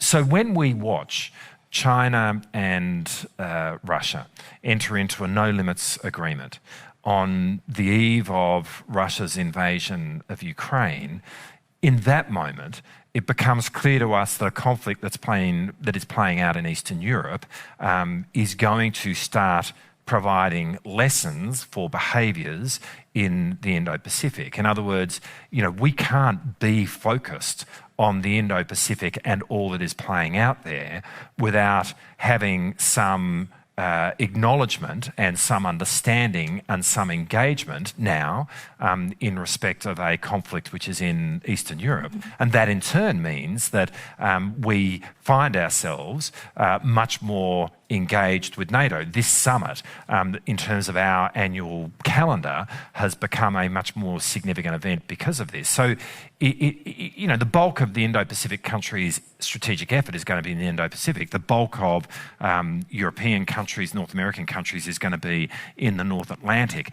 But the two theatres are clearly having an influence on each other. And so if you only come to this from the perspective of how you manage your own theatre, it can't be done without contemplating how the other is influencing it and having some understanding and some engagement with that. And that ultimately does speak to the connection that exists. Thank you so much. So that's quite compelling logic for why the two theatres are connected. The security challenges are common, but also the impact on the rules-based international order. So if the rules are undermined in one part of the world, it's undermined elsewhere as well. Exactly. Well, in fact, we were talking earlier about your former role with the Shangri-La Dialogue, which took place a few weeks ago in Singapore, and President Macron was the keynote speaker there. Actually, it was really interesting during the dialogue. Europe's always been present there, but I think all of us noted the presence of Europe at this particular Shangri-La Dialogue with intent, like in a way that perhaps we hadn't seen before, which was interesting. But President Macron made exactly the point you just made in his keynote. He said there's not multiple rules-based orders. There is one rules-based order. And when it is under threat or on trial in one part of the world, that is relevant to everyone. And again, I think when we look at what's playing out in Ukraine, in many ways the rules-based order is on trial in Ukraine. And so how that ultimately eventuates is relevant to the expression of the rules-based order in the Indo-Pacific. Yeah, you mentioned President Macron's speech at the Shangri-La Dialogue. I believe he mentioned in there that although he used to be skeptical about NATO's involvement in the Indo-Pacific, because of Chinese actions in terms of support for Russia in its Ukraine war, he was increasingally of the view, I'm putting words a little bit in his mouth now, but I think he was less skeptical now about NATO's role in the Indo-Pacific. 100%. And he also referenced North Korean troops fighting on European soil. Right. And so, the NA is still going to be part. North Atlantic is clearly the focus of what NATO is about. No one is suggesting anything different. But clearly these theatres are connected, and we see that in terms of the influence of a conflict in Eastern Europe on the Indo-Pacific. But from a European perspective, he was articulating that he's seeing actors in the Indo-Pacific influencing what's happening in Europe. But even if we do accept the logic of the interconnected theatres, and I think I do as well as you do as well, is NATO really the best vehicle for addressing common challenges? After all, I think there are numerous Asian countries, not just China, who are worried about the potential militarization of the region because of a NATO presence. And of course, you said that, the primary focus would be still the Euro-Atlantic, but nonetheless, that's a huge focus for Europe, and it has challenges of its own here. Sure. It has, Ukraine, the wider Russia threat, the potential U.S. disengagement, as well as the pressure to spend more on defense. Shouldn't each region then just be focusing on what it does best, namely its own region, so the notion of comparative advantage? Well, I think the two things can sit together. I mean, you use the word focus. I suppose, yes. I mean, the NATO is going to focus on the North Atlantic, and I think it is. And countries in the Indo-Pacific 4 are going to be focused on the Indo-Pacific. We are, but that doesn't mean that you have a complete ignoring of what's happening in the other theatre. In fact, from where I sit, to focus on your theatre means to intelligently apprehend how the other theatre is influencing you. It is difficult to focus on the theatre without seeing what's playing out in Europe and its influence on the Indo-Pacific from our perspective, and vice versa. So I don't think anyone's saying that people are getting outside of their lane and that people are gratuitously getting their fingers in other pies. It's not that. Yeah. It is that to do our core business, we need to have an enlarged vision which understands how each theatre is interacting. So how do you envisage? I guess, China and Russia have signed a no limits agreement. It kind of starts there, and we are seeing it play out. So how do you envisage, for example, Europe's or NATO's role in the event of two potential contingencies in the Indo-Pacific, namely the South China Sea and Taiwan? Do you envisage them playing a kinetic role or something less than that? Well, I think it's probably not for me to speculate on those sort of scenarios. And it comes back to what you said earlier. I mean, NATO is a vehicle. It's not the only. But what NATO is an organisation which, amongst other objectives, stands for the rules-based order. We engage with a whole lot of organisations, minilateral, multilateral organisations in the Indo-Pacific, which also stand for the rules-based order. There are ways in which we can all cooperate together, and I think that's how we see it. So it's not trying to overstate a NATO role in the Indo-Pacific. I mean, for us, and I think that does need to be, measured very carefully and calibrated very carefully. So that's not what it's about. But it is about understanding how each theatre is impacting on the other. I mean, look, for us, this sounds strange as a country which is not a party to ASEAN, but ASEAN centrality is something that we see as profoundly important and in Australia's national interest. It greatly matters to us that you have a coherent Southeast Asia to Australia's north. We want to do everything we can to support that, and so we would not be in favour of supporting anything which undermines that. But there are other kind of constructs which I think ASEAN is comfortable providing a lattice work of relationships which fundamentally help underpin the rules-based order in the region, and for ASEAN that is a key objective. Well, speaking about the rules-based order and the challenges to it, it's impossible to speak about the Indo-Pacific as well as the Euro-Atlantic, of course, without talking about the United States. How has the present administration's ambivalence towards NATO and its treatment of allies and partners in Asia shaped how Australia, as well as other Indo-Pacific countries view the alliance? For example, South Korea reportedly earlier this year paused ammunition, which would have supported Ukraine's efforts after Trump's return. So after he came into office, South Korea reportedly paused its ammunition supply, pending clarity on US policy towards NATO.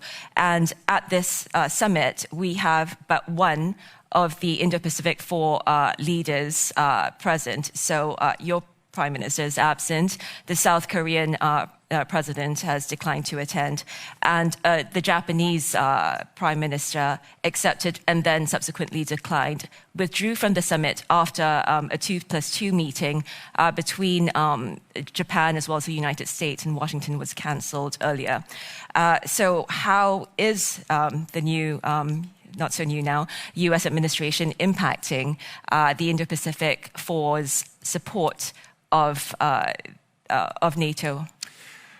Well, I wouldn't overread, the presence at any given meeting of leaders. I think that's the first point I would make. Secondly, I think the logic, as I've tried to articulate it, about why. From a country's perspective who is very focused on the Indo-Pacific, why Europe now matters more perhaps than it did 5-10 years ago. I think that logic is all still there.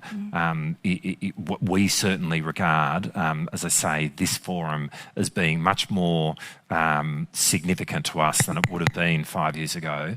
And indeed, in that time, our Prime Minister has attended 2 NATO summits, and I've now attended 2. I wouldn't necessarily accept the assertion which was in your question in relation to where the US is at. I mean, again, from our point of view, I think the US has shown real focus on the Indo-Pacific. We are grateful for that and encouraged by that.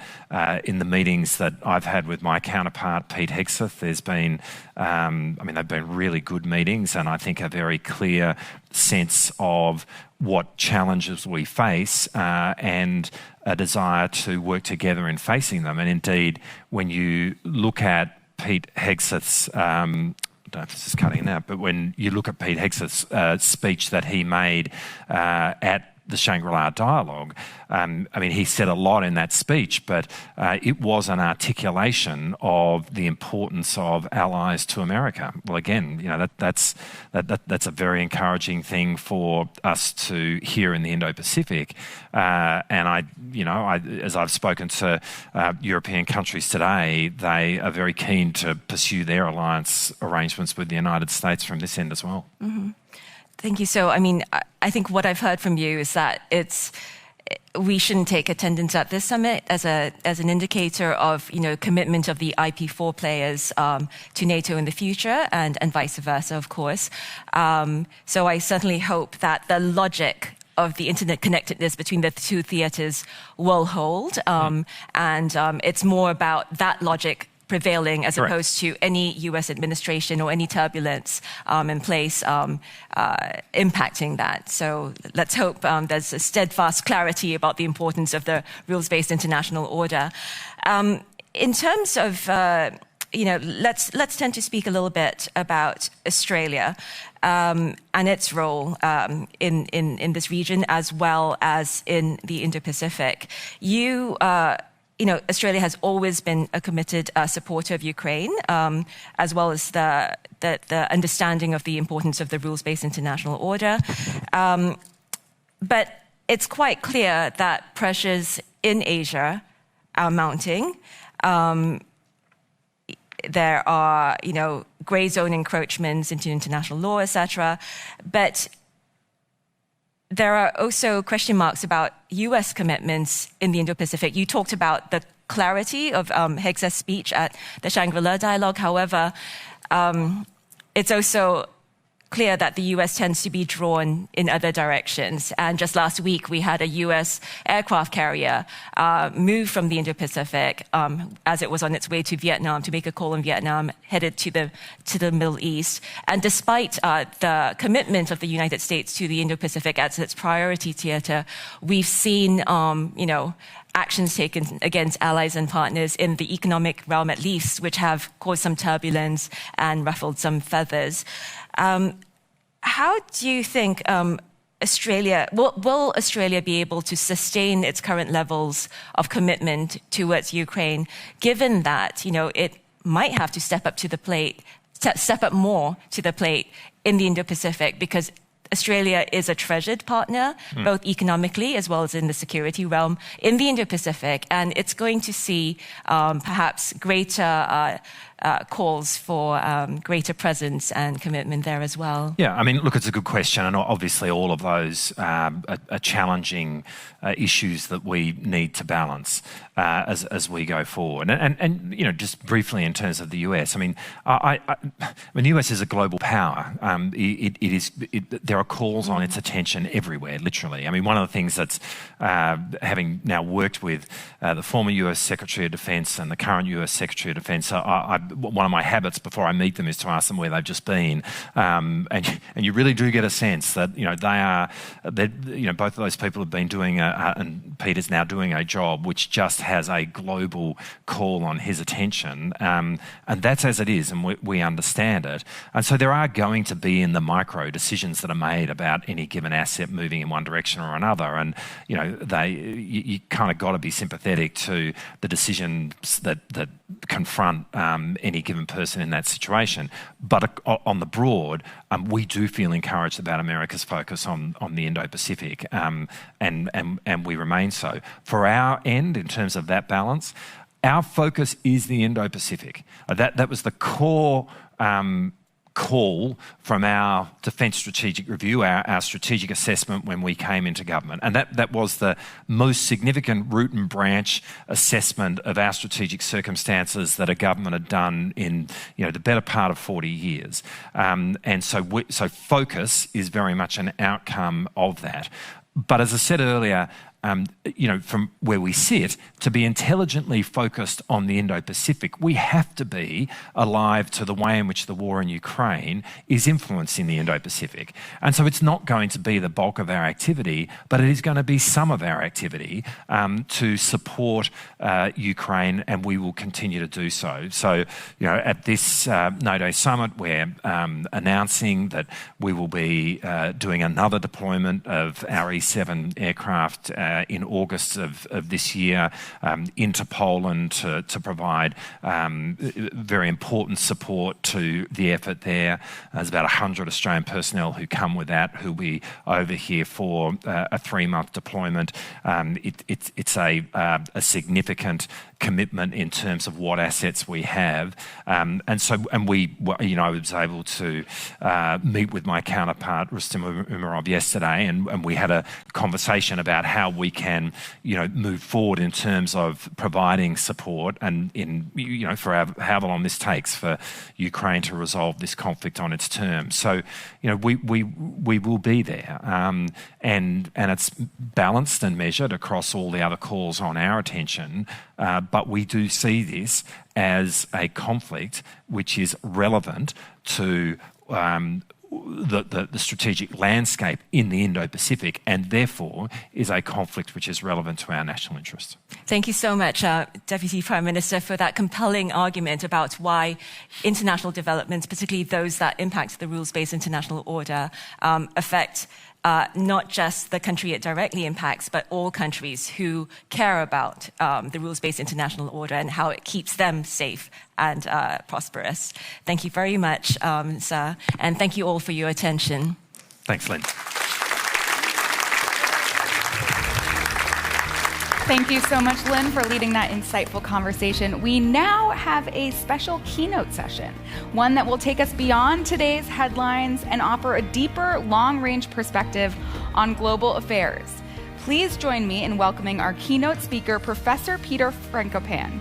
He is a professor of global history at Worcester College, Oxford, and director of the Oxford Centre for Byzantine Research.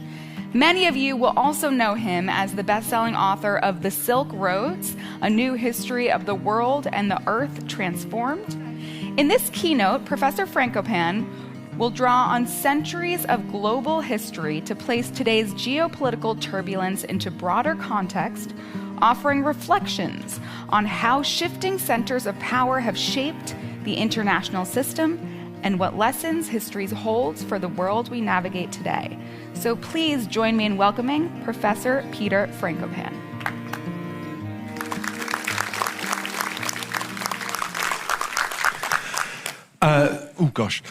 Thank you very much, Donna, and thank you to the organisers of this public forum for inviting me to be with you today. When I got an email asking me to come and talk and was told, come and put everything in perspective globally, cover thousands of years, and by the way, you have ideally 15 minutes, maybe 10, followed by questions. So I will do what I can, and then we'll have some Q&A afterwards about anything that I say or don't say. Right. Let me start with a couple of slides, please. Can I have the first slide?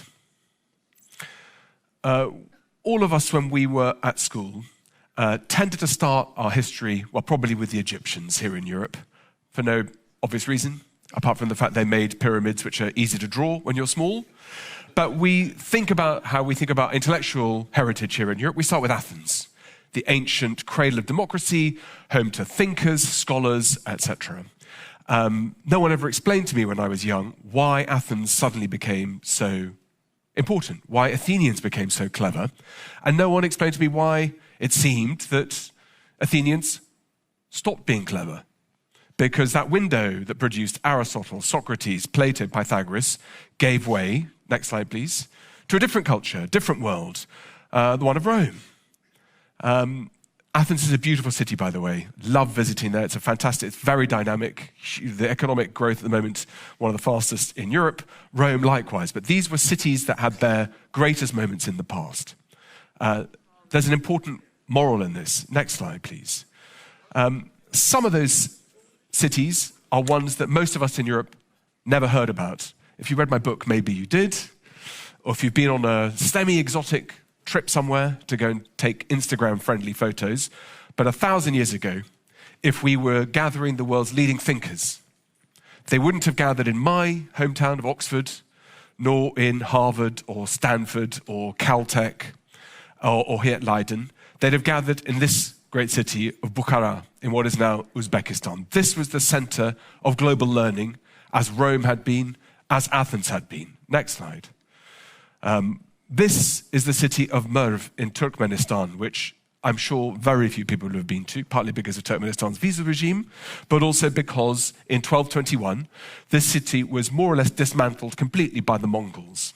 And that's quite something, because the Mongols didn't possess dynamite, and to dismantle a city is difficult. I don't need to tell people at NATO that. The reason why I show you Merv is between the year 800 and 1221, and we scholars will argue a little bit about this. We think about the largest populated cities in the world. Merv, between the year roughly 800 until it was sacked, was probably the world's most inhabited city, and it disappeared. Not just visually, most of you never heard of it. Next slide, please. When we come through to the modern world, Venice, it's apparently a great city to get married in, as well as to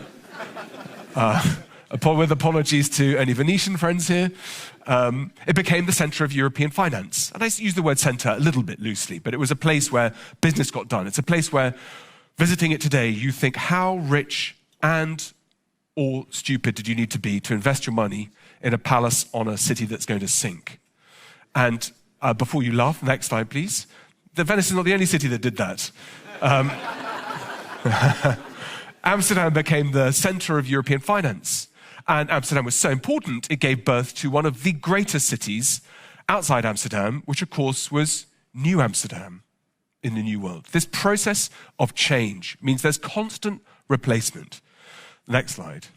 So how this means how we think and look about cities like London was the center of an empire that governed a quarter of the world's population 100 years ago. We in Britain still do a few things quite well. Cricket fans, there may be one or two in here, had a very good victory yesterday against India.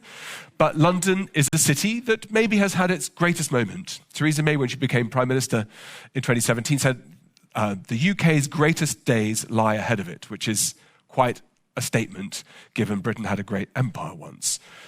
Next slide, please. So that process, if you think as a historian, what is on the rise, what is falling, and why, is fundamental to some of the big geostrategic questions you are thinking about today and should be thinking about today. This changing world order we live in. Next slide, please.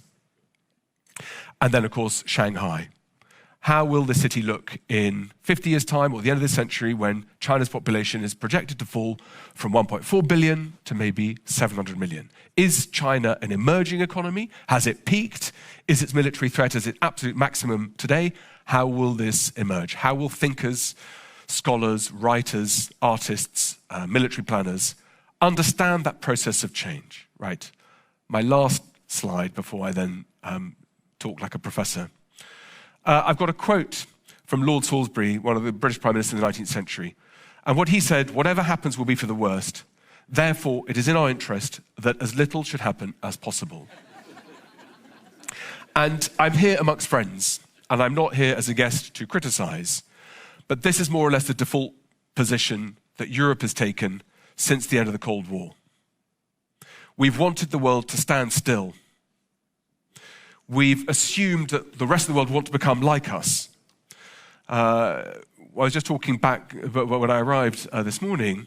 If we'd had this event last week, we'd have had a very different sense in the room and in the discussions we've been having. Instead, yesterday and today, there's a feeling of optimism, of hope, that maybe there's a settlement in the Middle East that is quite useful for the rest of the world, maybe even for Iran. And I'm much too polite to post. I have access to Mark Rutte's WhatsApp messages. I'm not going to post those, but I believe you can find them if you look online. That sense that the Middle East has been carved up and maybe we're through the worst. The idea that we're going to spend 5% on defense in Europe. The idea that we're going to pull together on defense and think about that changing world. it's very important not to get carried away with those emotions, that we're engaging with the world in the correct way, because all of the worlds that I work on, I specialize in Russia, in Central Asia, Middle East, Iran, China. These are India and Pakistan. Many of these are places that have had the same leadership and same leadership groups for 25 years. So for us to think that we've woken up now to something tells me that we've been asking maybe the wrong questions for the last 30 years. So I'm going to make 4 points before I sit on the sofa and wonder what you might want to ask me. The first one is that pace of global change. Here in Europe, we think in European terms, we think in terms of NATO, the North Atlantic, for lots of obvious reasons, historically, etc., with a bit of shock towards Russia and China. Otherwise, we think about just the rest of the world. To give a sense of some of those changes, many of them you'll know, China's economy in 2001, when it joined the World Trade Organization, was just over $1 trillion. Now it's very nearly $20 trillion. Why does that matter? Well, at that time when China joined the WTO, its trade with Latin America as a whole was about $12 billion. Now it's more than $500 billion. That leverage allows you investment into infrastructure, not just in technologies, but in ports, in hard stuff, friendships.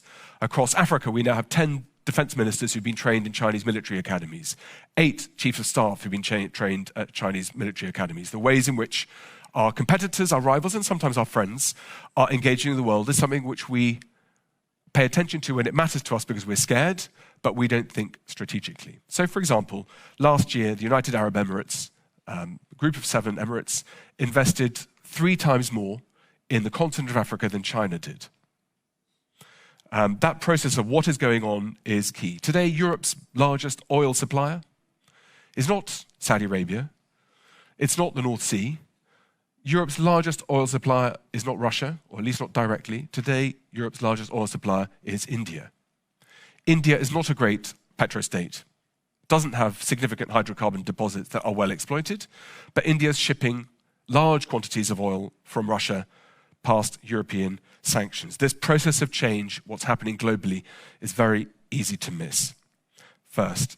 Second, and this is really important for you involved in NATO, we're in a new age of state-on-state violence, the return of states using force against each other. Some, of course, exploring hybrid, sub-threshold, but that era of competition is acute. Because there's so much going on in the news cycle, it can be very tempting, maybe even easy, to think about what's happened in the last 48 hours or the last 12 days in the so-called 12-day war. Last month, there was a confrontation between India and Pakistan that many of us were worried would turn into a full-blown war between 2 nuclear states. That now is in the distant past to most of us. That's just over 30 days ago. We heard from Admiral Sampaparo, commander of the Indo-Pacific Fleet, US Indo-Pacific Fleet, that last year PLA operations against Taiwan rose by 300%. These ideas, I think, about what change looks like and about where there will be threats.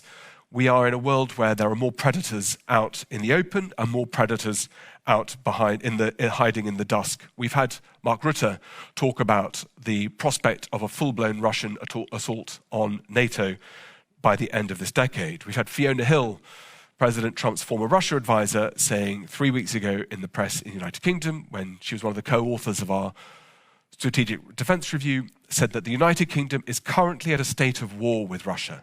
This is not an Article 5 trigger point for Fiona Hill, one of the most respected voices on Russia. We are already at that point. So communicating what this world looks like, where states take chances against each other, not just with Russia, not just with China, but with India, with Pakistan, with states right the way across Africa, with Cambodia and Thailand, with border dispute escalations. And 3 days ago, I've just come from Istanbul, we had President Erdogan, which is a quote, saying Turkey will not allow the reshaping of a new Sykes-Picot order across the Middle East. We're in an age of states thinking about their wider regional interests. Israel, Russia, India, Pakistan, Ethiopia, Egypt, UAE. These things I think are really important to pay attention to. The third, as a historian, is that we are in an age of revolutions. And I can list those all afternoon. Technological, of course, not just because of how we use artificial intelligence, big data, large language models, but also the kinds of deep-seek moments that affect military ordering and procurement. As the Chief of the Defence Staff in the United Kingdom has put it, we need to operate at the speed of combat, not the speed of committee, where suddenly agile new technologies become available quickly. We're in an age of technological revolutions. All of you know that.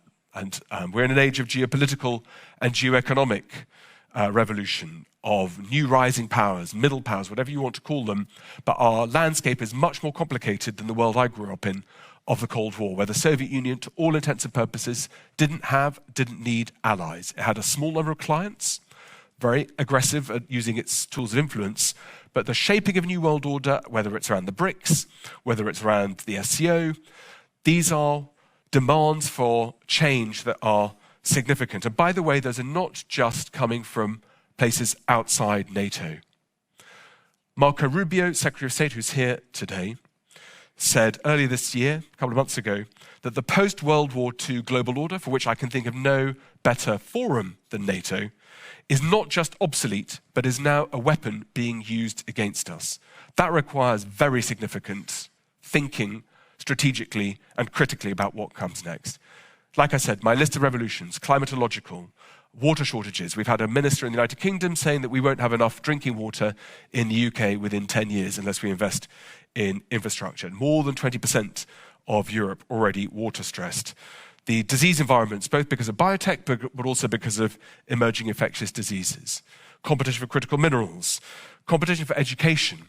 Here in Europe, we produce 8% of the world's STEM graduates. The United States, even smaller, 5%. Together, Asia put together produces 75% of STEM graduates. That is an investment in education that requires cooperation, collaboration, competition, but also to understand it. According to most evaluations, China now leads in 37 out of 43 critical industries, including biotech, AI, quantum, advanced materials, and so on. And there are other states coming up quickly too. India in the top 5 in 29 out of 43. South Korea, Japan, etc., Malaysia. This is a world that is changing extremely rapidly, and we here in Europe need to understand other parts of the world in order to engage with them. So my fourth point is about thinking. A few years ago, I was just on my way here, was talking about the fact that 5 years ago, the discussions were all about sustainability, and now they are about resilience. We've discovered a word that suddenly means we need to think ahead. But we should have been thinking ahead about Russia when the Cold War ended, if in fact it ever did end. We should have been thinking about China when it was growing rather than when it had grown. We should have been thinking about Iran going back 40 or 50 years rather than relying on the United States to support Israel's actions to reshape and set off a set of consequences that maybe, and let's hope, the President is right, that this will be a peace that will last forever. The cynic, and certainly the historian, would never bet on that. So thinking about what we require is key. And my final takeaway before a few questions is to remember that while we always think about the places that are central, I heard Friedrich Metz's talk yesterday, President Trump, UK, G7, P5, the big states in Europe, we should listen very carefully to places that are unexpected. And I'll give 4 quick examples about how disruptors and disruptions have shaped, I'll just pick the 20th century because I don't have time to do more. No one would have thought 100 years ago, 110 years ago, that the name Sarajevo, or what happened in Bosnia, would change the world, but it did.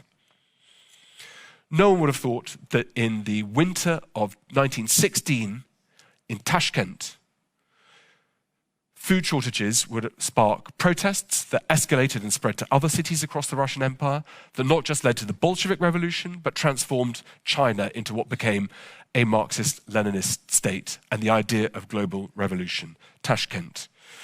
Moscow in 1939, as Hitler and the threat was well understood by us in Europe, where again we hadn't prepared, weren't spending enough on defense, had underpriced somebody who'd been saying the same thing again and again about use of force. The disruption moment came when Ribbentrop met with Molotov in Moscow, Red Square bedecked with swastikas to welcome the German minister to come and sign an agreement that led to the carve-up of first Poland, then of the Baltic states, and then unleashed hell on tens of millions of people in Europe. Not only 6 million Jews, but millions of innocent men, women, and children. And again, peripheries, these places on the edge that we don't pay attention to, things that we think are unthinkable. The same with the famous picnic in 1989, when the border gates in Hungary were stormed and allowed East Germans to leave because the German border guards were caught by surprise. If you think about disruptor points, you think about those moments where you should be paying more attention to the peoples, the places, the locations that can have the butterfly effect. It's crucial that at forums like this are thinking globally, are thinking strategically, but also thinking historically. Thank you very much indeed.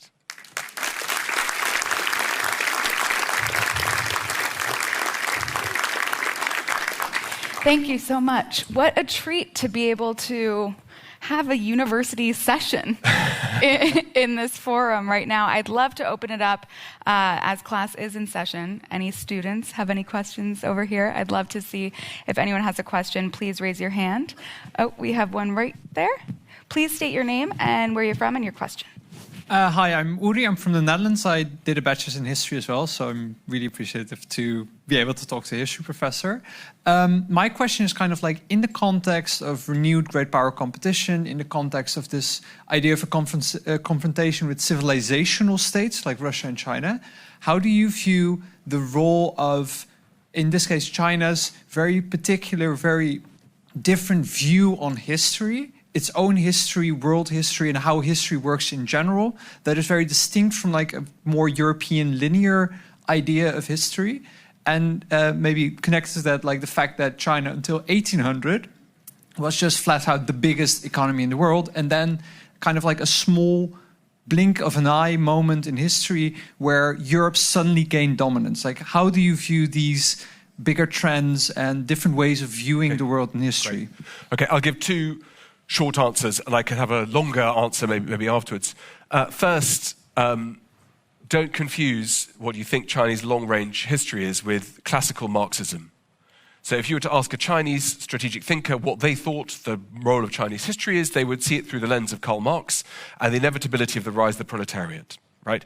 It's worth reminding all of you in this room, very distinguished, so forgive me if you know all of this already. China thinks of itself as a democracy. In its constitution, China is a democracy under the dictatorship of the Communist Party of China. So what China, how it understands what's going on in the world today, or thinks it understands the world today, is about rises of elites. It's about the ways in which capitalism topples itself over, and that the progress is inevitable. That is the constant story that is put through in Chinese policy papers. Whether that's believed, whether that's actually taken that seriously, how that's framed with China's many histories in different regions and imperial dynasties, is sometimes quite difficult to square, because if you are running a communist party, you tend not to think too much about emperors, because it's a bit awkward to think you have rulers for life, for obvious reasons. That's the first one. Second, in terms of China's dislocation, I mean, no one talked about the word, talked about critical minerals 3 or 4 years ago. I suppose it sort of feels new. China's demise, in my view, my telling, is to do with its own lack of critical minerals in the 1800s onwards. For all sorts of climatological, I've written a book called The Earth Transformed that it's a little bit fatter than I wanted to be, but it's a very good Christmas present. For all sorts of the fluke of ecological depositions. In Britain in particular, we had access not only to plentiful coal, when the Industrial Revolution came about, but access that could move coal cheaply and easily to places that needed it. So the big factories, the canals that were built. China has some coal fields, as we know, because of the coal power station, but these are in the western provinces, annexed by the Qing dynasty in the 1800s, really. And that meant that getting materials that could power industry to the big cities like Beijing was both expensive and extremely time-consuming. So in 1800, 300 million Chinese people used as much electricity as about 10 million people in Britain. So critical minerals means that you are unable to grow your economy in a way that your competitors can. And if you have velocity of exchange, which the Industrial Revolution allowed, then you can afford to pay people to study in universities and even invent new things. And although we think of the Industrial Revolution as one moment, the key is we think much more like this as historians now, is lots of very small improvements, often made by people who are not highly educated, but in workshops, trying to make their time more valuable and their products more valuable. And those small changes add up. So if you have communities, then you can develop things forward. So for what it's worth, that is a story that is followed extremely carefully in China today. The idea about critical minerals, about control over global supplies, and about giving scientists, innovators, entrepreneurs the tools they need to be able to gather in clusters, and they seem to be doing that rather well. You mentioned constant change and lessons learned from history. If, as they say, history repeats itself, can we shift that view to the positive? And are there any parallels that you can draw from past solutions to turmoil that can be drawn out today? Well, you know, the European Union got the Nobel Peace Prize because we didn't start a war. You know, between 1350 and 1950, this was by far the most unstable part of the world. There was not a single decade for 600 years that didn't involve a major war between European powers. Sometimes conducted in the Caribbean or in South Asia, but we in Europe are extremely competitive, extremely volatile, and the discovery of common defense is new. You can think about the Pax Romana, or the Pax Mongolica, other periods of time when safety and security are guaranteed. But I think that with respect to my friends and colleagues here at NATO, not everybody believes the cards they've been dealt need to be played the same way. So common defense spending, which should have been taking place at a much higher level for many, many years, has now been forced on us by multiple pressures. Of course, by the United States, by war in Ukraine, by the rise of China, by the sudden realization that the world is more dangerous than we thought. But if we could take our time again and go back 20 years, 30 years, perhaps here in NATO, we should have been understanding what was happening in the world better and not made so many mistakes. So history offers the benefits of hindsight.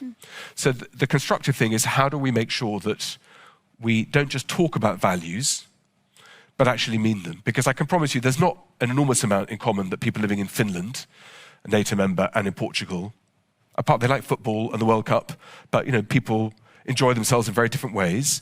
They broadly believe in the importance of democracy. The Finns never enslaved anybody in history. They don't have legacies in other parts of the world that they need to apologize or invest in for reparations. But you know, the Finns, on the other hand, have the biggest artillery in the whole of Europe, and are able to outmatch and outspend in their preparation to a threat because they live on a border with a state that they know might put them on the menu.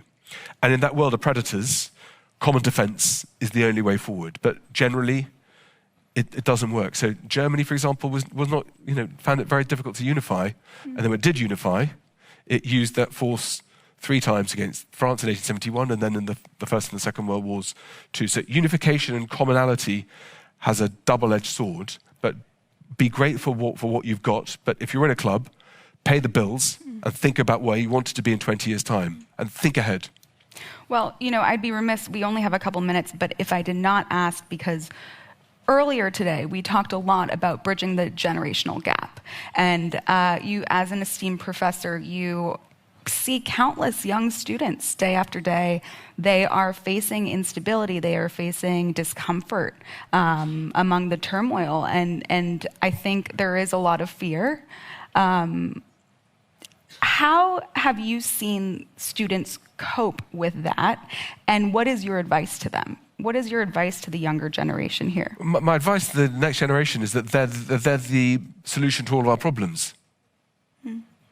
Well, that's a big burden to bear, no? That's what young people always do. Young people always should be pointing out what it is that hasn't been done right before. For what it's worth, you know, it's very anecdotal when it talk about students, because it's people I see, They are incredibly hardworking, they're incredibly bright, they're ambitious, they're resilient, they understand the world much better than the generation before them. Maybe across, if I stood at a bus stop here in The Hague on a Monday morning and I asked what people thought about the foreign policy of Indonesia or sub-Saharan Africa, maybe some people wouldn't know, but I'm not stupid enough to judge who knows what. But I don't think our education system is the problem. I think it's that these challenges we have today, which are global, mean that we can't think regionally. We can't think about NATO in the context of the North Atlantic. We have to think about NATO in the context of the Indo-Pacific, in the context of South and Central America, in the context of sub-Saharan Africa, because everything is hyper-connected. So I think one of the big differences that I know from Europe, and certainly from my country, where we jumped off a cliff with Brexit without having maybe thought through exactly what will come next, is that other states, Kazakhstan, Malaysia, Russia, China, have long-range plans, and anybody who's involved in business will know having a plan doesn't mean you're going to get there, and it doesn't mean it's right. But to think, where do some of these big mega trends lead us? Historians can be helpful because we've seen those and worked on those in the past. But I think we should give the young generation the benefit of the doubt because they're the ones who inherit all these problems that we've helped cause. Professor Frankopan, this was really enlightening. Thank you so much. And I know there were more questions. I'm sorry we couldn't get to them. We have a tight program. Thank you very much. Thank you. We will now break for lunch, and I will hand it over to Ikenna in Studio Bravo. He has an insightful conversation on scaling technology on the modern battlefield. This session will feature leading companies showcasing breakthrough technologies with a focus on their relevance to defense and their broader applications across the alliance. From AI and quantum computing to biotech and other systems, this conversation will explore how these innovations are enhancing NATO's capabilities and sharpening its operational edge. What is sure to be another wonderful conversation. Over to you, Ikenna, and thank you all. We will wrap for lunch, and we'll be back at 2 p.m. sharp for more. Thank you so much.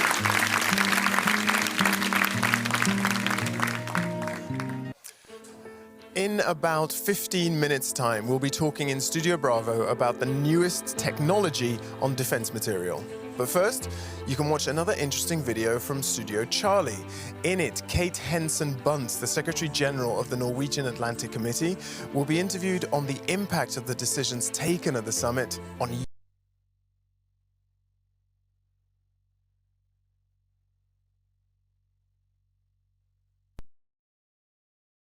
We're here at the NATO Summit inside Charlie Interview Studio at the NATO Public Forum, and I'm thrilled to be joined by Kate Hansen-Bundt. Am I pronouncing it correctly? That's correctly. Thank you. So Kate is a political scientist, and she has been serving as the Secretary General of the Norwegian Atlantic Committee since 2010. So you have a lot of experience in that field. Thank you for being here today with me, and let's move on with some crucial questions. As we find ourselves at what promises to be a historic summit, I'm eager to hear your insights on some key issues on the minds of youth people. So, shall we dive into the conversation? Thank you for the invitation. Nice to be here with you. Main subject at this summit, we keep hearing about it. The allies need to spend more on defense. So why is that such a priority right now, and why do we set the bar at 5%? I think we need to take a step back and look at what's happening with our international order. We are into a historical period where we have a great power competition. We have Russia launching a war in Europe, a brutal war against Ukraine, not sharing the view of how we are going to live and how we are following the rules in our international order. We have China challenging us also with asymmetric tools, with hybrid tools, and also building up its naval power in the Indo-Pacific. And at the same time, we have some challenges inside our alliance about how we are going to cooperate and what kind of alliance we are going to have in the future. And this makes us, we have to spend more on defense. And it's very clear that the United States will have to focus more on Indo-Pacific, and then Europe has to step up in Europe. We are talking not only about a burden sharing, as we have done for many years, but we are talking about a burden shifting. To me, that means that Europe must take over the responsibility for defense in Europe, because US has to do things other places. And then we need to spend more money. 5% can be, How did we come up with a number? Has there been some analysis? I think that comes up with Donald Trump, the new American president, who said 5%, because they want the European allies and Canada to use as much as the United States do. But we're going to divide it in 3.5% to defense and capabilities, and 1.5% to resilience and infrastructure and other defense-related issues. Okay, perfect. So let's move back to my field. So I'm a content creator. So if content creators like me were to explain to the wider audience and the public about defense budgets, what would a myth be that you believe the public believes that we should bust, and why does it matter? That freedom, democracy, and liberty comes without cost. We have to tell our citizens, our people who have been living for many, many years in peace, creating welfare states in Europe, that this does not continue without that we defend it, because it's, as I started with, great powers around Europe that don't share the same interest in our life, our way of living, that we are going to continue building on our democracies. So this is one of the most important things that we have really to defend it. And I would like to say I'm coming from a small state. I'm a Norwegian. And to small states in the international system, a rule-based order is the most important thing. That is our defense. And NATO stands for a rule-based international order. Coming from a small country myself, from Greece, I would 100% agree with you. So the clear message is that freedom and democracy comes with a cost and great responsibility. Exactly. And it's not to be taken for granted. That's the message. So yeah, I agree completely. Moving on to the third question. So you've had a long career in international affairs. You've been through some turbulent times. Right now, we can say that the world is boiling, and we're at a summit that many perceive to be historic. So it's a two-part question. Why do you think this summit is going to be historic, as people say? And what gives you hope moving forwards to 2025 and 2026? It might be historic if we settle for the 5% cost, that we come up with the money and we find solutions to spend this money on a smart way. Okay. And also invest in an industrial base. But on the other hand, that if we are able to show unity, because, and that's maybe the gold standard of NATO, is that we can trust each other and that we show unity in what we stand for and the way forward. Especially after the start of the war in Ukraine, I believe the NATO has given a clear message forwards that we are united, we should stick to it, and we should move forward to, as you said, increase our capabilities, protect our 1 billion citizens even better, and be more strong.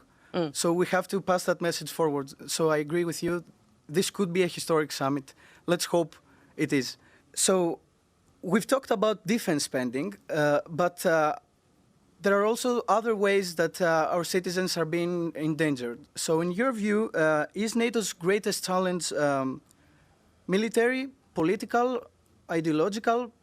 Could be something else like disinformation? How should these challenges be addressed, and which is the toughest one of them all? I think that I always look at NATO as both a political alliance and a military alliance.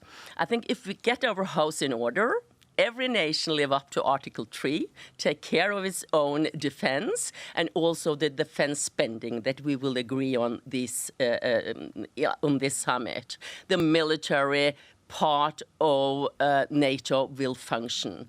I always say that it's people out there today working for NATO in the enhanced forward presence battalions in the Eastern Front and people working in NATO headquarters every single day. So NATO is intact, is functioning. Yep. On the political side, we have to carve out our values and we are a value-based alliance. It's freedom, liberty, democracy, and the rule-based order, as I already addressed. And it's so important that this is functioning and that we can stand forward as a unity and as a trustworthy alliance where we can be sure that the security guarantees also will keep on in the future. Perfect. So moving on to the last question. Now there's new technologies coming up and the idea of security is evolving. We have new AI technology, cyber threats and hybrid threats, which are now part of everyday life, especially in NATO and European countries. Do you think NATO is adapting fast enough to tackle these challenges in the 21st century, or do we need to step up? Are anyone coping with the speed of new technology? We have to ask. I think that NATO is doing as much as they can at the current time in history. But of course, these are new tools that our enemies or adversaries who don't share our opinion on how our societies should be organized are using against us. And I will address the young people, and because you know these technologies much better than my generation. We try to. Yeah, but I'm sure you do. And take care of our society's resilience. Look at what you are reading. Look at the sources from where your news comes. Yep. What, So you believe that individuals should pay more attention and you should do more research on your own and not just... You have to filter through the information and not just, accept it as it is presented. Exactly. But that's the biggest challenge of them all, in my opinion, especially in this age of information and technology. You're bombarded with information constantly. That's the biggest challenge. In my opinion, that's part of us, the youth, to address and sort of create a time frame and structure that preserves our values and helps us filter through the information correctly. Because, in my opinion, this could be the biggest danger. It is a danger, and you have to be critical when you are reading news or information. And in my opinion, that's up to every individual who believes in democracy, the freedom of human liberties, and also the rule-based order, that you have every day to think that are the information provided to me correct? What are the sources? Where does it come from? Is it anybody out there who has something to gain from this information? Exactly. So we have to filter it also as an individual. And then, of course, your state, NATO, everybody can do what they can when it comes to cyber attacks and the other sides of hybrid warfare. But, when information warfare, we all have responsibility. Perfect. Thank you so much for your time. It's been a pleasure. I'm honored to be here. Thank you for your time, and hopefully this summit is actually going to be historic. I hope so too. Good to be here. Thank you. Thank you.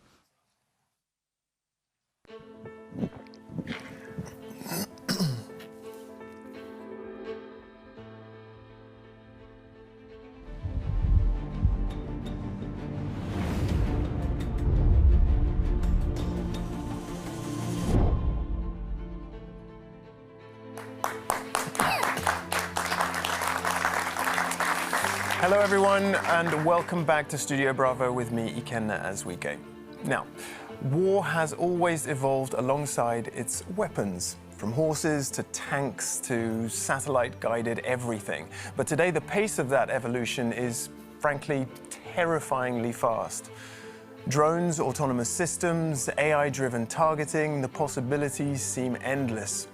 Our session this afternoon brings together experts from both the public and the private sectors, including so-called dual-use companies with tech for both military and civil sector use. I'm joined, first of all, today by the Chief Commercial Officer of NATO's Defence Innovation Accelerator for the North Atlantic, Ryan Benitez. Welcome, Ryan. Thank you. The CEO of Portuguese drone manufacturer Takefer, Ricardo Mendes.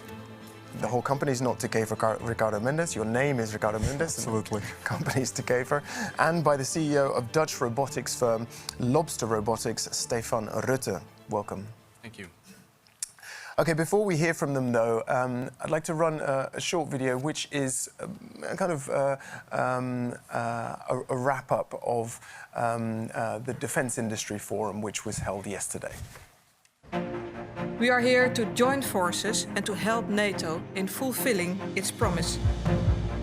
Freedom is no longer protected on battlefields only. We are all in the arena.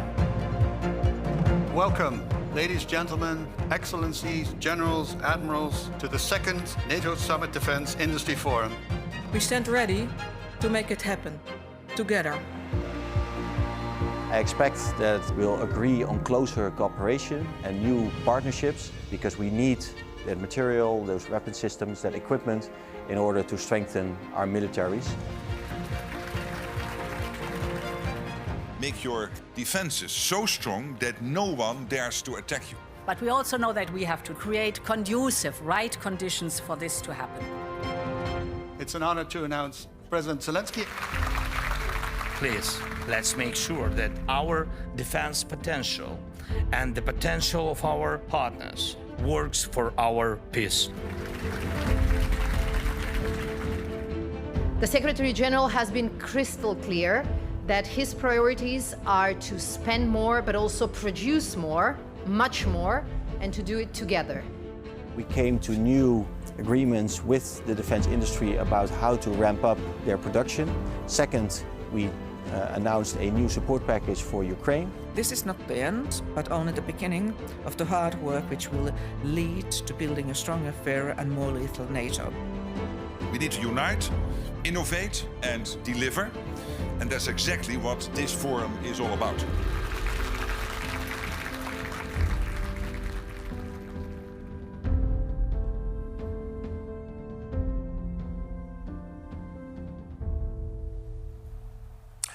Now, lots of catchy sound bites in that wrap-up video there.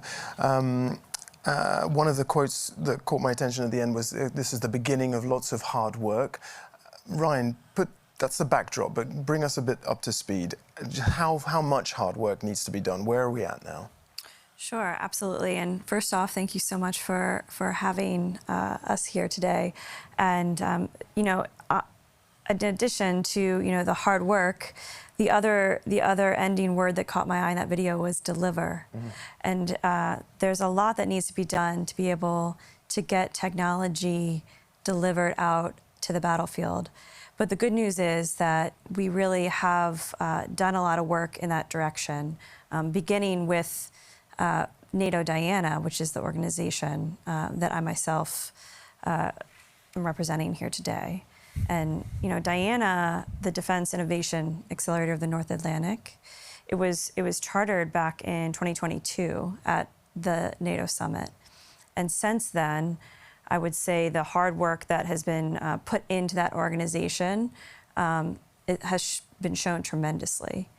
We've really built a strong foundation for, and built a framework for getting technology out to the battlefield. But there's a lot yet to be done on the front of bringing in industry, bringing in the right capital, finding the right tech, and removing certain roadblocks as well. But the framework, the architecture is there, and it's sufficient. Yes, absolutely. So, you know, at NATO Diana, since 2022, we have established more than 200 sites across the alliance. So test centers, accelerator sites. We went from... Those are new sites. They didn't exist before 2022. Correct. Okay. We stood up the capacity, built the foundation, and are now operating only, you know, 2 years later, with sites, support, ability to bring in capital and momentum to some of these dual-use technology companies like Lobster and Together as well. Okay. Well, let's go to Lobster and Together. I mean, a video like that, it must be music to your ears, right? Well, it's... I think it's basically part of what we've been observing in the last years. It's a build-up, right? It's very clear that technology in the field has changed. It's very clear that the type of technology demands different types of players, demands different type of procurement, demands roadblocks, like Ryan was saying, to be removed, to be able to actually deliver stuff that's useful in the field and have that quick feedback loop in place. And so I think it's good to hear that now something that was very evident in the field. We've been in Ukraine for more than 3 years, working with the armed forces there. And in what capacity? So what are you doing now? Yeah, so we Together builds AI-based autonomous systems, aerial systems, and we focus on long-range systems to provide like long-range missions, surveillance over long-range missions, or very large areas like over the Black Sea or over missions that go 100, 150, 200 kilometers in, which requires very complex technology, but that needs to be delivered at scale. And so to do this, we work with a number of different teams from the Ukrainian armed forces. And one of the key aspects that really changed is the level of adaptation that you need to do is really, really fast. And so you need to build an engineering, product development, and production capability that changes at that speed, and then a delivery capability. What is fast in your world?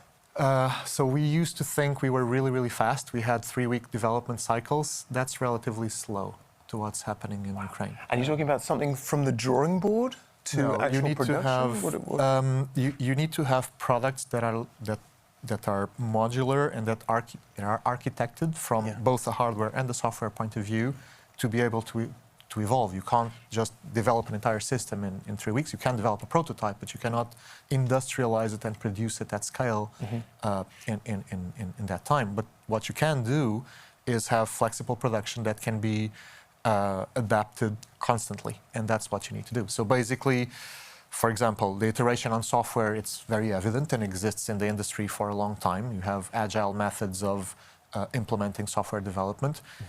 You can apply the same to hardware. What's difficult is to apply it to hardware and then do it at scale, producing hundreds of systems in an agile way, because it's known how to produce thousands of something if you standardize it, thousands or millions of something. If you standardize it, it's difficult to do it if you need to keep evolving. And that's basically the challenge that everyone has now. Right. Was your technology involved, for instance, in the recent was it Operation Spiderweb? No, we produce, so obviously we can't comment on specific operations, and we don't perform the operations. We support the armed forces with the technology and with the maintenance and all the technical support, training, etc.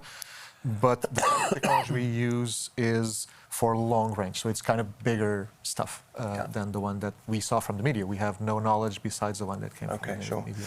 And Stefan, have you seen with your company a spike in interest from buyers? Definitely. People interested? So it just so happened that yesterday we signed our launching customer contract with the Dutch Navy here at the summit, which is a major milestone for us.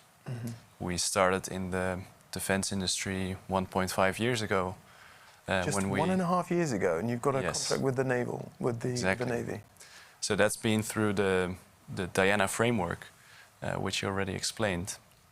We were able to go from a company that was founded in 2021, building prototyping drones for the offshore wind sector, underwater drones, to go from, oh, hey, this same problem of not being able to see stuff underwater also needs to be solved in the defense and security space. But how do you come to a realization like that? Does the defense industry come to you, or is it the other way around? So traditionally, it would be very difficult to gauge what is exactly the problem. There's a lot of different elements within military organizations, and they all say something slightly different. So one of the really important things that Diana does is they aggregate this demand, and they say, well, we have these challenge statements, and these are a few pages, very concise, but very clear problems that NATO has. So the one Was that a bit of shade there? Very concise, too concise? No, it's actually really useful because it's very clear what the information is, on what there is and what there is not. So the one that we applied to was I think it was called underwater surveillance. And it said, well, in coastal areas, it's really difficult to sense what's going on underwater. There's currents, the underwater visibility is really poor often, but that's also where the critical underwater infrastructure is. So that's quite a vulnerability. It's quite a shift, huh? Going from building something for very clean, woke, clean energy, wind industry to building weapons. Well, how do you manage that shift? So, on a personal level, the problem that we were solving in the offshore wind was how to map oyster reefs. Oh, that's beautiful. Yeah. That's for the best wind of the world. Native oyster is almost extinct, but they're an essential building block in ecosystems. And there's strong currents, the water's turbid, underwater communication is difficult. So we thought, well, this is a really difficult problem to solve. Let's solve that. And we're not solving a different problem today in the defense industry. It's exactly the same. We're just not looking at oyster reefs, but at critical underwater infrastructure. And in that sense, we're not building weapons. We're just building drones to observe what's actually there, where you would normally need a human diver or remotely operated camera. I mean, you've heard about the sort of innovation that's been taking place at Takeva, and Ukraine is just this machine of innovation right now, and ordinary drones, which were used by hobbyists, are now being weaponized. Surely you can also see a future where your hardware will be weaponized. Well, we cannot exclude it at this point, but it's important to understand that going from a hobby drone to a weaponized drone, it's not that simple underwater. The supply But is it something you'd be open to? It depends on the situation, I would say. I think that's the strategic advantage that dual use brings to defense. We've got the top innovators across the alliance solving problems not only for defense, but that are going to help bring resilience, economic development to the alliance as a whole. And it's quite important that the innovators that we're working with have stable and clear commercial paths, because we don't want them to die on the vine if we're working with them in the defense space as well. So it's really important for companies like Lobster Robotics to have a clear plan on how they're supporting non-defense in addition to potential use cases in defense. And I think it speaks also to a different point. I mean, maybe we just need to all get more comfortable with the fact that companies that are dual-use companies could end up producing weapons, and we've just got to get comfortable with that. Yeah, I think there is a lot of technology being built in the commercial space that are going to save lives on the battlefield, help members of the alliance, support not only the collective defense of NATO, but the individual defense. Yeah. And really broadening that scope of, yes, we need these technologies perhaps on the battlefield, but also what does this capability bring to, with respect to resilience as a whole, critical infrastructure as a whole? cyber systems, power. These are all things that are potentially, under attack by adversaries, and so we need those out in the commercial space too. Okay, let's dive in a bit more detail into Diana. Sure. Walk us through what the body actually does and is responsible for. Sure, absolutely. So we go out, we find the top innovators across the alliance, and we accelerate their technologies. And what does that mean? It means that we help provide them the money and the momentum that they need to scale and succeed in both the commercial and the defense space. And we've got a lot of levers to pull that help us do that. And Lobster Robotics here is a great example of how some of those levers have worked.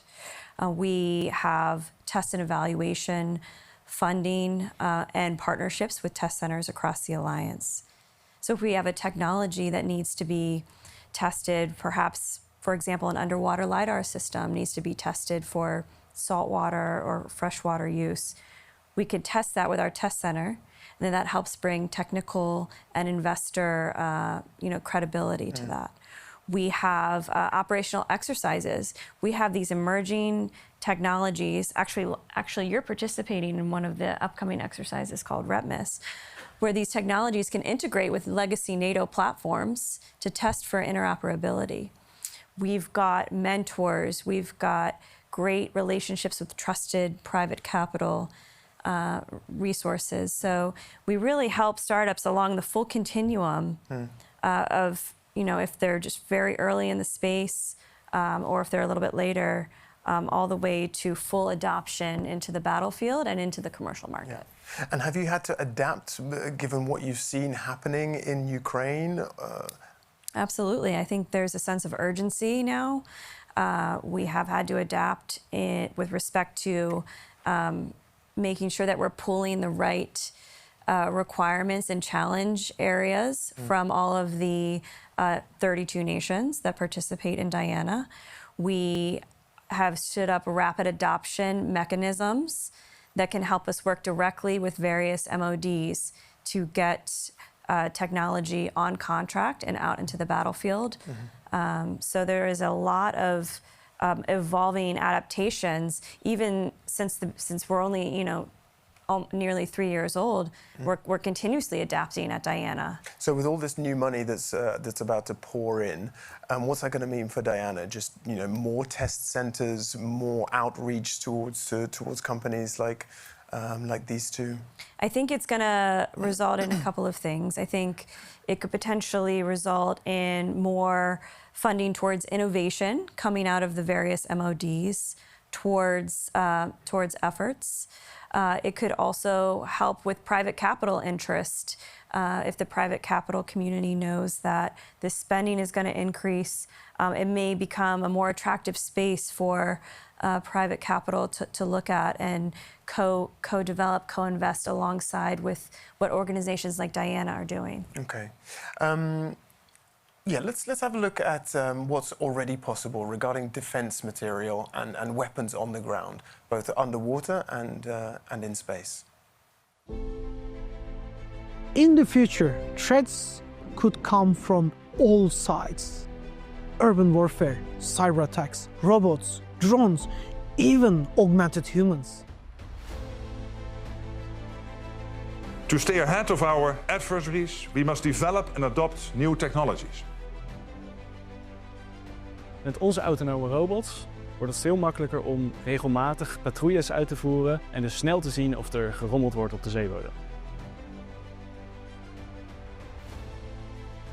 We're just getting our engines started. The next 12 years will be super exciting. A facilitator watching the game runs up a software that predicts the effects of each action.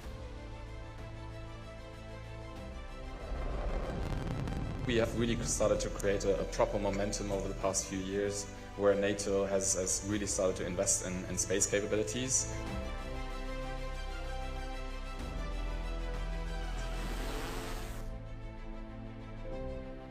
Because in a world where threats evolve fast, protection must evolve even faster.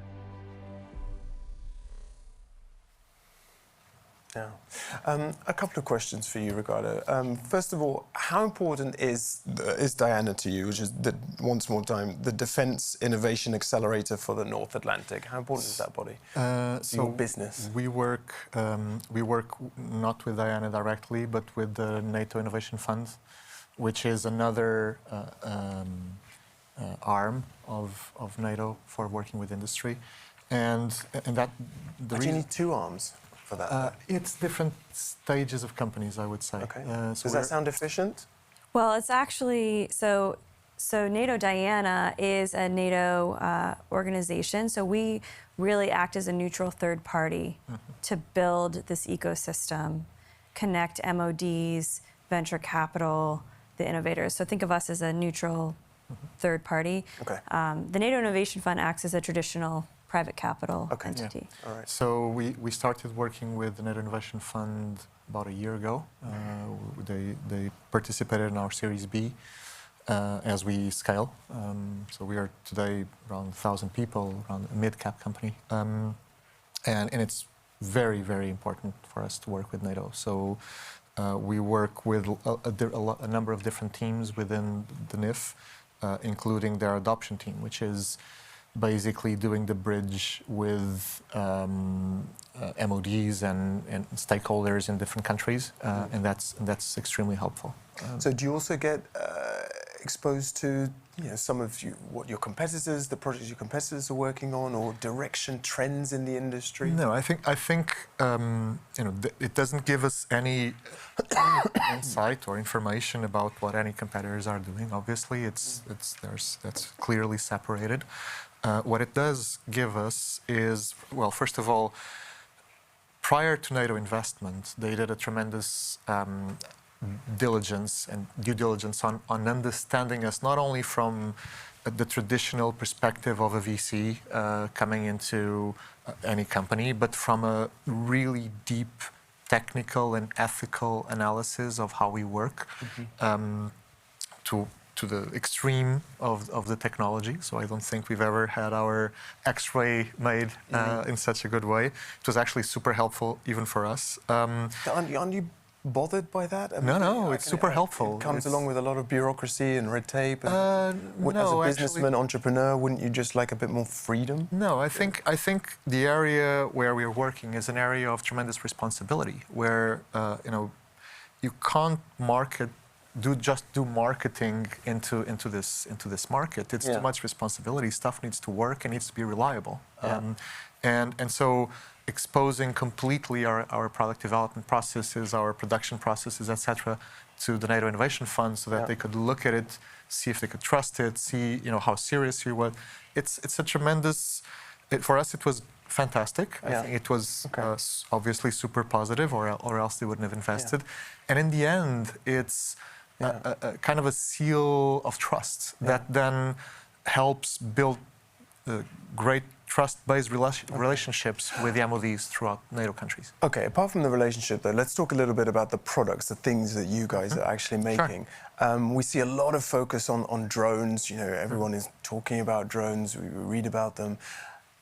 To me, I feel like they're maybe even just the amoeba of the warfare tech world, and I'm wondering what the T-Rex might be. It's a good way to put it. Look, I think we look at this in the following way. So this is the area of robotics, basically, where we're working, which is essentially AI in the physical world, right? And I think we're at the beginning of that. I think there's been if you looked, we started working in this area in 2008. So it wasn't, drones were a super niche market, right? Today you talk to a kid and he knows what a drone is, right? So it's come a long way. It's still in the infancy, in the sense that you'll have products that are super useful to humans in a lot of different types of use cases. Currently, we're very focused on defense. As weapons, what's on the horizon? I think for like 2040. So I think, first of all, the capabilities are evolving at an exponential way, right? This is an area that evolves. There's a lot of physical barriers, like energy storage doesn't evolve exponentially, and the limits of physics are the limits of physics. But from a computing point of view, Moore's law tells us it doubles capacity every 2 years, right? Sure. So, and that's what's happening. That's why you're having a tremendous advance in this area. So one of the things about humans is that we have challenged thinking exponentially. So I think we can see in the foreseeable future what's going to happen. It's these systems are getting more and more autonomous, more and more intelligent. And obviously that shifts how you think about warfare and how you think about having the human in the loop, because the human suddenly becomes the slowest element of the loop, right? So, but I think that is a learning process. I think the technology is evolving really quickly, both in the military side, but also in the civilian side. Look at what all the AI companies are doing. That is right now evolving in both spaces, and there's feeding into. And in your space, Stefan, what do you think? What's on the horizon? So, underwater, you don't have communication, so you have no GPS, you have no radio. So it's already a place where you're forced to make the system more autonomous if you wanted to do stuff. Combined with that the underwater environment is largely unknown. On Earth, we still have satellite images, even though they might be poor resolution or there's a cloud here and there. The seabed, very little of it is known. So when I look at the future, I think more and more of the systems that will be deployed to look at stuff underwater or to even manipulate stuff underwater will have to be autonomous for it to be scalable. Otherwise, you will keep having to put people in boats teleoperating it right on that location, which doesn't seem like a good idea. Yeah. I feel like I saw a while ago something about Danish sailboat drones or something to monitor sea cables. Did you? Yeah, so there's ways to monitor the seabed from the surface using sonar. But sonar doesn't tell you exactly what's there. The resolution is often limited, especially when you go into deeper waters. So when you want to look at the seabed, you have to get close, which is what our product does. Right. And from an insider's point of view, someone whose your job is to review all these innovative companies and consider what could be interesting.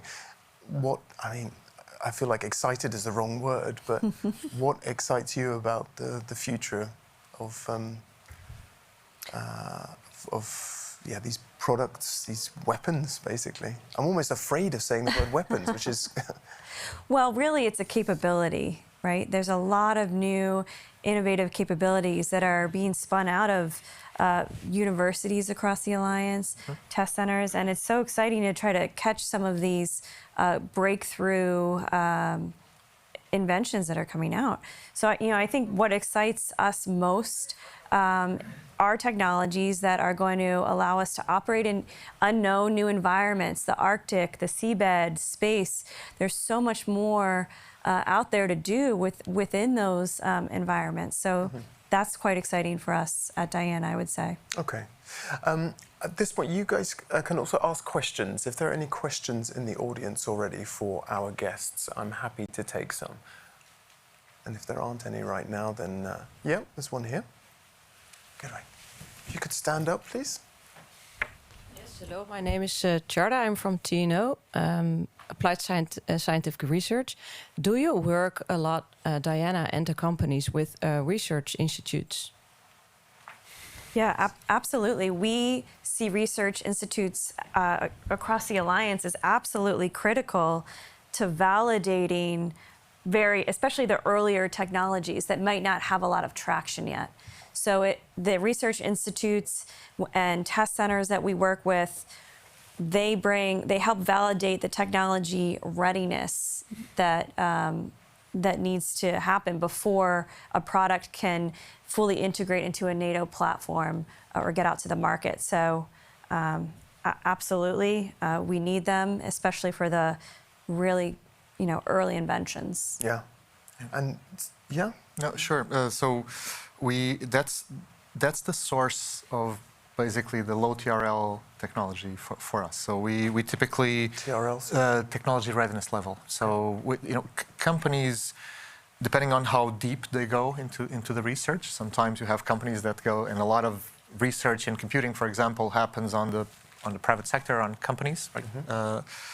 But on our side, for example, we typically work with universities and associated research centers throughout Europe, throughout the world, really, in the US as well, from TRL, sometimes 4, 5, and then help fund and bring it to a higher level so that we can then bring it to a product, integrate to product, and bring it to the market. And the level of risk, obviously, is much more significant there because, or else you wouldn't be pushing the boundaries, right? So it's much better done in some areas in research centers, and you need like a different, depending on the technology, but you need a different cycle, a slower cycle to really get you there. For example, recently we're working on metamaterials with graphene, for example, with research centers to bring our drones into a different level of resistance into radars. And how do you miniaturize that? How do you bring the cost down for production? All of that is really done in a team and under the umbrella of research projects. So it's absolutely fundamental. Yeah. Do we have any more questions at this point? Yeah.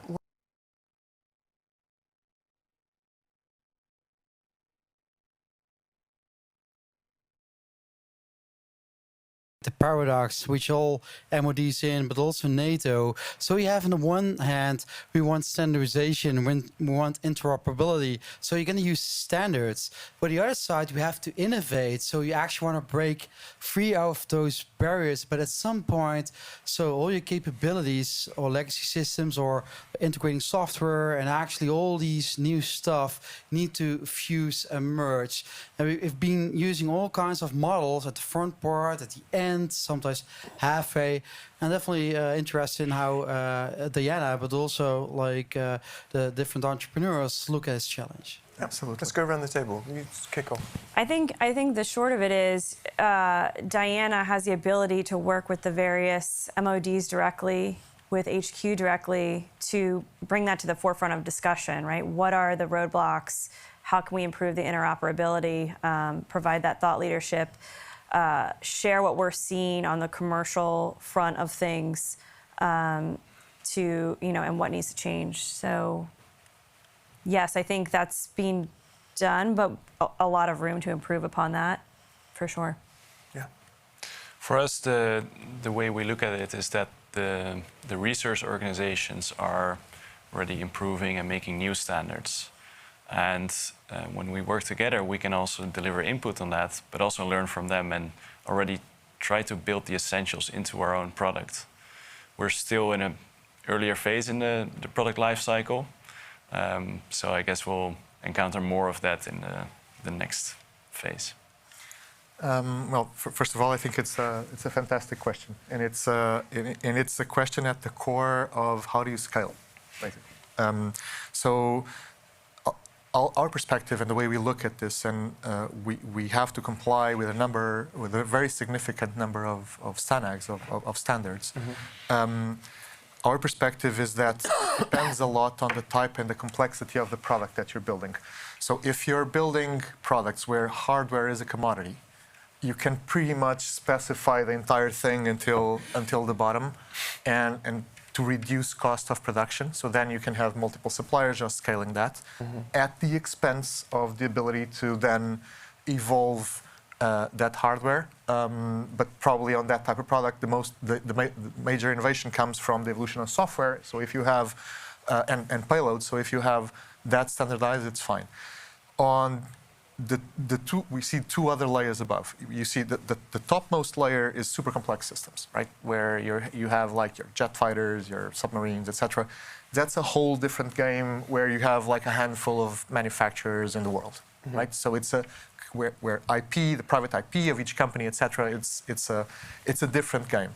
Where the area that we know really well and that we have a strong opinion on is where you have complex enough systems that are not attritable, that need to be survivable, that need to adapt really fast, that have cost hundreds of thousands or maybe a couple of million, because of the type of sensors they carry, where they need to interact with a lot of other systems, so there need to be standards in place. But if you standardize too much, you're stifling innovation on an area where you need to evolve on a weekly basis, or in peacetime, slower than that. Imagine if in Ukraine, they had these sorts of standardized requirements. You can't do that. You do have standardization at the level of data interfaces, for example, because in the end you want all the systems to feed data in a as standardized as possible way into command and control systems that can then link everything up and give a common operational picture to the people taking the decisions. But if you standardize too much even on the onboard software, on the ground station software, for example, then you're preventing it from evolving. So it's super needed, but it needs to be at the right level, and the right level depends on the complexity of the system and the volume at which you are producing it. Yeah. That's the framework on which we think about this problem. Does that address your question? Yeah, so I'm struggling. So I'm working this for the last year. So there's not a clear fit answer to it. But I think especially we have to answer that question or ask the question anytime. So what kind of level of innovation do you need? What do you foster? Well, I think a lot of times we are hindering ourselves because we have unnecessary standards, and sometimes we need standards and actually to innovate quickly, because otherwise we're all working in circles. So there's no, I'm happy with the answers. And for a smaller company just getting into this, is that something that you've come up against, like the standards, the bureaucracy, the red tape? I'm going to put all of that into. We're starting to brush up against it, but we haven't really had a full-on confrontation with those standards yet. And I think, in a way, they can also be guiding. Yeah. So, for example, in the civil space, in the offshore sector, there's a lot of standards on the safety of systems and the safety of the procedures you need to operate the systems. Those are actually really helpful because we want to design safe products. So the standards, they're there for a reason as well. Yeah, maybe just to comment on that. I think it has to do with the standardization bodies as well and the speed at which they evolve, right? So if you look at aviation, for example, a lot of the standards that are today regulating the use of unmanned systems in the civil world the regulatory environment, let's say, more broadly than the standards, come from the manned aviation world, which is, totally different requirements. You're regulating a different thing, and that has been a big barrier, in essence, to the use of some of the technology that we are now seeing in the battlefield in Ukraine, to apply that technology in the civil world. If you have, I think that will evolve really quickly over the next couple of years, especially because, and I don't know if the audience saw the executive order issued by Donald Trump a couple of weeks ago on this matter, but I think that will make things go faster, because in essence they can go faster if the regulatory body. And if we put aside the regulations for a minute, what are the other big barriers that kind of prevent companies like yours developing?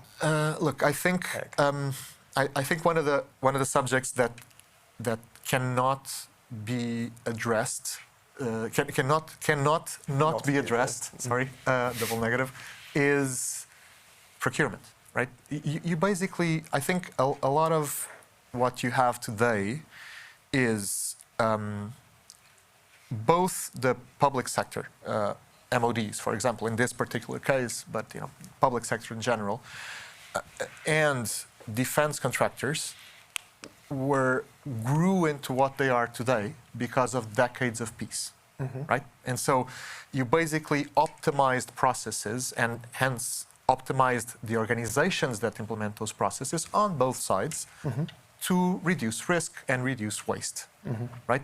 So no wasted money. Now the problem is, if you need to go faster, you need to go faster at the expense of taking risk.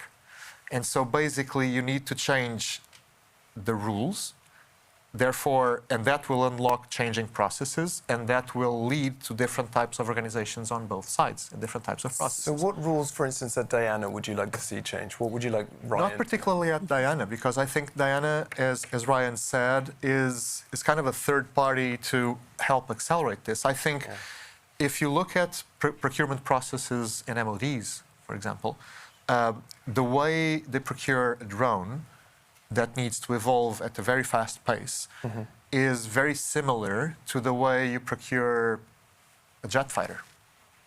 You know, and that might be differences, but the framework is the same, which means that how do you procure for something that by definition should change, and how do you avoid not buying something by that there's no way of it becoming obsolete the moment it's delivered. I'll just jump in here. The name of the game throughout the summit has been rapid adoption. Yeah. I'm sure everyone's been hearing that over and over again. And part of rapid adoption is the procurement process. So we talk about innovation. Innovation's happening at the innovator, at the company level, but there are areas where it is happening within the international organization level. And at Diana, we have the Rapid Adoption Service, which directly ties in and streamlines procurement from MODs to be able to procure and fund projects through Diana in a rapid manner so that we can get capabilities out the door faster. So that's something I'm very much looking forward to seeing happen more and more over the next year or two. Who's getting this right then? Who out there, are there procurement systems or that you think, oh, you should just adopt that at NATO? No, it's not easy because the problem is not funding. The problem is not about how do you take risk on relatively small and controlled projects to build, to procure the development of a prototype or a small number of systems. The question is, how do you build in innovation into something that needs to be procured at scale? Yeah. That is the challenge. The challenge is not procuring something at scale. You can do that slowly, and what I mean by slowly is you can do that with existing procurement. You do a process, you choose something, and then you buy a bunch of it, right? That's fine, and you know how to do that. The problem is if that's something that you're buying at scale needs to constantly change, which means that what's delivered is constantly changing, and this is in essence needs a different type of framework with agreement. So one of the easy ways that the private sector does is you typically when you're when you're confronted with this type of process, you need to go to a service-based contract where there's a level of capability that needs to be delivered, and it's not asset-based, it's service-based. The capability needs to be delivered at that level with at least those capabilities, with those requirements, with those specs, at least those, you can change those, and then the assets that you're delivering are actually changing. This obviously applies well in the private sector. It's more difficult to transition into the defense sector, but I think it's taking inspiration a bit from the civil world and also building something that's more trust-based on an ecosystem of companies that can be assured to deliver. The way what you're describing feels like it's going to take time. I have a good example actually. I signed the contract yesterday with the State Secretary where we're providing a new capability, so the requirements packages are not there yet. So what we did together is we said, okay, we just bring in the thing that we have now. We're going to experiment together on a sort of service level agreement. We're going to improve it and make it ready for use in a military context. We don't know what that entails entirely yet. We'll give it to the guys in the field and they will break it and we'll repair it and we'll make it better. And then after a few iterations where they experiment with our product, we improve it. So you get a new iteration every few months. We'll arrive at a point where it is suitable for military use in a military context. And then in the same contract, they can procure a number of these systems right away without having to go through another procurement phase. And are you confident that that process is fast enough to compete with Russia, to compete with China? I mean, it's how we operate as a startup as well, in a sense. The drone that we have developed now and that we're going to deliver to the Navy in a couple of months, it didn't exist 6 months ago. And we basically, every part is new, all the hardware, all the software. And of course, we're not going to do that all the time in the agreement we have now, but we can iterate really fast on that because we know the entire system. So yes, I do think it will work. And Ryan, from your point of view, do you think we have what it takes to compete with Russia and China in the short term in terms of developing new capabilities? Absolutely. I think, number one, we have the top innovators here in the alliance. And so bringing them in, giving them the tools and the framework that they need for speed and scale. On the procurement side, this is a prime example of an MOD using their ability to, yes, do a feasibility and prototyping and then go right into production rather than two separate processes. Yeah. And that's something that we do at Diana as well. So, you know, it is happening and we are keeping up. Yeah. And what are the possibilities in space? We haven't really talked about that. Like outer space. Yeah. Yeah. Like outer so space. you know, I'm not a space expert, but it's a physical space. You know, it's similar. We have to think of the operating environment from seabed to space. There's a lot of in between there, and so there's a lot to be done in space with respect to communications and the ability to maneuver certain assets around. And there's a big opportunity there. There's a lot of innovation to be done. Yeah. Do we have any more questions from the audience at this point? No? Yeah, one at the front. Hi, Ulrich Mans from Quantum Delta NL, which is the National Quantum Technology Program here in the Netherlands. One comment and one question to Lobster Robotics. The comment is that we recently made a quick scan of procurement mechanisms across the NATO countries to look at to what extent they're willing to accept low TRL prototype procurement and to what extent they allow IP for the civilian sector at the same time. It's an interesting sort of first exercise where you can actually see that some countries are doing that much more than others. And I would assume that looking at what after today, with all the additional financing coming in, how countries are moving towards that part of the spectrum where you actually allow startups to flourish and come in. Mm-hmm. But if you do that, and that's where the question comes into Lobster, you started with lobsters, and now you're doing defense.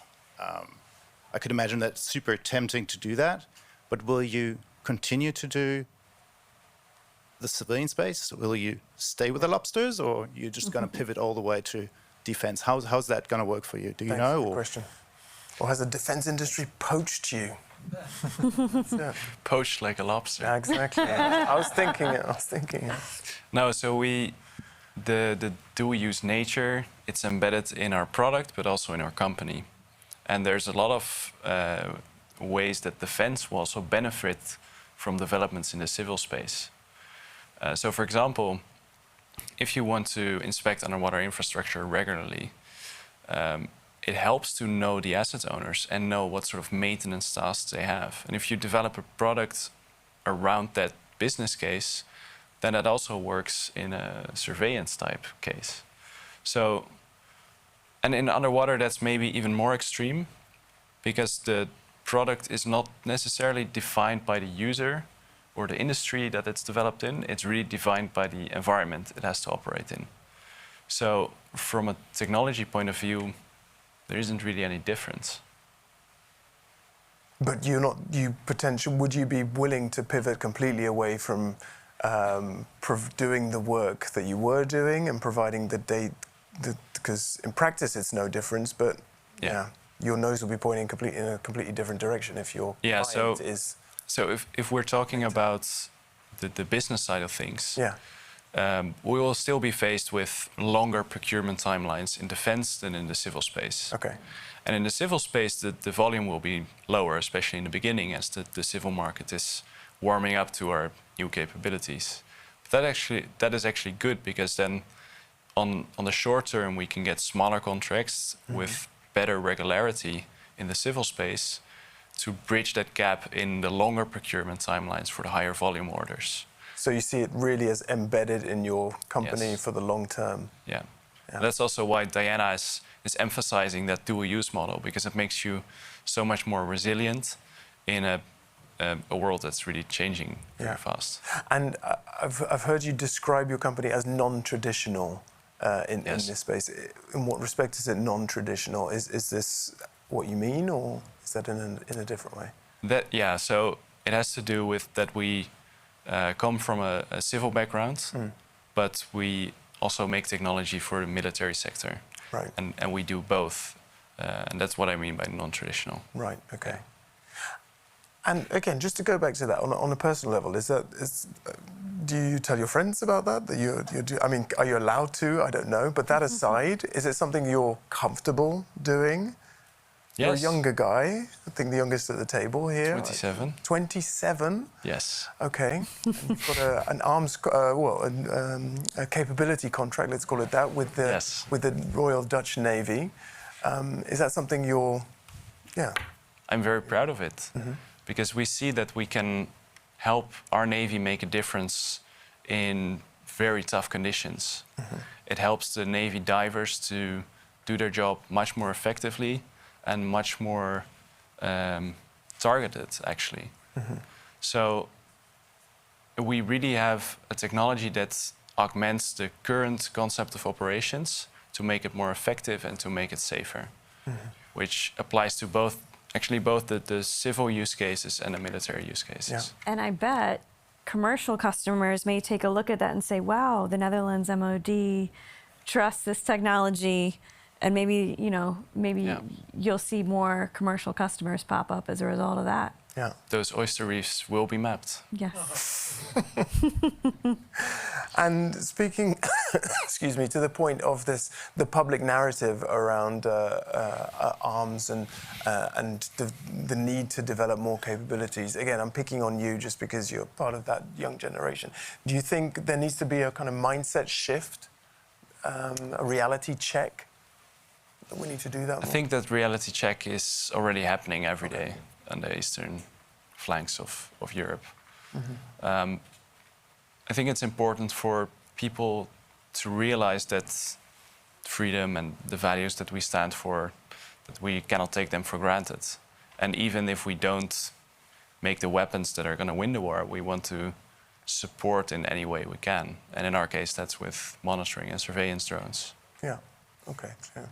And is that something that you're conscious of at Diana, really pulling the public along in this process, or is that a different department of NATO? I think what we're most conscious about is, we, at the end of the day, we work for the 32 member nations and for NATO, so we're conscious about what their critical needs are and how we're going to fulfill that.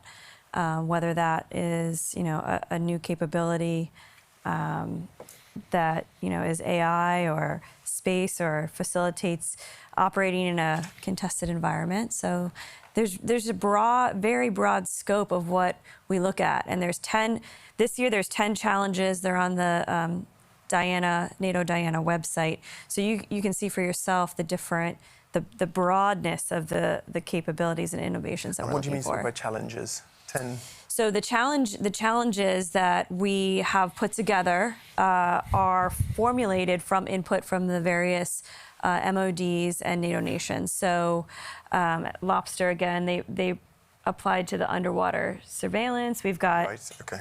They're technology focus areas. Okay. Can you give us a flavor of some of the others? Sure. We've got power and energy. We've got ability... As in resilience or... Power and energy, yeah, resilience, grid, ability to power systems, gotcha. Ability to power out in different environments. We've got space, a lot of. Can't list all 10 off the top of my head. We've had human performance and bio areas as well. So it's a broad scope. Okay, so we know after, like the original, like the lady said in the opening video, the hard work is going to start after this, after today. Implementation, really building up capabilities. I'm curious, especially from both of you, if you had the opportunity to to redesign the ecosystem in which you can kind of supercharge your development and close the gap from idea, innovation to battlefield readiness. What would be the one big change you would want to institute? That's a very tough question. Look, I think the fundamental thing is to understand that what changed in the nature of technology, because that is where things need to derive from. Yeah. Right? And what changed is what we've been discussing here in the past hour, which is things evolve at a pace that they didn't evolve before for some time, for some types of products and operational needs. Others don't. And you need to recognize that difference. Because if you don't recognize that difference and you continue having one process to procure and adopt at scale, I don't mean like small stuff, but at scale, then we're just not going to be able to be effective in the employment of that capital. We're just going to, you can throw money at a problem, but you're not going to solve it, right? So I think that is the fundamental change that needs to happen, is on realizing that you really have different types of technologies dominated by different cycles and different timings of development and adoption. And if you do not build organizations both on the procurement and the supply side that are adapted to that and processes that support that, then we're going to fail. And I think this is how things need to be built. And this is what we're building and preparing to build by creating an ecosystem of companies that we worked very closely with to be able to build ahead and invest ahead in the creation of these capabilities throughout Europe. Okay, but let me push you. I mean, I'll give you carte blanche. Just be specific. What is the one thing? You can institute a policy, you can insist on a particular budget or a type of process. What would that be? I would absolutely define what needs to come on this type of process and what does not need to come on this type of process. So set up two separate processes depending on the type of technology. And this, if you make this fundamental change, everything else falls in place. You get what you pay for. That's a very interesting perspective over things, because if you shape things up to procure and adopt in a different way, the entire industry will align into one process or the other. You'll have the big primes doing what they do really well, maybe more efficiently, and you have the entire ecosystem of smaller companies that can be organized to be more agile, organizing like that and not trying to become primes. Because actually and both the criteria to create those two different categories, are you talking expense, how expensive something is? It's the procurement and adoption cycle. If you change that, the speed at which it can be done, and that requires the agility in the procurement cycle and trust based, then it can happen. Okay. And we're seeing that happen in Ukraine because it's a specific environment. You're in a wartime, right? How do you create a model that works outside of that at scale? Again, the problem isn't doing it in small scale, it's doing it at significant scale. Okay, Stefan, what would you do? Yeah, so from my perspective, it takes a while to develop a new capability, find out what's exactly the problem you need to solve and how you're going to solve it and what works and what doesn't. So what I've seen that's a very effective approach is to do it, break it, and then do it again. Exactly. And this is what's being done. Move fast and break things type. Yes, but not recklessly. It needs to be focused. So we participated in an exercise called CSEC. Got to be brief because we've just got a minute left. Yeah, so that's seabed security.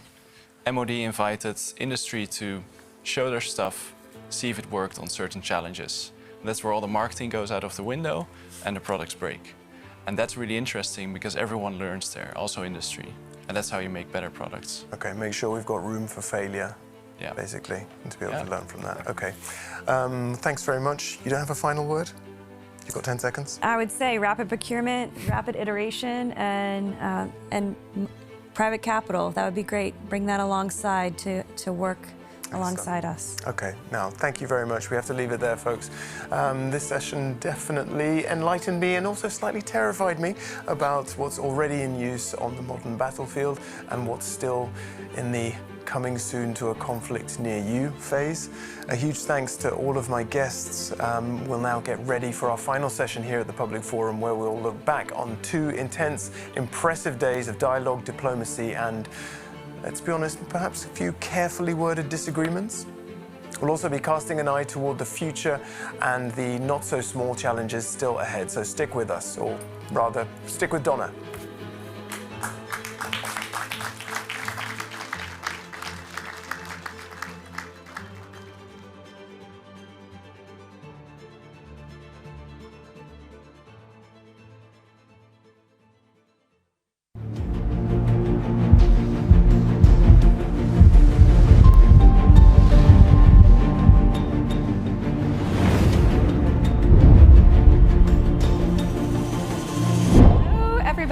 Welcome back from break. I hope you had a nice lunch.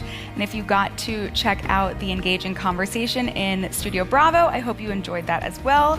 There is a lot to dive into now, and we continue our exploration of the key themes shaping the future of the Alliance.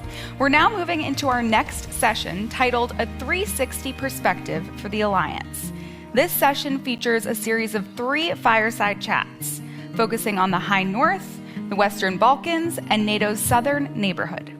In a world of regional complexity and evolving threats, the question is, how should NATO adapt its posture across these critical theaters? We'll begin with the High North, where climate change and strategic competition are reshaping security dynamics. Then we'll turn to the Western Balkans, a region where hybrid threats and instability continue to test resilience. Finally, we'll look south at NATO's southern neighborhood, where security, demographic, and economic pressures are increasingly interconnected and call for renewed attention. Together, these conversations will offer a deeper understanding of NATO's regional strategies and what it takes for the alliance to remain agile and effective in a 360-degree environment. So to guide us through these discussions, please welcome Shashank Joshi, defense editor at The Economist.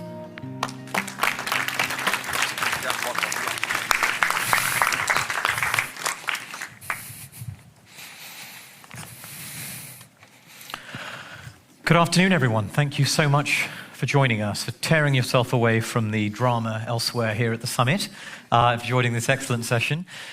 We have a special treat today. We have 3 panels in one, a smorgasbord of thinking on different bits of the alliance. I think a lot of what we have spent so much time on is focusing on very orthodox, conventional defense issues, defense industrial issues on the eastern flank, the eastern front.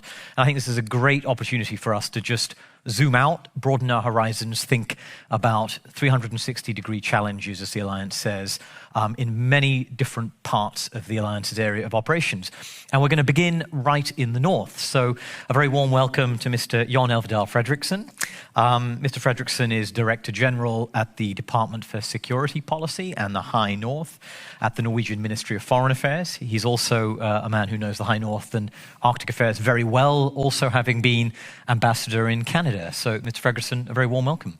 Thank you. Thanks so much for joining us. Okay, let's just begin with a little kind of update, reflection on this, given that you have such a sort of strong, persistent sense of what's happening in the High North. Can you give us an update on what is the security situation there now? What's the defense and military situation like in the High North? So thank you. I think sort of an important basic thing to keep in mind is that if you think about the strategic balance between Russia and NATO in the high north, in the Arctic, there isn't really much news. It is an area where, well, let's put it this way. Sometimes in the public eye, there's this misconception that, we just discovered the Arctic and it's a new sort of exciting area for deterrence and a game, between big powers and so on. I wouldn't agree with that at all. I mean, the Arctic has been a part of NATO's area of operation always.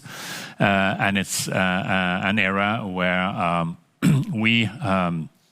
as we like to say, NATO's eyes and ears in the north have been present from the beginning of the alliance, and it's a job we keep doing right up until today. It's an area, obviously, of strategic importance, both for us, for NATO, for the alliance, and for Russia as well. So this means that it's also an area where we have an interest in keeping a large amount of stability, predictability, but also be very sort of clear and strong in how we present ourselves in the area and in our posture. And this is the case now, as it was, say, before the war in Ukraine.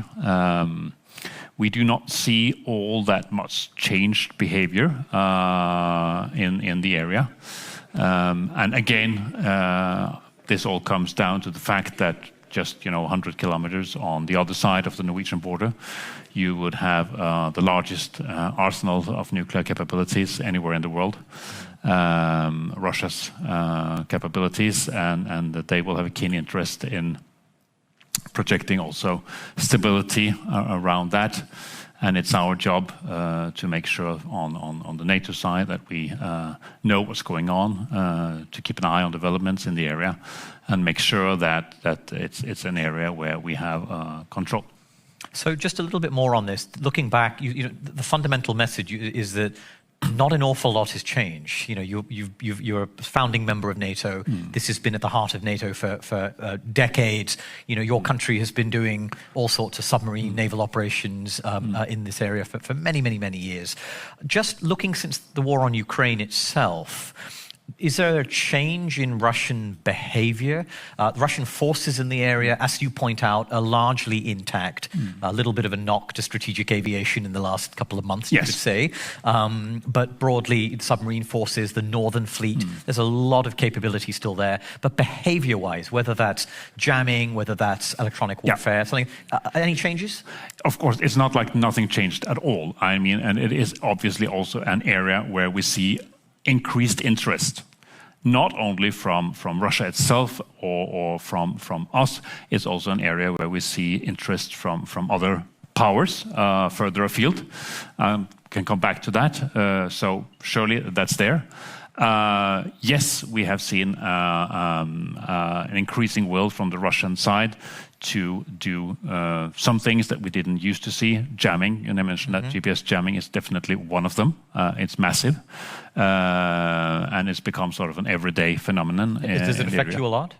Sorry? Does it affect you a lot? It affects, it's constantly there, so it affects aviation in the area. Of course it does. We deal with it, but it's there, and that's a change. Also, we have seen some instances of where we can see that the Russians are taking a little more risk in the way they behave out there in the ocean. You mentioned any examples of that more risk-tolerant activity? I won't go into sort of singular incidents, but just say that we see that there is more nerve in the Russian behavior as well. I think that's probably a good way to put it. When you look at land forces on the Russian side, I mean, they have sent most of the land forces from this area to Ukraine. So that's actually less than what we used to see earlier. So in that sense, there is also a change. While the Air Force and it's largely intact, and definitely the strategic capabilities and the Northern Fleet is exactly as powerful as it always was. We see on the land force side that there is considerably less now on the Russian side. But we also have to keep in mind that Russia has plans for the future. They resurrected the Leningrad military district. They have public plans for that in the future, and if those plans were to become real at some point, it will definitely also be a significant challenge for us and our new allies, Finland and Sweden, together with our Baltic friends who are, let's say, NATO in the area. Yeah. And of course, we will have to keep in mind that Russia is not planning on doing less in the future. To the contrary, and we should be vigilant about that. And that's also, why increasing defense spending makes so much sense for us. So we'll get on to some of the things you mentioned, how you handle this, the role of outside powers. But before I do that, and because you mentioned Finland and Sweden, everyone understands that this has changed the geography of NATO. This has opened up opportunities. Can you say a little bit more about what it means for you in the High North specifically, as you go about thinking about security policy? So for us, Norway used to be the destination of Allied reinforcement from the other side of the Atlantic. Now we'll still be a destination, but we will also be a transit area for enforcement to Sweden and Finland, if need be. Which means that we have a lot of work to do together with our neighbors to make sure that we put the infrastructure in place to deal with that we have the sufficient resilience cross-border in the Nordic region, and also that we have, let's say, the necessary investments which we have to do together to make sure that we can actually do the job that we need to do as a bigger allied area, and with a much longer allied border with Russia than we used to have. You talked about Russia's risk tolerance, little bits of change there. You are well known in the alliance for having a long history of very pragmatic dealings with Russia, effort to stabilize the border in a sort of very practical way. How have you struck that balance since the war in Ukraine? Has it changed at all with that shift you describe in Russia's risk appetite? How are you finding that balance?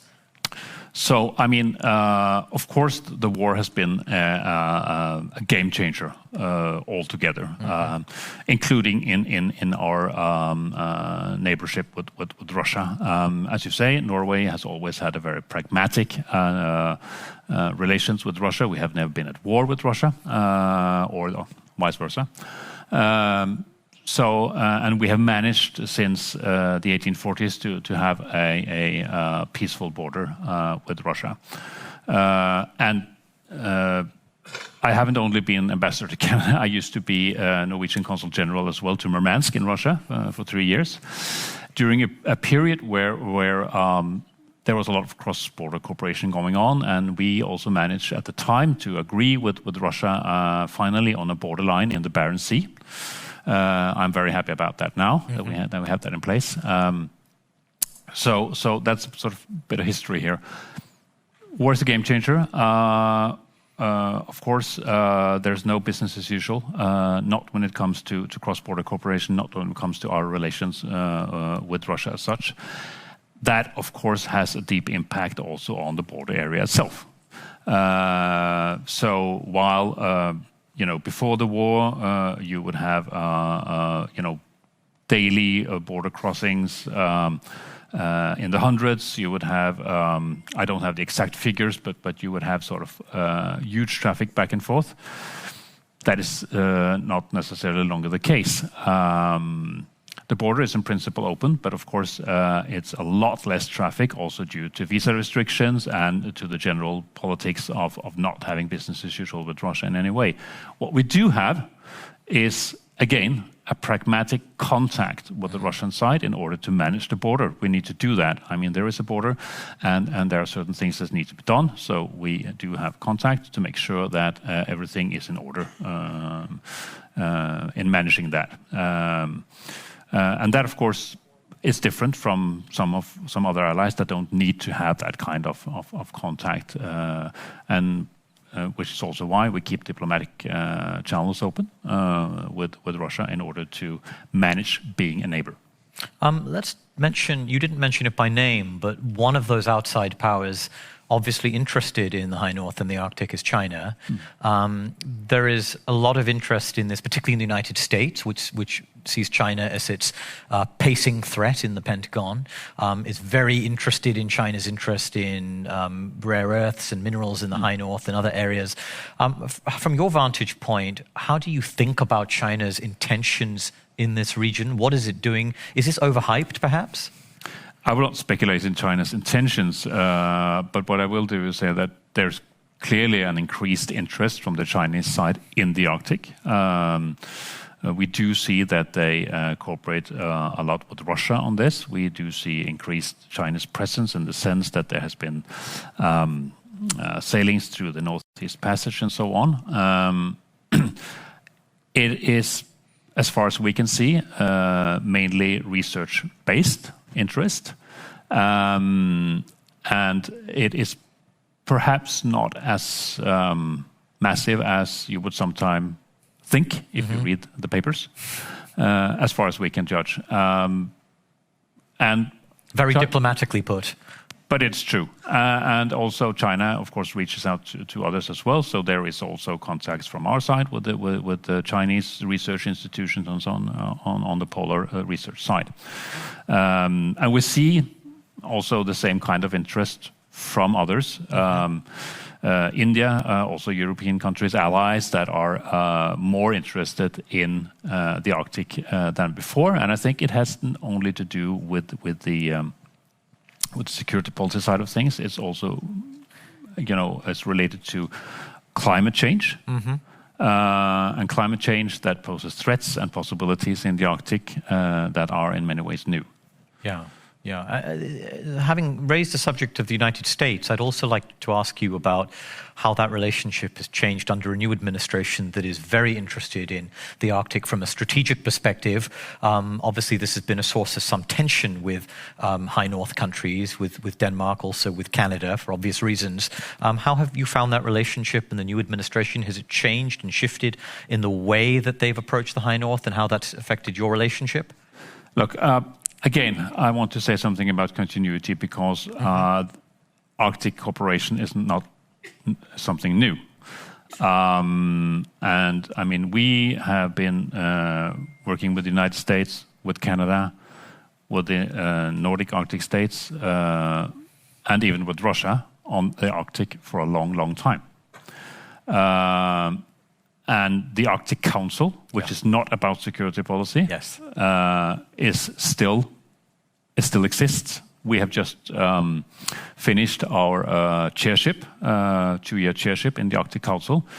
Very tough job in the current circumstances, but we managed to keep the council together. And why is that important? Because, according to international law, there are also, 5 littoral states in the Arctic Ocean. Russia is one of them. We need to sort of, that's just a fact that we need to deal with. So together with our partners, we kept the Arctic Council going, although on a very sort of completely much lower level than before, and with a lot of limitations in place that respects the fact that we cannot have business as usual with Russia, but still, it's there. And when it comes to working with our Arctic allies, I mean, we also have 7 Arctic. We are 7 Arctic allies. And we are working on together in the alliance to look at, how can we strengthen not only our presence, but also the quality of our presence in the Arctic to address those issues that is there now and to address those security issues that will be there in the future. So that's a close dialogue that we are continuing under the current American administration with both the US and Canada. So just to conclude, if I take everything that you've said, it's quite interesting to think about this region as almost a place where, despite all of the breakdown in rules in other parts of the Euro-Atlantic region in the world, more conflict, more intense competition, the collapse of multilateralism, this still seems to be a place where behavior is predictable, things are stable, and you still have institutions that may not be entirely operating at their peak efficiency, but are still holding together and operating, multilateral frameworks kind of working. Is that a fair summary? I think that's a very fair summary. And a part of understanding why that is the case is, of course, also to keep in mind the fact that, the Arctic is not a legal void. It's not a lawless area for, free competition. To the contrary, the Arctic is an ocean. So it is regulated by international law, by the UNCLOS. And when it comes to the question of continental shelves, we have the UN tribunal on that. So it is definitely an area where there are mechanisms and international law in place to regulate behavior. Okay. Well, Mr. Fredriksson, thank you so much for joining us and for us a rare bit of positivity as well. Thank you. You're welcome. Thank you so much. Please could I now welcome Ms. Burcu Sen, NATO's Deputy Assistant Secretary General for Operations.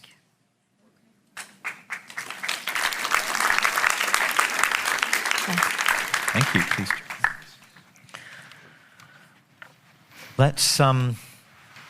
Let's jump drastically to a completely different part of NATO's focus. You have vast responsibilities for NATO operations that stretch all over the place.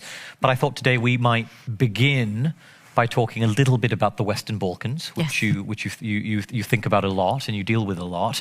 Now, I'm just thinking about the communique that will soon be published and the agenda for this summit. It's safe to say more focused than previous summits. A lot of stuff isn't, as heavily discussed as it might have been previously. Yeah.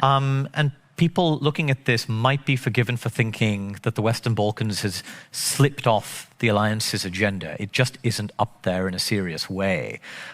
Is that fair? Is that unfair? How do you think about this? Yeah, it's not exactly the case.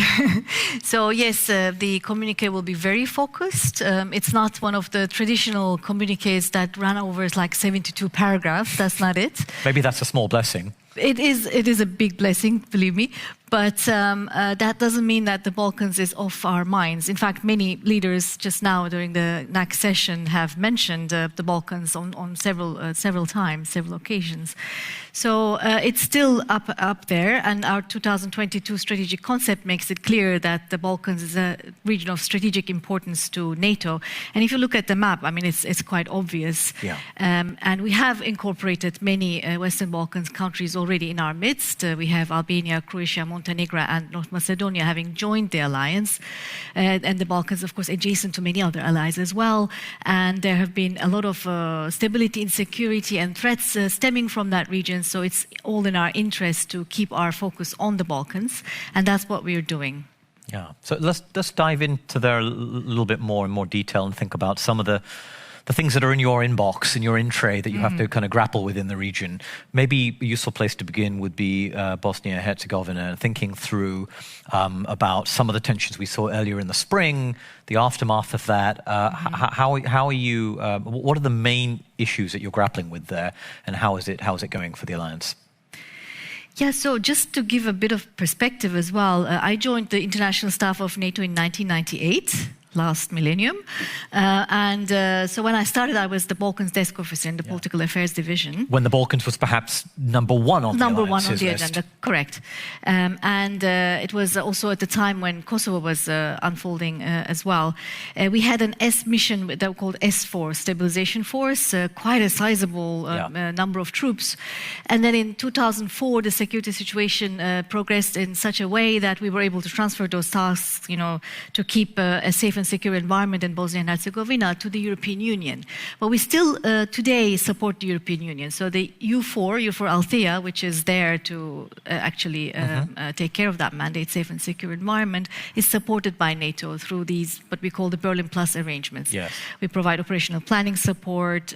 We have some reserve cooperation and some intelligence cooperation as well. So we support the EUFOR Althea today. On top of that, we have the headquarters Sarajevo, NATO headquarters Sarajevo, and a sizable defense capacity building program. So with all this, we continue to support Bosnia and Herzegovina in their reforms, and we very much are in support of the European Union. And I think our relationship with the European Union in the Balkans is quite exemplary, both in Kosovo and also in Bosnia and Herzegovina. We are sometimes facing still challenges, that's for sure. You referred to the issues just this last spring. We watch it closely, but we are also hopeful that the Bosnia-Herzegovina institutions and the leaders can come together and forge a way forward together. We are very wary of secessionism of Republika Srpska. This is against the Dayton Peace Agreement. This is against the constitution of the Bosnian Herzegovina state. So this should not happen. And we are very clear at NATO that we will not allow a security vacuum in Bosnia and Herzegovina. Let's talk a little bit about Kosovo, which you also mentioned, which is in a post-election sort of a phase. Yeah. How has that been going for you? Well, Kosovo, so in 1999, KFOR deployed in Kosovo. I was, as I said, in the midst of that. And that was a 50,000 strong presence. Yeah. Now we are down to 4,600. So clearly, again, I want to highlight there has been progress. And I also want to highlight that this progress should not be jeopardized. Admittedly, there has been, again, some security challenges, some turbulence. And in fact, 2 years ago, we had violence and attacks against KFOR troops. So we had also violence in one of the towns in Kosovo, in Banjska. And therefore... With troops injured? Troops were injured in May in the violence against KFOR. That's right. And we had to actually increase the troop numbers again. So it looked like, we were on the sort of trajectory of being able to decrease troop numbers, and then for the first time in many years, we had to do an uptick of 1,000 plus troops back in Kosovo and KFOR. So that was not a good sign. But since then, I think the situation is always... there's always room for flare-ups and tensions. But we are working very closely with the institutions in Kosovo, also with Serbia. The commander of KFOR has a direct line to the to the Serbian CHOD in Belgrade. So there's always this ongoing dialogue with a view to diffusing any misunderstandings that might happen. Does it work well? It works very well, yes, and our Serbian colleagues always acknowledge that as well. So within Kosovo, I think what is our way forward is that we are very much in support of the EU-led, again, the European Union dialogue between Pristina and Belgrade, which should bring the normalization to its logical conclusion, finally a peace deal. There's a lot to do until we get there, but it's important to keep that trajectory and keep the goodwill and good faith negotiations going under the leadership of the European Union. Just to reflect a little bit on the Russian role in the region overall. You talked about a security vacuum, and we've talked about troop deployments and all of this. A lot of the challenge you face in the region is not just military in nature. It's sort of Russian political, economic, informational influence. Can you give me a sense of, in a way, the same question I asked Mr. Fredriksson just now?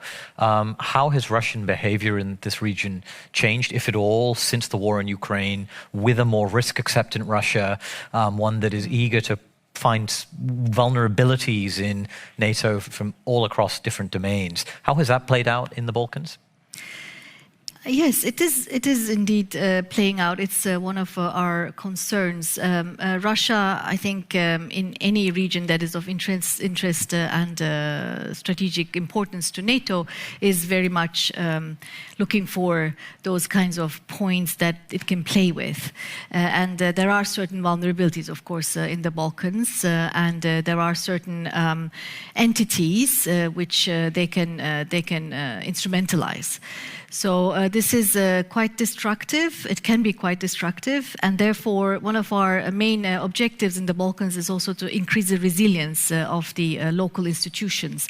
That's why we invest in capacity building in various areas we're engaged in, so that they can, withstand these kinds of influences, malign influences from Russia and other actors. But is it working? Because if I look at the information picture, susceptibility to Russian propaganda, Russian news, Russian state-sponsored, media, is there a case to be made that Russia has been making advances in this recent period? It's probably ups and downs. So there are certain times where there's more influence, and certain times there's also less influence. I mean, when you look at the Balkans, I think all the population would see its future in the European or Euro-Atlantic community. So in Bosnia and Herzegovina, of course, there are disagreements whether they want to join NATO or not, but there's, at least in the public opinion, a big support for joining the European Union. In Serbia as well, they have a partnership with the European Union, they want to join. Kosovo has Euro-Atlantic aspirations. Yeah. So the future, especially public opinion, sees its future in Europe. And therefore, I think we have grounds to counter that Russian influence also in the information space. And it's not, I think, a lost game. For us, for the European Union, for NATO, we are still very attractive. Just to take a wider reflection on this issue, you pointed out your very long experience in the Balkans, going back, sort of 27, 28 years. If you were telling yourself back then what the situation was like today, you're talking to yourself from 1998, from that vantage point, all those difficult years, how would you judge the progress? Would you be sort of horrified to learn about the political status of these countries? Would you be pleased that actually fresh outbreaks of military force hadn't broken out? How would you reflect on this now with that benefit of hindsight?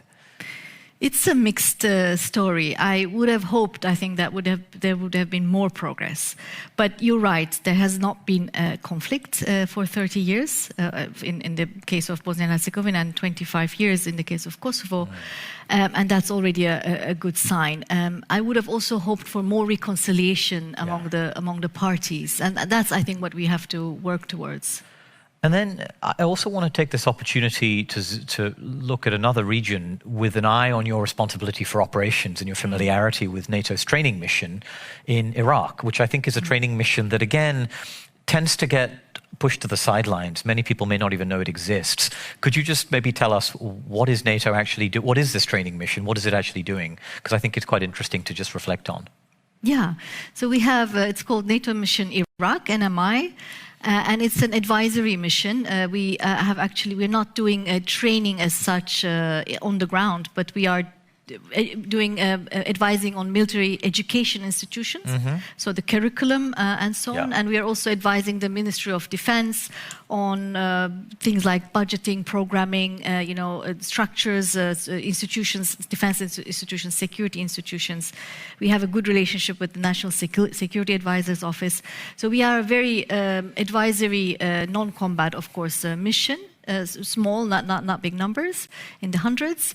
And we also are there, of course, at the request and with the consent of the Iraqi government. And this is what we always underline. We are there to tailor our advisory mission to their requirements, to their needs. And also, we are very much respectful of their territorial integrity and sovereignty.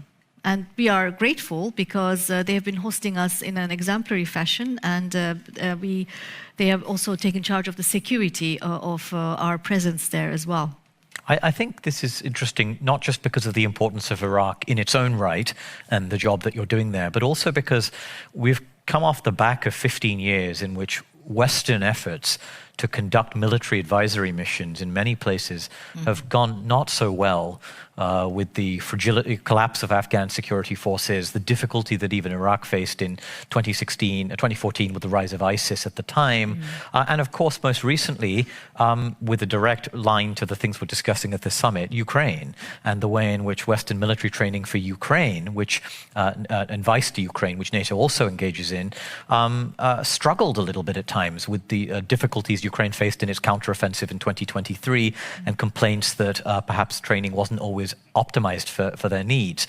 So I guess my question is, what are you learning from these experiences? Are you taking things you learned from Iraq to Ukraine or vice versa, and iterating these efforts and putting different things on the curricula to the stuff you may have been putting on 3 years ago with all of these experiences in mind, successes but also failures? Yeah, of course. We do lessons learned all the time. And I think our mission in Afghanistan, we realized it was far too broad a focus. So we, I think, basically wanted to do everything. And we have purposely kept the mission of NMI much narrower and very much based on the Iraqi requirements, as I said. They are in the driving seat and they have full ownership. So we have worked with them to draft long-term objectives for their armed forces, for their Ministry of Defense, for their security forces. And we work to those objectives that are actually Iraqi-owned objectives. And they tell us what they need, and we tailor it towards their needs. And for Ukraine also, and I also would like to say, it's not just we learn from what we did and we try to do it better, but we learn from our partners all the time. This is a two-way street. And Ukraine is a case in point, of course, that we, for instance, we have the NATO Security Assistance and Training Command in Wiesbaden, and our Ukrainian colleagues are there. And the Ukrainian colleagues who are there have been rotating in and out of the field, so they come fresh with their fresh experiences. And our troops that are there to support them are learning much from them as well. So it's really a two-way street. And training, you mentioned the training for Ukraine. This is something that has been synchronized and standardized, or it's of course a work in progress because the needs change all the time, evolve.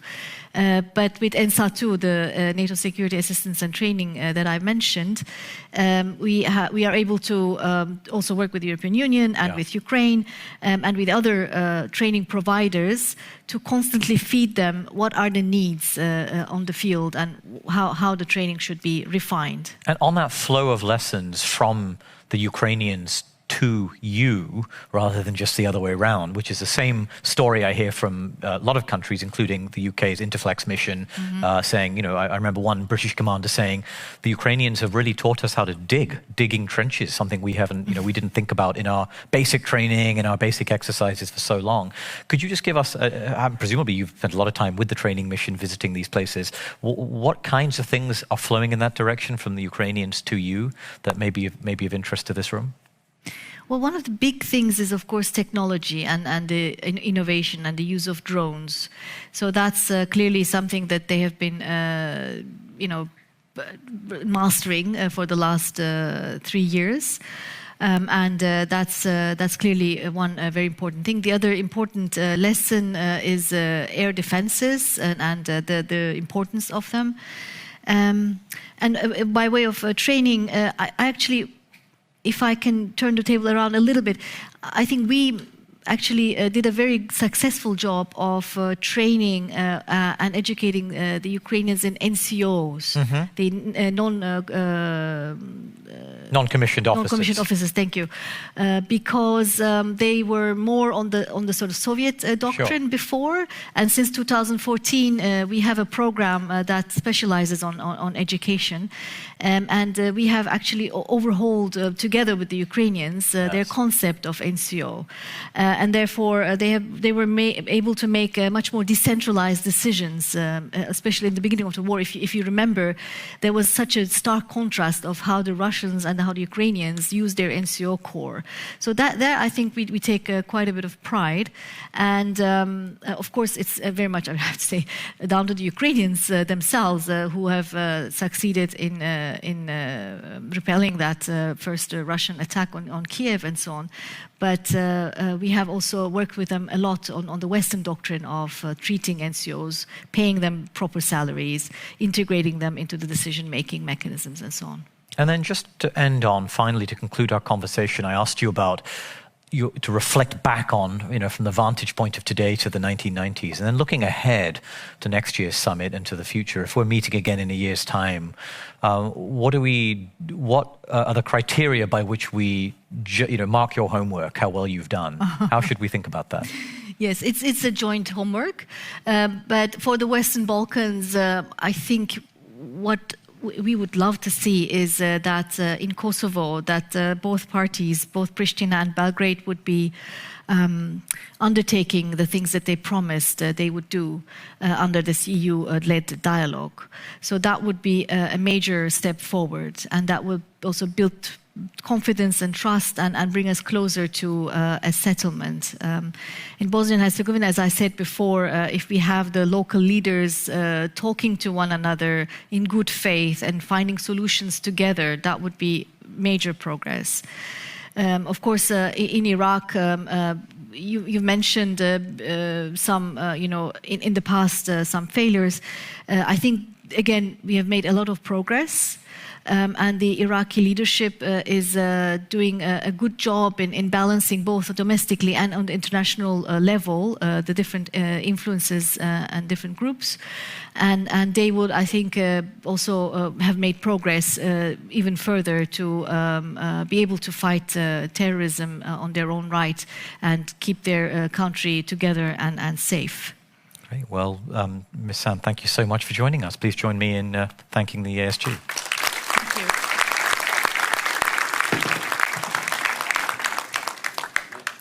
Thank you very much. Thank you.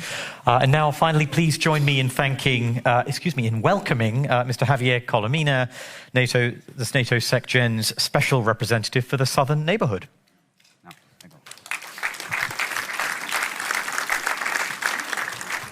Good to see you. Hi, thank you. Thank you very much for joining us, Mr. Colomina. Absolutely. So, where do we begin? You have a huge responsibility, again, a huge number of states. But I think a sensible place to begin would be reflecting off the back of the events of the last couple of weeks in the Middle East, which, you have the Istanbul Cooperation Initiative, is that right? Have I got the spell acronym? Right. You have the Mediterranean Dialogue, and these sets of partners include, and again, you'll correct me if I'm wrong, but more than one state that has been subject to ballistic missile attack in the last week, which is quite punchy. So can you just begin by telling me, have you been getting any sleep? How does this affect your job? How much does this embroil NATO, or is this something you watch from a safe distance and just observe? So thanks very much. Thanks very much to the Public Forum. Thanks very much for having me here. Well, it's been a couple of bumpy weeks, that's for sure. Not just because of the situation in the Middle East, but also because those 2 weeks were the last weeks before the NATO Summit. Yes. And I've been involved in one side of the story and in the other one as well. So it's been difficult, but we've been engaging very much with our southern partners. As you said, many of our partners are from the region. Some of them were impacted by missiles from Iran. So what we've done is try to engage with them, try to understand better the situation, and pass in the messages that the Secretary General himself passed from the beginning. And those were messages of restraint, non-escalatory actions, and trying to go back to diplomacy. Yeah, although we did see the Secretary General just today, I think, publicly praise U.S. attacks on Fordow as being examples of strength, being examples of quite necessary action, didn't we? Yeah, absolutely. We've been very clear already in the last years with regard to Iran. First, on the nuclear program, there is a clear agreement all over the alliance that Iran must not develop a nuclear weapon and must abide by the rules of the Non-Proliferation Treaty. Then in the last years, we've been more clear every year about the destabilizing activities of Iran. There is a great concern from all of us. There is a great concern that is shared by some of our partners. And I think the Secretary General reacted because of that. Whatever affects our instability, the Euro-Atlantic instability, is of course a cause of concern. This was a cause of concern, and therefore right now we are much more satisfied because we see a ceasefire and we see a trend of a bit more stability. We'll see where we are in a few days and weeks. So let's zoom out a little bit from just the Iran-Israel crisis to kind of other issues in the southern neighborhood. First of all, with an eye on the same kind of questions I put to Mr. Fredrickson, to Ms. San, thinking about deterrence and defense posture in NATO South, with an eye on Russian military activity. There's been a lot of change in the last year, right? Particularly the collapse of the Syrian state, the change of government, the changes to Russia's naval position in Tartus on the Mediterranean. How has that all changed Russian military activity in the patch of area that you cover and look at? Well, when we started a few years ago, I think it started basically with the Madrid summit in 2022, we decided to change dramatically our collective defense, how we understood the way we needed to defend. And a principle of that was always the 360 degrees approach, to look at all different geographic directions. When we approved first what we call the concept for defense and deterrence of the Euro-Atlantic area, and then we went in developing the regional plans. Those regional plans are actually geographical regional plans. I cannot go into details because those are NATO secret, but we have assigned forces and they look at the different regions, and one of the regions is of course the south. Yeah. We have two agreed threats in the alliance. One is Russia, the most immediate and conventional threat, and the other one is terrorism, the most asymmetric threat. Both of them are in the south. Yeah. We see lots of Russia in the south, we see lots of terrorism in the south, so we see lots of reasons to actually look at the south when we are actually working on our own collective defense. Sometimes I get the question, can you deal, is NATO capable of dealing with the different threats that you have in the east, which is very obvious with the war in Ukraine, and the ones you see in the south? And my answer is, do we have an option? I don't think we have an option. We are here to protect 1 billion inhabitants, and to do that, we need to look 360 degrees approach. But let's take each of those in turn, starting with the Russian side, because, you know, as Mr. Fredrickson said, Russian forces in the north are largely intact. If we look at the central part of the front, it goes without saying that Russia has huge ambitions to build up to 1.5 million men, and we all understand that. In the south, the Black Sea Fleet is bust. The Russian naval position in Syria looks pretty ropey. Isn't it a much diminished? Is there really a loss of Russia? It looks like a pretty ragged Russia in the south, or is that unfair? I think it's. I wouldn't say that as an unfair, but I think I would hope that it was realistic, but I don't think it is. I think there's a lot of Russia there, and not just Russia. One of the main angles we use when we look at the southern neighborhood is geostrategic competition, and when we look at geostrategic competition, you have Russia, a lot of Russia, I have to say, particularly in the Sahel, but also you have China, where Russian mercenaries have been extremely active politically. Mercenaries and actual Russian officers. You have China with different considerations, but China also plays a strong role. You also have Iran. So we have different of our competitors in the region that play a game and is a game that is not actually helping our own security. So that would be the other angle together with terrorism, the two angles that are probably the most relevant ones when we look at the southern neighborhood and we connect that with the need of having more security in the Euro-Atlantic area. And then let's take a word on terrorism. Again, obviously, one of the themes you hear in Western armed forces is that we spent 25 years fighting insurgencies and terrorist groups, that effort bent our armed forces out of shape and we bought the wrong equipment, and we're now focused on conventional warfare. This is why we're buying air defense. It's not against terrorists. This is why heavy armor is back, why logistics are back. So how does this affect someone like you who has to think about the terrorist aspect? It's in the plans. It's part of that, the specific plans you work to and implement. How do you deal with that when the armed forces are getting a demand signal that's all about conventional high-intensity warfare and saying terrorism is the past, and you kind of have to deal with it as a part of the present as well? Well, I think one of the main things we do to fight terrorism is to work with our southern partners and to work with their armed forces. What we want to do, we're not that much in the business of having boots on the ground anymore and kill terrorists for them. We have, as you heard before, only one mission in the south, that's NMI, NATO mission in Iraq, but it's a non-combatant advisory mission, and it advises the armed forces of Iraq to prepare them better to fight terrorism. That's what we do with other southern partners. We work on border security, we work on maritime security, we work on counterterrorism, but specifically on special operation forces. We try to prepare themselves better to confront terrorist aggression.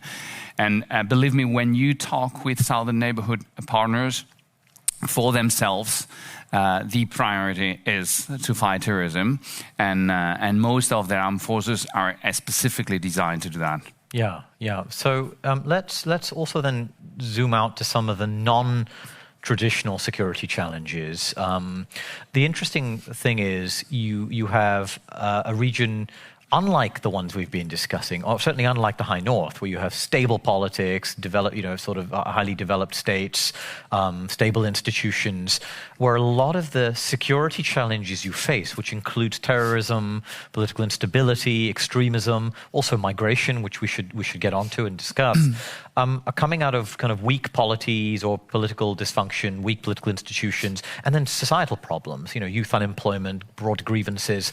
How does a military alliance with a military headquarters that is increasingly designed for, as we said, traditional kinds of warfare, how do you have the levers to do anything about these things? Well, it's a very good question, and it's one that has taken us to take the right decisions many years. It was last year when we decided finally to launch an action plan on the South, and a few days after I was appointed the first ever special rep for the Southern neighborhood. And that action plan covers lots of the things you said. It's based basically on 4 pillars. The first pillar is political dialogue, engaging with our partners, engaging with our allies, keeping up the political will to do things with our partners. The second pillar is what we do best, the practical cooperation, how we help our partners with the different training, education, exercises, maritime security, border security, as I said before. The third pillar is a larger physical presence and also a larger visibility through public diplomacy. And you probably know that in a few weeks we will be opening the first ever political liaison office in Amman. We have a training and education center in Kuwait, and we're looking and exploring other options to be present in the region. Of course, it's always when we have a very, very clear will from our host nation. And the fourth pillar is to work with other regional and international organizations. We work very well with the UN, of course with the European Union, with the GCC, with the League of Arab States. And at the end of the day, we need to understand that NATO shouldn't be the response to everything. I think we could contribute to most of the challenges that we see in the South and in other regions that affect somehow our own stability.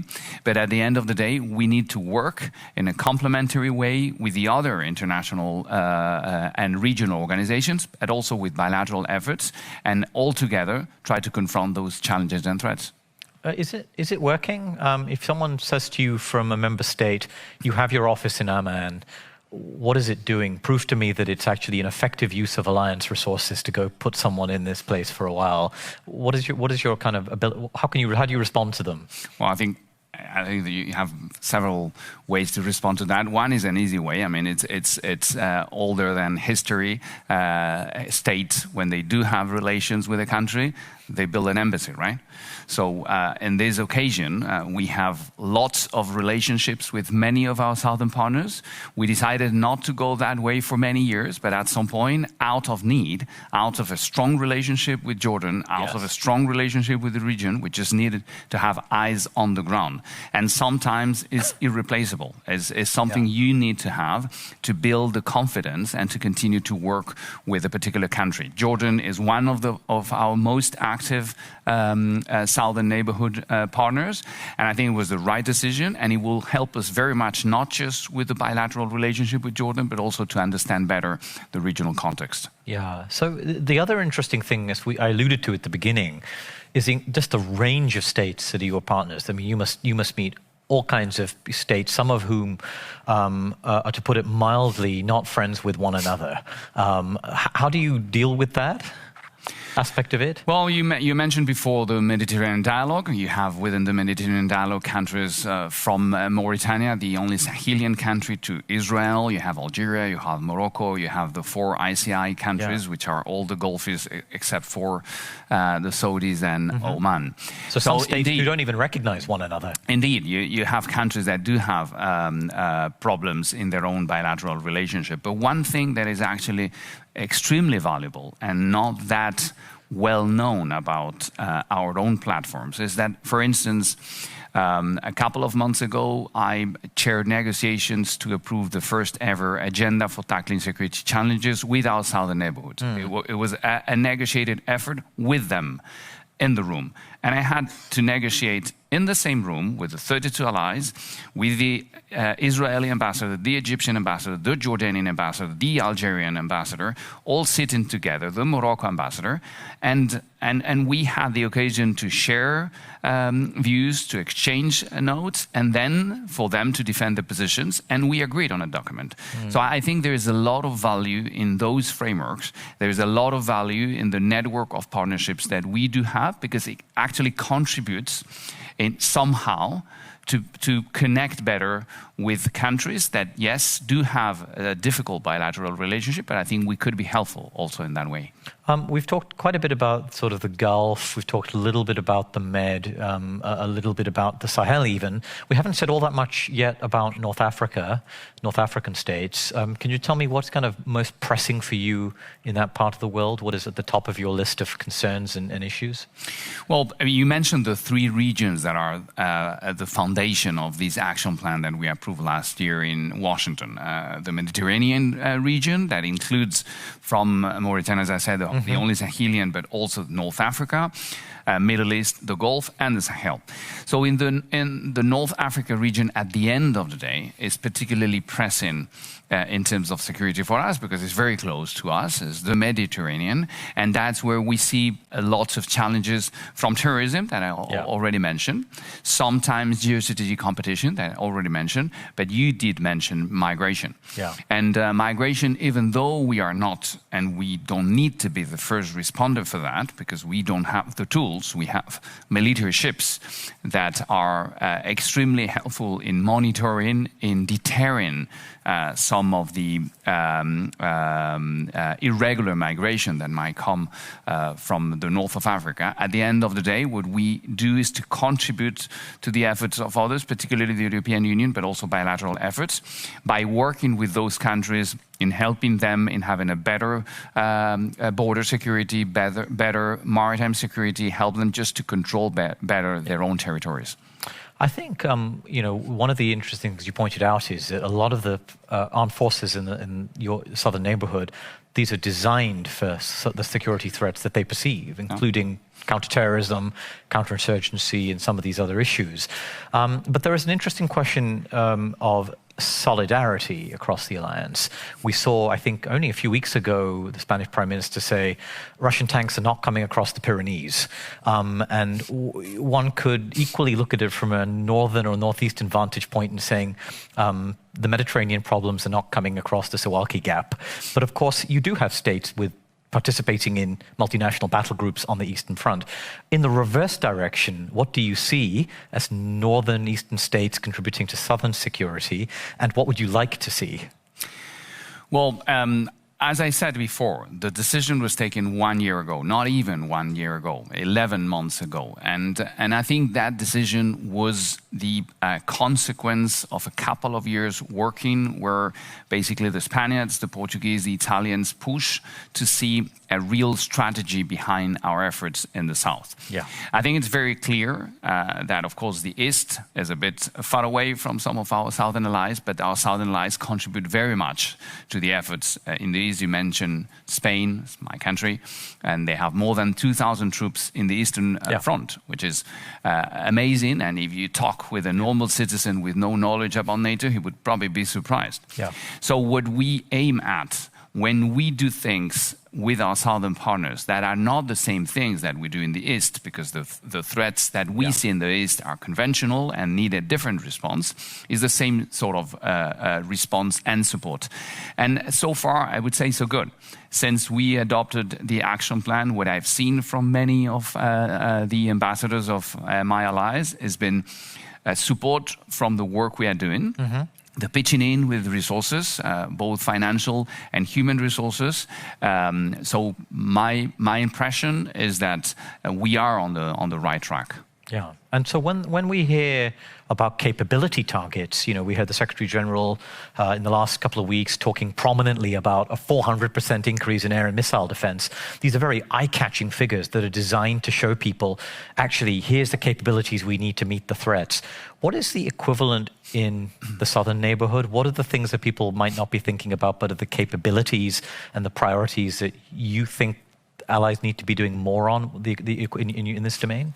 Well, at the end of the day, our collective defense, as I said before, and the capability targets are meant to protect the 1 billion inhabitants. That means south, north, east. It means all strategic directions. We talked about air defense, and actually we are taking some decisions in this summit that we already took regarding our own ballistic missile defense, how we conceive that, and that has to do a lot with the East, but a lot with the South. Sure.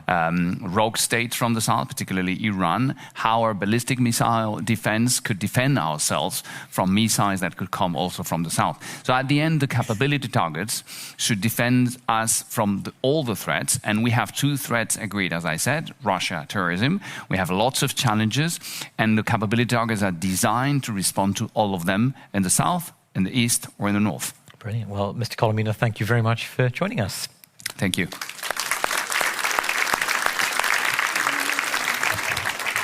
Thank you so much. And thank you very much. I'll hand it back over. Thank you so much for those insightful discussions that you led. As we approach the close of today's event, we have a special final session featuring NATO's Deputy Secretary General that will offer a comprehensive debrief of the 2025 NATO Summit in The Hague, unpacking the key decisions made and their implications for the future of the alliance. To moderate this closing conversation, please welcome on stage Anna van Soes, Director of the Netherlands Atlantic Association. Anna, welcome.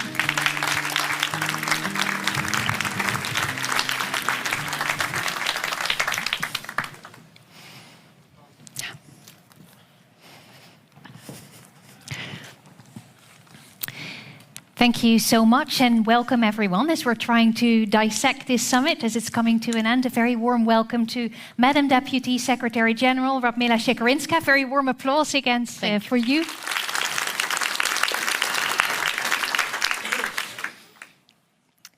Madam Deputy Secretary General, you're just coming out of the North Atlantic Council. We've heard the Secretary General speak, and I'm just very curious, what was the atmosphere like in the room? Well, first, good afternoon, and please bear with me if I'm a bit breathless, but it has been a roller coaster these last few weeks, and today was very similar. We have had a great summit. We used to say that summits are historic, but this is really a summit that will go down in history as an opportunity that was seized by 32 allies. We have had a successful summit in which 32 leaders of allied nations agreed that the strong transatlantic bond is as important as ever, and all 32 allies have committed to all our responsibilities with regards to defense spending, with regards to our defense and deterrence, and with a clear commitment that we will make our capability targets a reality by spending 5% of our GDP. So if you have asked us about 5% just last year, would many of you, many of us in the room be as optimistic? Probably not. And this is why I really believe that we have arguments when we say that this is a historic summit and this has been a very successful meeting of allied leaders. A historic summit. The summit declaration has just come out. I'm sure people in the room are now frantically looking at their phones, trying to dissect it. Thankfully, it's a little bit shorter than it was last year, so it's not too extensive. But what should we look out for? Can you give us some pointers as we're trying to read and understand the summit declaration? You know, we really wanted a summit where we will see transatlantic action and not just words. And I think that the leaders have been extremely efficient in showing this transatlantic action. We have been discussing defense spending for so long. And there were different views, but there was a very clear understanding since the beginning that we are facing unprecedented threats. I mean, the war has returned to Europe. Russian aggression is not stopping, the escalation in the Middle East, the connections and the support that Russia has been getting from North Korea, China as a key enabler, the drones coming from Iran. All this is painting a very dangerous picture for the global security environment. And what leaders have agreed is that this kind of a threat has to be addressed with a really very resolute action. And what we have agreed is to back up our words, that we consider the threat real, that we consider it very serious, and we are ready to do something about this with action. And this action was to create and agree on a target of 5% of GDP, defense and defense-related spending. This, as you have already heard, this will contain two elements. One is the 3.5% of GDP going to the capability targets, so very much core military expenditure, and the 1.5% of GDP going to issues which are equally important for our readiness, also for supporting our industrial base, and for really preparing us to meet this challenge. And there was a certain sequencing. I mean, I'm not saying that the summit was an isolated decision made by 32 allies. We have had a preparatory work. It was months ago when we agreed to not our plan, but our plans how to protect the alliance. And then based on these plans, our planners have developed the capability targets. And these targets were from the start very demanding, on average 30% higher than last ones. And we also had to make up for some of the lost time. And all these capability targets were already accepted by ministers of defense a few weeks ago. So this is a summit where leaders have agreed that those capability targets will be translated into reality. Because this is our goal. We need the money, but this money has to end in concrete capability targets and the right warfighting readiness that allies need to protect the alliance. And I think the discussions that we have had on defense spending, but also on boosting defense production, which was practically the other forum we had on industry, are equally important. This is a signal to industry, but we are also saying to the industry, we will spend more, but we will need these capabilities faster. We need to spend better, spend in a more innovative way. So we need a combination of innovation and the typical military capabilities. And it is only this way that we can make our commitment turn into real deterrence and defense. And I think that the signal is read very clearly, not only by our industry, not only by our decision makers, but also by our adversaries, who will see that whatever it takes to make this alliance safe and secure, whatever it takes to invest in the security of our 1 billion citizens, we are going to make it, and we are making it. So there's an agreement, but now leaders will go home and they'll take with them a shopping list. What are the top 3 items on that shopping list? Well, leaders will go with a huge responsibility, but this is the responsibility that they have committed to. And of course, as the Secretary General mentioned, the list on capabilities that we need, significantly higher than what we have now, is clear, and it's not short.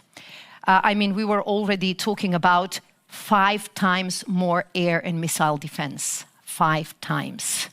We are talking about additional warships, additional aircrafts, a lot, millions of ammunition.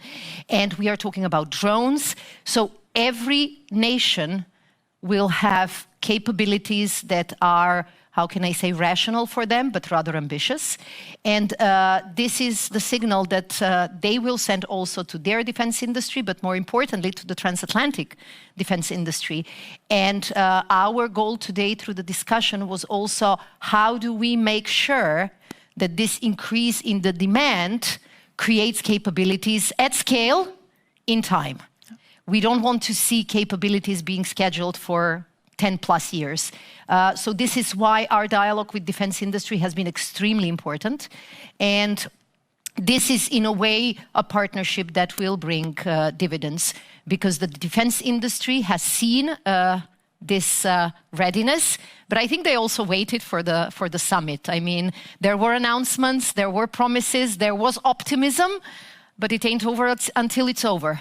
Well, the good thing about the summit is that now we have the commitment of all 32 allies that the capability targets that were agreed with a 5% defense spending are a done deal. Now, according to Secretary General, we focus on the second equally important phase, and this is deliver, deliver, deliver. And we expect this delivery from, of course, allies, but also from defense industry. And leaders will have to take along their national audiences, because sharp and difficult political decisions will have to be taken about money, about a lot of money. What's your advice to NATO's leaders when they have to translate these plans and policies into action at home? These are all very seasoned politicians and leaders. It is sometimes difficult to come up with additional advice. But I remember my small experience in terms of budget, but percentages are equally painful for everyone. When I was elected Defense Minister of North Macedonia, we had defense spending below 1%. So we devised a plan, and in practically less than a year, we doubled our defense spending for core military expenses, basically for our capability targets. And if a country, small and with many challenges, can do it, then others can do it as well. But I think what is necessary is leadership and commitment. And I think what worked in case of at least my time as a Minister of Defense, and I heard many leaders mention it here, is the message that we are all sending, that we are not doing this for NATO, for Secretary General, for our leader. We are doing this because we know that the threat is real and it will not go away. And we are doing this as an investment in our security. Yes, we have lived, or many of us have lived with peace dividend for quite some time. But some of us have also lived through war. And we know that the moment when you lose peace, when you see your security go down the drain, everything becomes nothing. So security comes sometimes with a price. Nobody wants to spend more than necessary, but we have all agreed some time ago that what has happened in 2014, what has happened in 2022 was a last alarm. And we have the responsibility to answer with commitment, with courage, and with leadership. And this is what the 5% are all about. But still, it will be hard. And there have been leaders that have admitted it will be difficult. How is the Secretary General, how is NATO together keeping the pressure on? If it was easy, it would have been done already many years ago. So everyone knows that this is a very ambitious target, but it's realistic. And as many leaders have said, it's necessary. So sometimes you don't argue with necessities. We will engage with all allies. We will continue our regular patterns of consultation, discussions on capability targets. We will receive the reports by allies. But what we also spoke a lot about, especially with industry and with ministers of defense, we have to act quickly, we have to spend more, we have to spend better. We also have to spend together, because some of these expenses and some of these capabilities will be slightly easier, and they will be more innovative in the implementation, and they will really prepare us, not for the wars of yesterday, but for the wars of tomorrow and today, if we do them jointly. So doing all these things together, I think this was the big strong message from the summit, that 32 allies have made decisions on difficult and important issues because they're aware of the threat, they're aware of the responsibility, and they're aware that only together, so United States, Canada, European allies, we can continue to provide the security that we have been providing for 75 years. Just a quick question on Ukraine, because we've heard the Secretary General say Ukraine has our continued support. We stand by Ukraine on its irreversible path to membership. But then many people are also a bit disappointed, and they say there just hasn't been enough discussion on Ukraine during this summit and with Ukraine during the summit. How do you view this? You were there last night when there was the meeting of the NATO Ukraine Council. I have heard some of the concerns and the criticism before the summit, but I think that the summit has actually given the right response, that the concern should not be there and that the criticism was not justified. We had just one session at 32 leaders, at the level of leaders, and there was a lot of discussion also about Ukraine. And we have had a separate meeting yesterday at a nuke level with the Minister Sibiha. We have had Ukrainian president at the leaders event yesterday with all the allied leaders.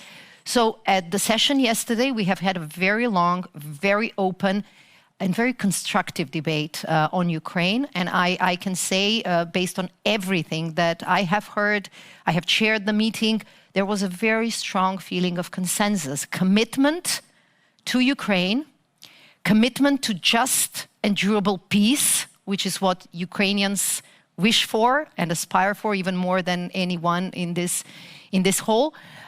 There was a strong commitment to continue with the military support to Ukraine because they need it, because Russia clearly is not interested in peace, not even in ceasefire. And we see this every night. In Kiev, we see it across Ukraine. So we need this military assistance to continue in order to make Ukraine stronger, in order for them to be able to negotiate from a position of strength. But also, we are making this as a long-term investment because we want a Ukraine sovereign, independent, that is capable of deterring Russia in the future. Only this will guarantee a just and durable peace. And as you have heard, also NATO Secretary General, actually the military support for just the first 5 months of this year coming from European allies and Canada has exceeded 35 billion, which is more than what we did last year in the first half of the year. So there is a commitment, and as the declaration confirms, our security is interlinked, depends on Ukraine's security. And we see this as an important element when we talk about our own deterrence and defense. As a final question, because unfortunately we need to wrap up. If you were to summarize this summit in one word, what would it be? A success, a historic success. Secretary General would have said a splash. I'm just trying to go back in time not 2 months, 2 weeks, so much skepticism was around us. Most of this coming from really well-intended individuals and all of us. Everyone was concerned. It's a very difficult commitment that we have made. This is why there was some concern. But it is in times like this, when the going gets tough, this alliance gets going. Madam Continues to Deputy march Secretary General, thank you so much. Thank you.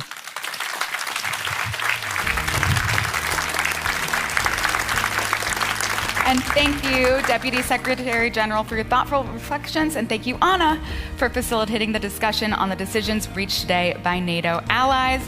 As you guessed it, with that, we now come to the conclusion of the plenary program of the NATO Public Forum 2025. We want to recognize all the panelists and the contributors to today's discussion, heads of states and governments, ministers, parliamentarians, NATO officials, experts, civil society, industry representatives, and young professionals.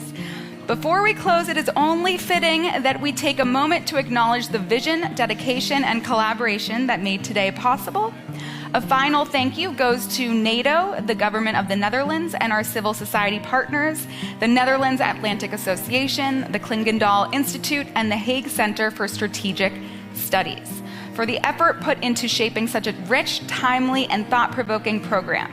We also extend final appreciation to our institutional partners whose steadfast support has helped amplify today's conversations across the Alliance and beyond. Their contribution has been essential in ensuring this dialogue reaches stakeholders and citizens across NATO allied and partner countries.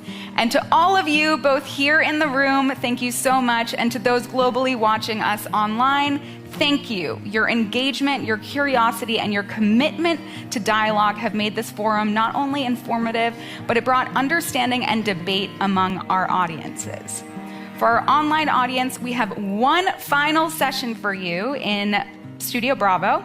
In this closing segment, we'll take a step back to reflect on the key outcomes of the 2025 NATO Summit. A panel of expert voices will analyze the decisions taken, offer insights into how these commitments are expected to be implemented, and explore the resources and resolve required to turn them into action. It is a chance to put the summit into perspective and look ahead to what comes next. So with that, I will hand it over to Ikenna in Studio Bravo. Thank you, and dank je wel.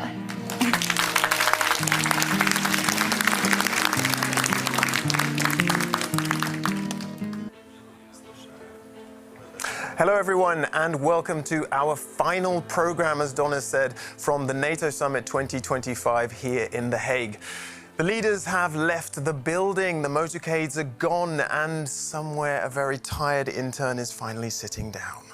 But before we switch off the microphones and pretend it's over, it's not. Far from it. The real questions now are, what did we actually learn from this summit? How realistic are the promises made? And what's it going to take in terms of money, people power, and political will to turn lofty declarations into actual delivery? To help make sense of it all, I'm joined by another stellar cast of guests who somehow still have the energy, insight, and just enough caffeine in their system to get us through this final stretch. So let's dive in.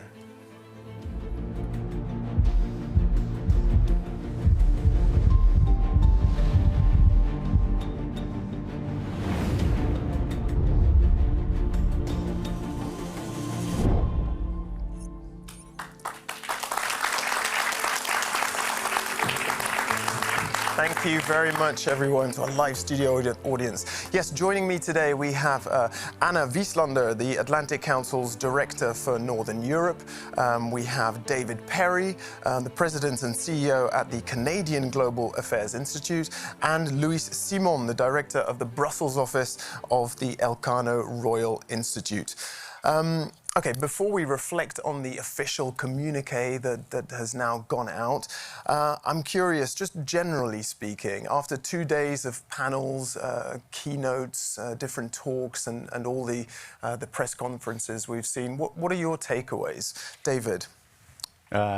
President Trump showed up, didn't cause a fuss, and has so far left without creating one, which I think is a big win. Huge win. Okay, yeah, I think that's pretty fair. Yeah, Luis?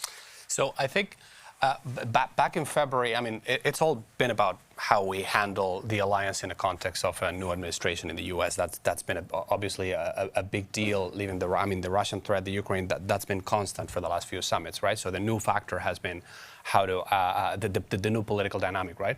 I think back in February, Pete Hegseth, U.S. Secretary of Defense, said during his first visit to Brussels that as the U.S.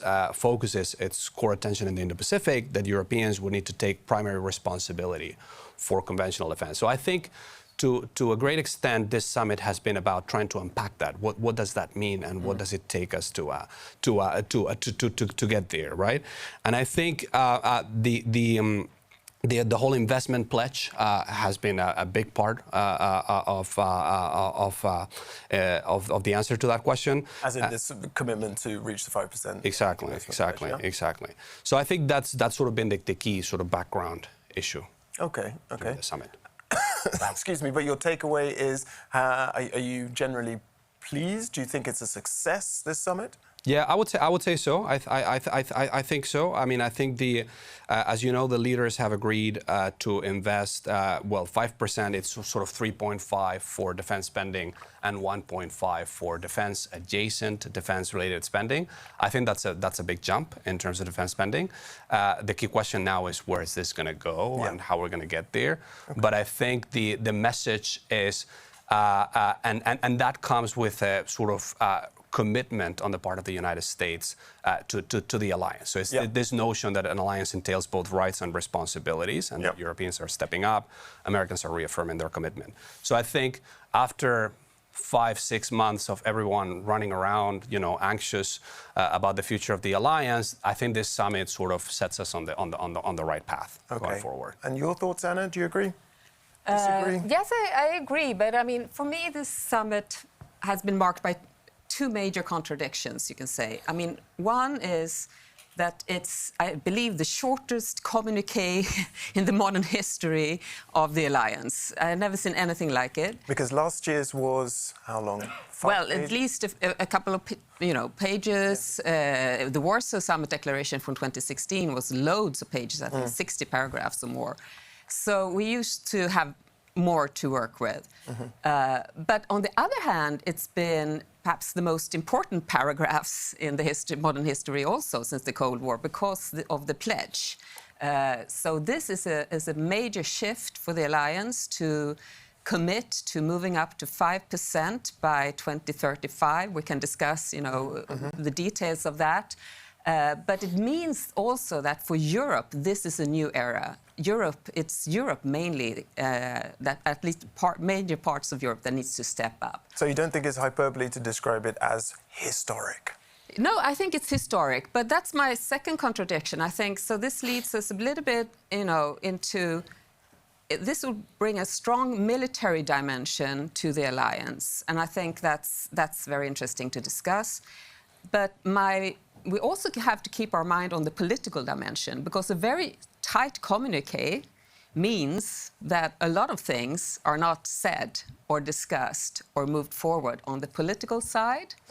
And there, I think, we have more of a sense of a sound of silence kind of feeling to it than we actually have. What's missing? What would you have liked in there then? Well, there are several things that are not discussed that much in this communique.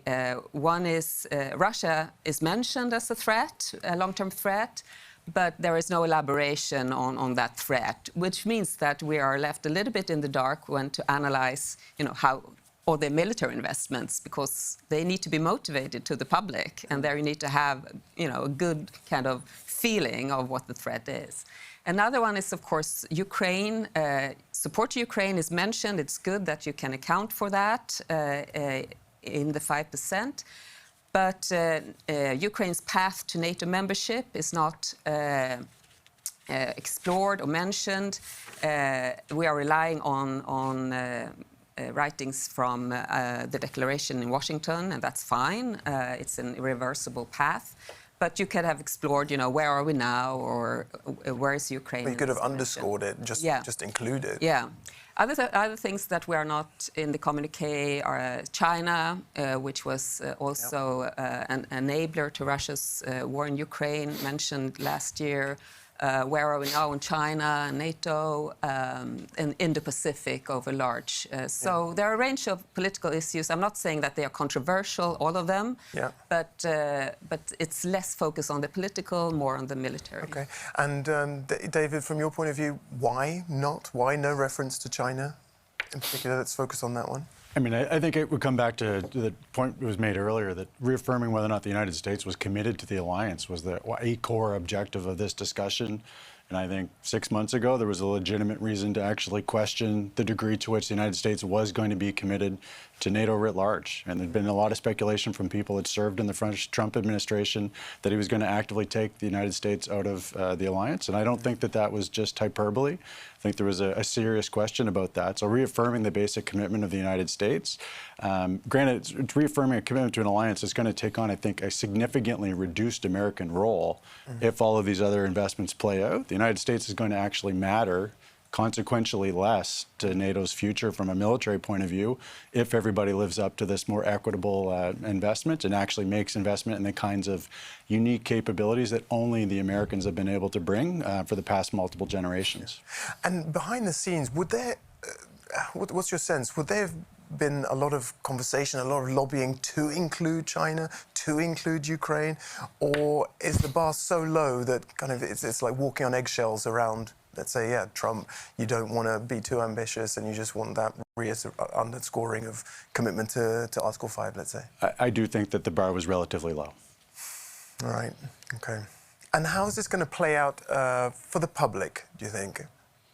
I think there's a big question about how much of what was actually decided and communicated was just driven by President Trump, whether or not the Secretary General struck the right kind of tone. We had an interesting dynamic of having the release of a text message just before the meeting that certainly put a bit of a different perspective on the kind of conversation and the ability for the different national representatives to go back and carry these messages about what the alliance has decided on to their respective publics and have it come across as a decision of all allies and not just issues that were really pressed by the American president. Okay. Well, you referenced there the tone of the Secretary General, so let's take a look because he, not that long ago, released his or gave a press conference about the communique.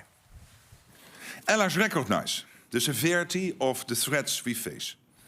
And in response, they have come together to agree an ambitious but essential new defense spending commitment. Our decisions today show from the Mediterranean to the Arctic, from the west coast of North America to our eastern flank. All allies are united in understanding that we need to step up to stay safe. And they are acting on it. President Trump has been clear. America is committed to NATO. He affirmed that again today in no uncertain terms. At the same time, he made clear that America expects European allies and Canada to contribute more. And that is exactly what we see them doing.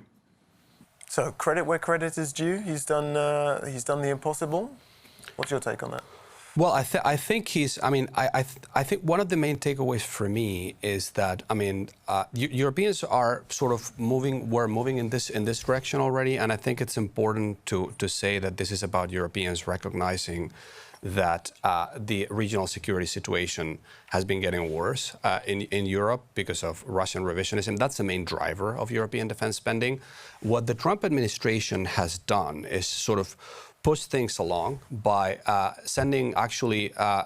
by giving it to us straight. And what he has been saying, and what President Trump, Secretary Hegseth, Secretary Rubio, they've been saying consistently that we cannot expect the United States to do the heavy lifting in terms of European security for too long, because they are going to have to focus on the China challenge in the Indo-Pacific. And that means that we need to take primary responsibility, at least for conventional defense, right? I think this is, beyond that, if we sort of step back from the Trump administration and the political dynamic and the tactics and the theatrics and so on, I think this is a structural trend. This is a structural trend, and I think it's actually in the European interest that the United States sort of rebalances and focuses the bulk of its attention in the Indo-Pacific. And I think if we have an alliance we need to discuss together how we're going to handle this and how we can facilitate that process. Yeah. And in doing that, while keeping the Americans still engaged in Europe. And I think this is the key question going forward. I mean, the Americans are going now through the revision of their national defense strategy. It's supposed to be wrapped up by August. And then we should have a much better idea of what kind of posture they are looking at when it comes to Europe. That will be also very important in terms of us understanding better what primary responsibility for conventional defense entails. And in terms of that posture, but we're talking about the review, which is going to reveal how many troops are probably going to get withdrawn from Europe, right? What do you think is likely in that regard? Well, there are lots of speculations on that, at this moment, you can ask Americans, and there is, people saying there will basically be no withdrawal because in the end there is nowhere to put the army else except for Europe, or he will not pursue that track. To others who are, preparing for major ones. I know it's ongoing, but exactly how it will fall out, we don't know, and I think that's interesting. Because at this summit either, we haven't really discussed, will this be an orderly process with no security gaps when we shift? Or will it be, worst case, kind of burden dumping, where Europe is just waking up to a new reality where the US is not there? I think that's less likely. But we haven't really settled that at this summit. That is for the fall. The Americans have said that this will be in the next conversation. Yeah. And let's go to you as our North American representative, here at the table. How will this news play out in the US, do you think? I mean, is it even on I did a quick scan of the Fox News sites just before, and the headline was something like, Trump stuns NATO with Iran peace deal. But more broadly about the deal that's now on the table or been signed off on, how's that going to play out in the US? I think it depends on what part of the United States. So to your point, I mean, for that audience, I think on the heels of what just happened with Iran, that quite strongly plays to the president's favor. He's got kind of two significant wins from that vantage point, both in terms of dealing with the Iranians and then coming into this summit and essentially having the outcome of it be what the Americans were positioning at in terms of a redistribution of burden sharing. I think for Canadian audience, the degree to which this is actually a choice of the other 31 allies or whether or not it was just bowing to American pressure and how that gets framed will be important. Mr. Trump's not tremendously popular back home in Canada. No? No. Strange. You threaten to unwillingly become a 51st state and people don't necessarily take it the right way. And you referenced it earlier, how Mark Rutte, the Secretary General, has been communicating with Trump very informally. How much comfort can we take from that, the closeness, apparently, of their relationship? I think it probably cuts both ways. It certainly, I think it's an unusual dynamic to see expressed the way that it was. On the other hand, it's good to know that he doesn't just have Vladimir Putin's phone number and engaging in conversations with him and is actually reaching out to other world leaders in a consequential way. So I think it would be a matter of perspective how you'd view that. But I certainly think that the Secretary General has struck about as collaborative a relationship as I think someone could potentially imagine, having been arranged with a very mercurial and peculiar world leader. Yeah, that's the point, though. I mean, there are people who laud the Secretary General for being able to develop that kind of informality, but at the same time, it is, you're walking on eggshells. If one angry outburst or one misstep, and it kind of crumbles, doesn't it? Or is that relationship more sustainable, you think? I think they have a pretty sustainable relationship, but and I believe for Rutte this has been very important. This is his first summit, and it's a challenge to do a first summit with President Trump coming. We know he's unpredictable and that he wants to be unpredictable. Yeah. So in that sense, I think that's also the light that we have to see this conversation that was leaked. But I think at the same time, I think Secretary General Rutte will also, he's just starting as his term as Secretary General, and I think he will also have to evolve this with 32 allies and find perhaps also his own stand in certain questions. I would foresee that it would be difficult to be this close to the US in all things that could evolve. Also, if we will have challenging discussions ahead, as I foresee, on this Europe growing and the US, what will be the role, how will we deal with this to take over responsibility for various parts of NATO defense. So. Yeah, maybe on this to follow up. I think the Secretary General at the press conference. I mean, Anna's totally right. I mean, I think for Rutte this was an important summit because it was not only his first summit as Secretary General, but it was the first summit of Trump too, right?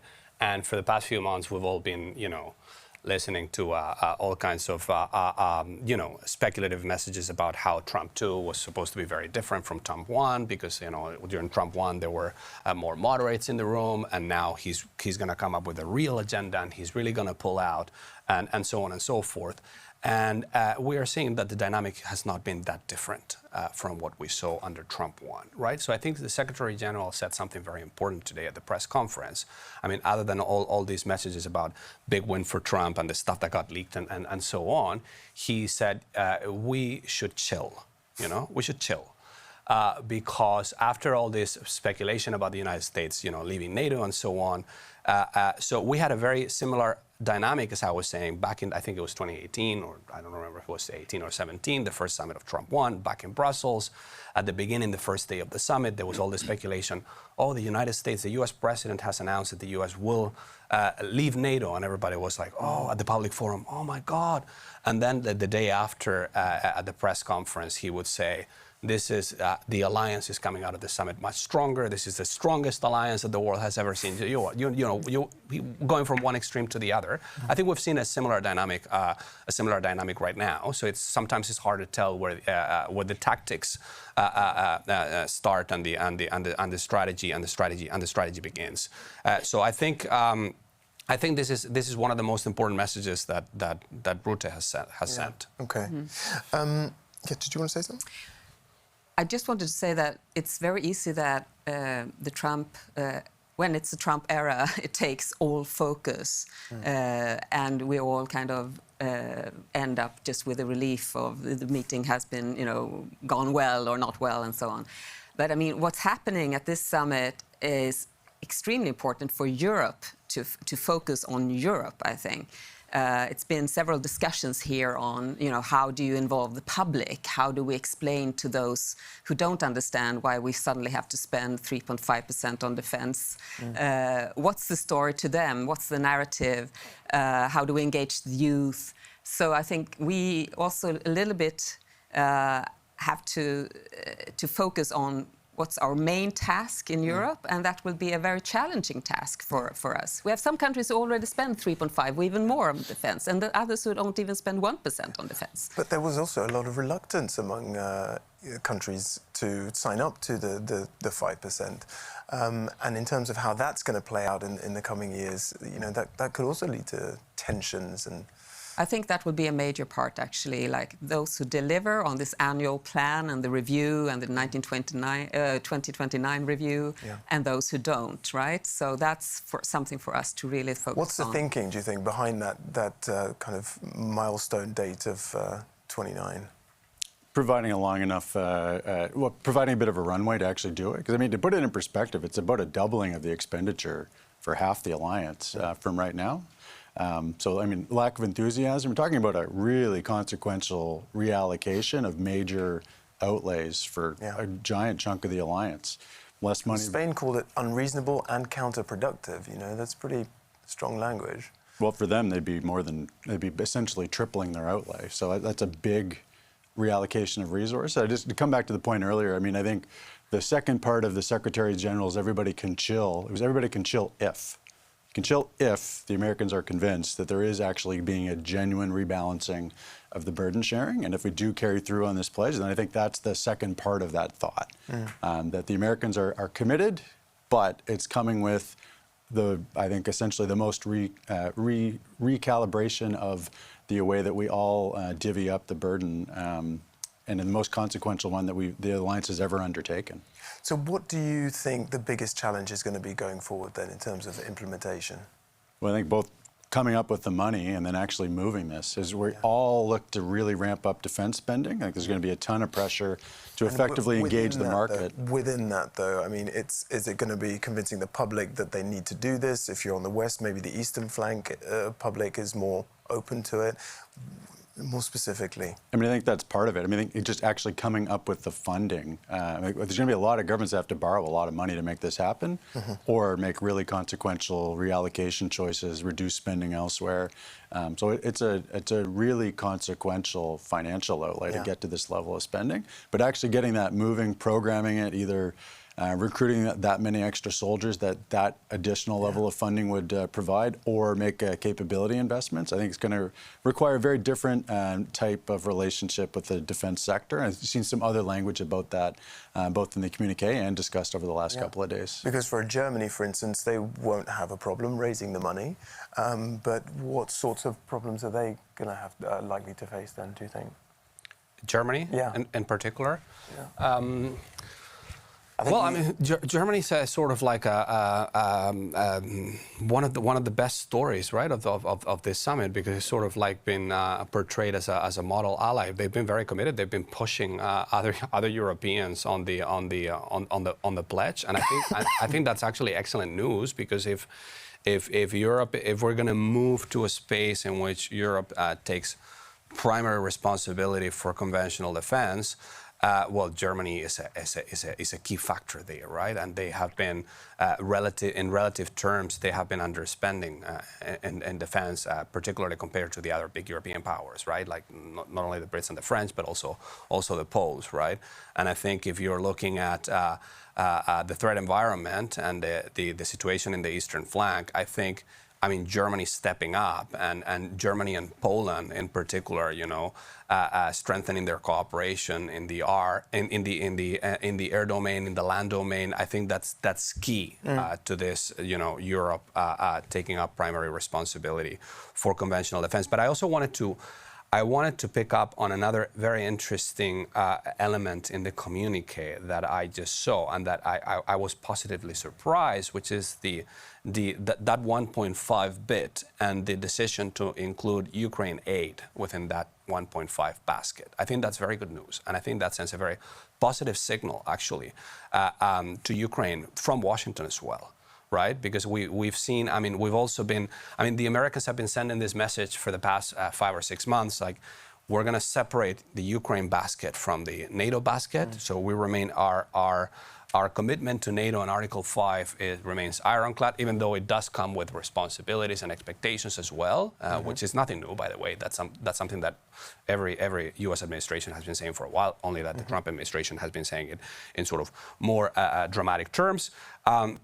But one thing is NATO, and another thing is Ukraine, right? Ukraine, you guys cannot count on us to do the heavy lifting anymore. So I think the primary responsibility thing applies both to NATO and European deterrence, but also to Ukraine. And I think we are now getting to a space in which the Americans are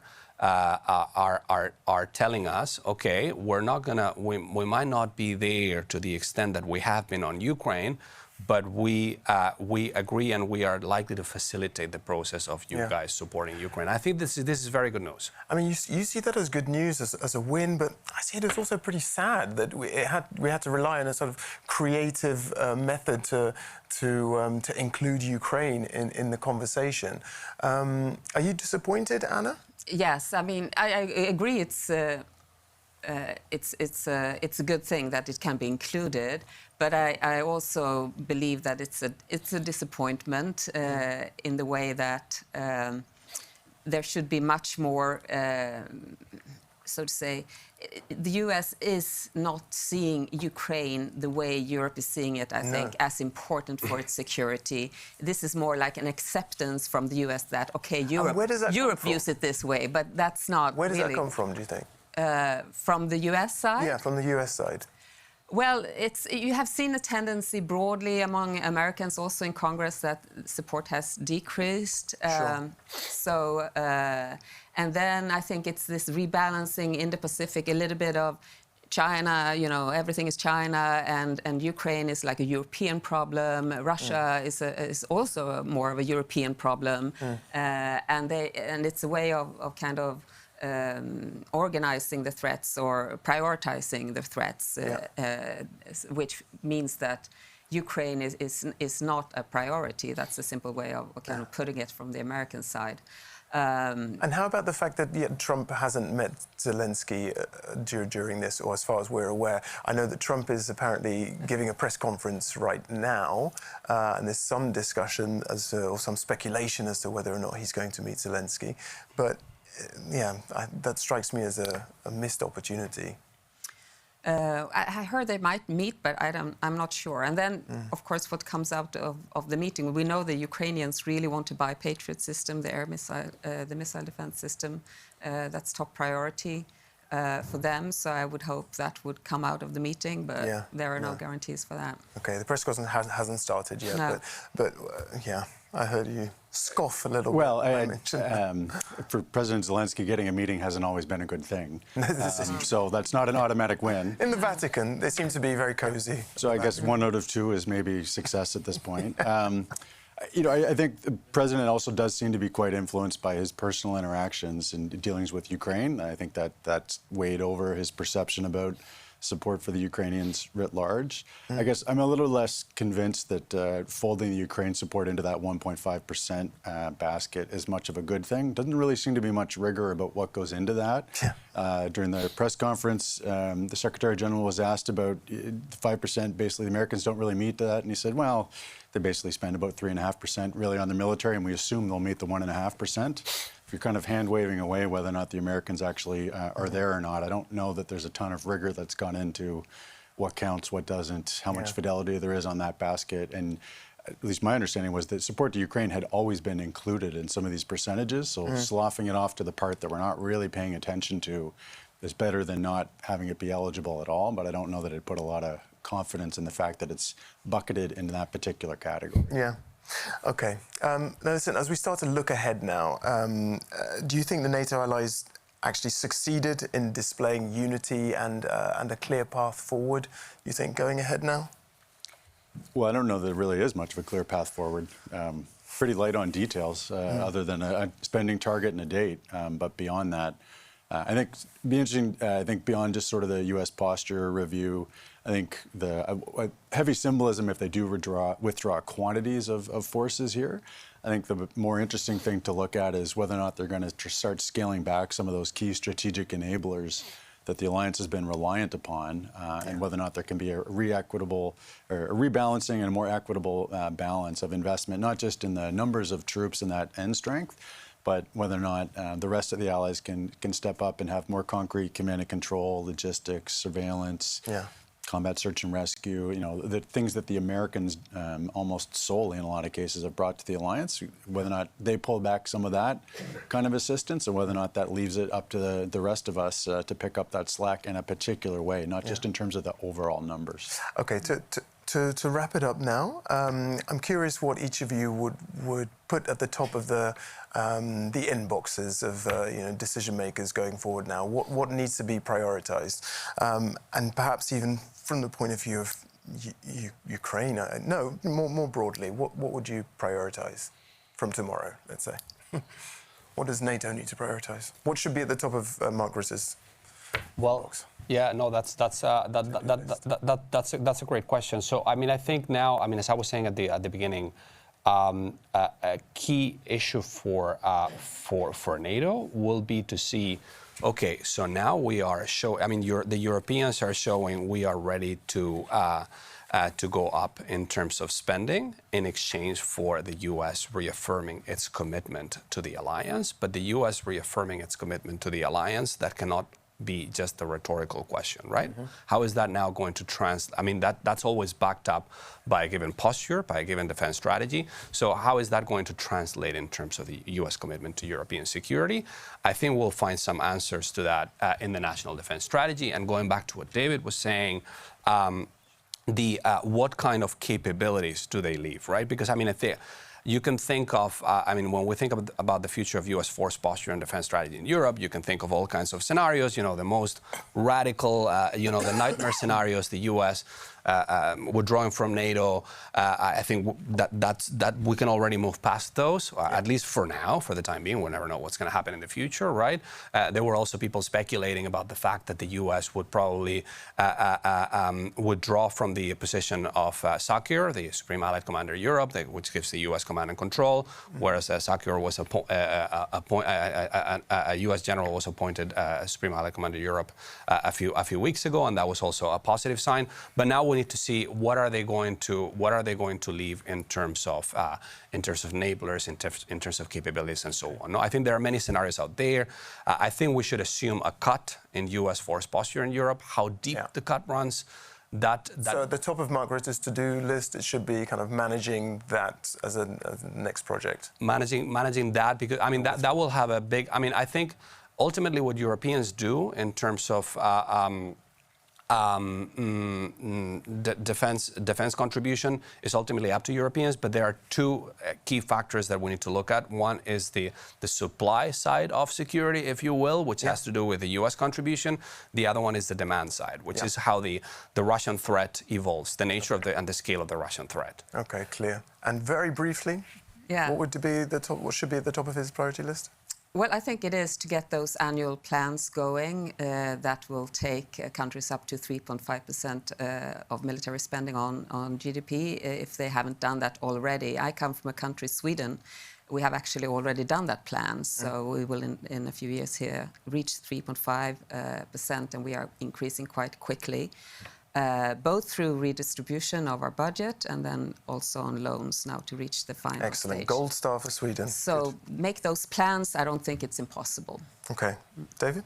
I would just build on both those comments by saying that the piece in the communique about coordinating some of the defense investments, having a more coordinated approach on the industrial base, production capabilities, the coordination, I think actually putting some real meat on plans that have been kicked around the alliance for a long time about actually coordinating capability investments in a more complementary way. If there is an expectation that everyone else picks up a significant share of what the Americans have provided in the past, that will have to be arranged in a coherent way to get the most value out of those dollars. Okay, clear. Well, thank you very much. We're expecting President Trump to speak very soon, but we have to leave it here, everyone, because we're coming to the end of the NATO. We have come to the end of this NATO Public Forum. I'd like to say thank you to all of our guests, to you viewers at home and here in the studio. Thank you to the team here at Studio Bravo, with whom we've pulled off 8 talk shows over 2 days on a variety of subjects, from expectations and burden sharing to Ukraine, cyber.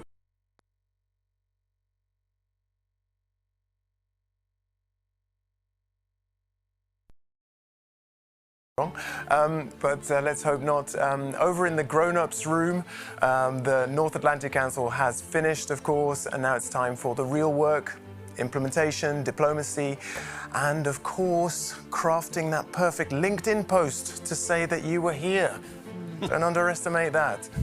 The next NATO Summit will be held in Turkey in 2026. But before I say... Did you want to say? Oh, I thought you were going to say something. Before I say a final word of goodbye, I see that we have a special guest in the studio, and that is... It's not Donald Trump. It's Donna Farizan. Hello. Ikenna, I have to say, you have led such meaningful conversations. You too. Here, and it's been such a pleasure to do this alongside you. So thank you so much. And thank you to you all at home for watching. We really appreciate it. Yeah, absolutely. And here's a nostalgic video look back at the NATO Summit and Public Forum 2025. Yeah, I think we're... Has significant... Good morning, everyone, and a warm welcome from The Hague. The NATO Public Forum brings together voices to engage in open dialogue on the NATO Summit agenda. We're doing deep dives with high-level experts, a little bit more context and reflection. We are living in much more dangerous times, and we have to make sure that we defend our beautiful way of life and systems and our values. We are not at wartime, but we're definitely not at peacetime anymore. The United States isn't going anywhere. We're expecting our European allies to step up to be equal partners with us in the alliance, and that strength with all 32 allies is what's going to deliver that peace. If you look at our industrial capacity, it is still functioning as it were at peacetime. The big countries that need to conclude that they need to standardize all their systems. Then production will go up, the prices will be lower. If we want to achieve those NATO capability targets, absolutely, it is crucial that industry is partner in this process.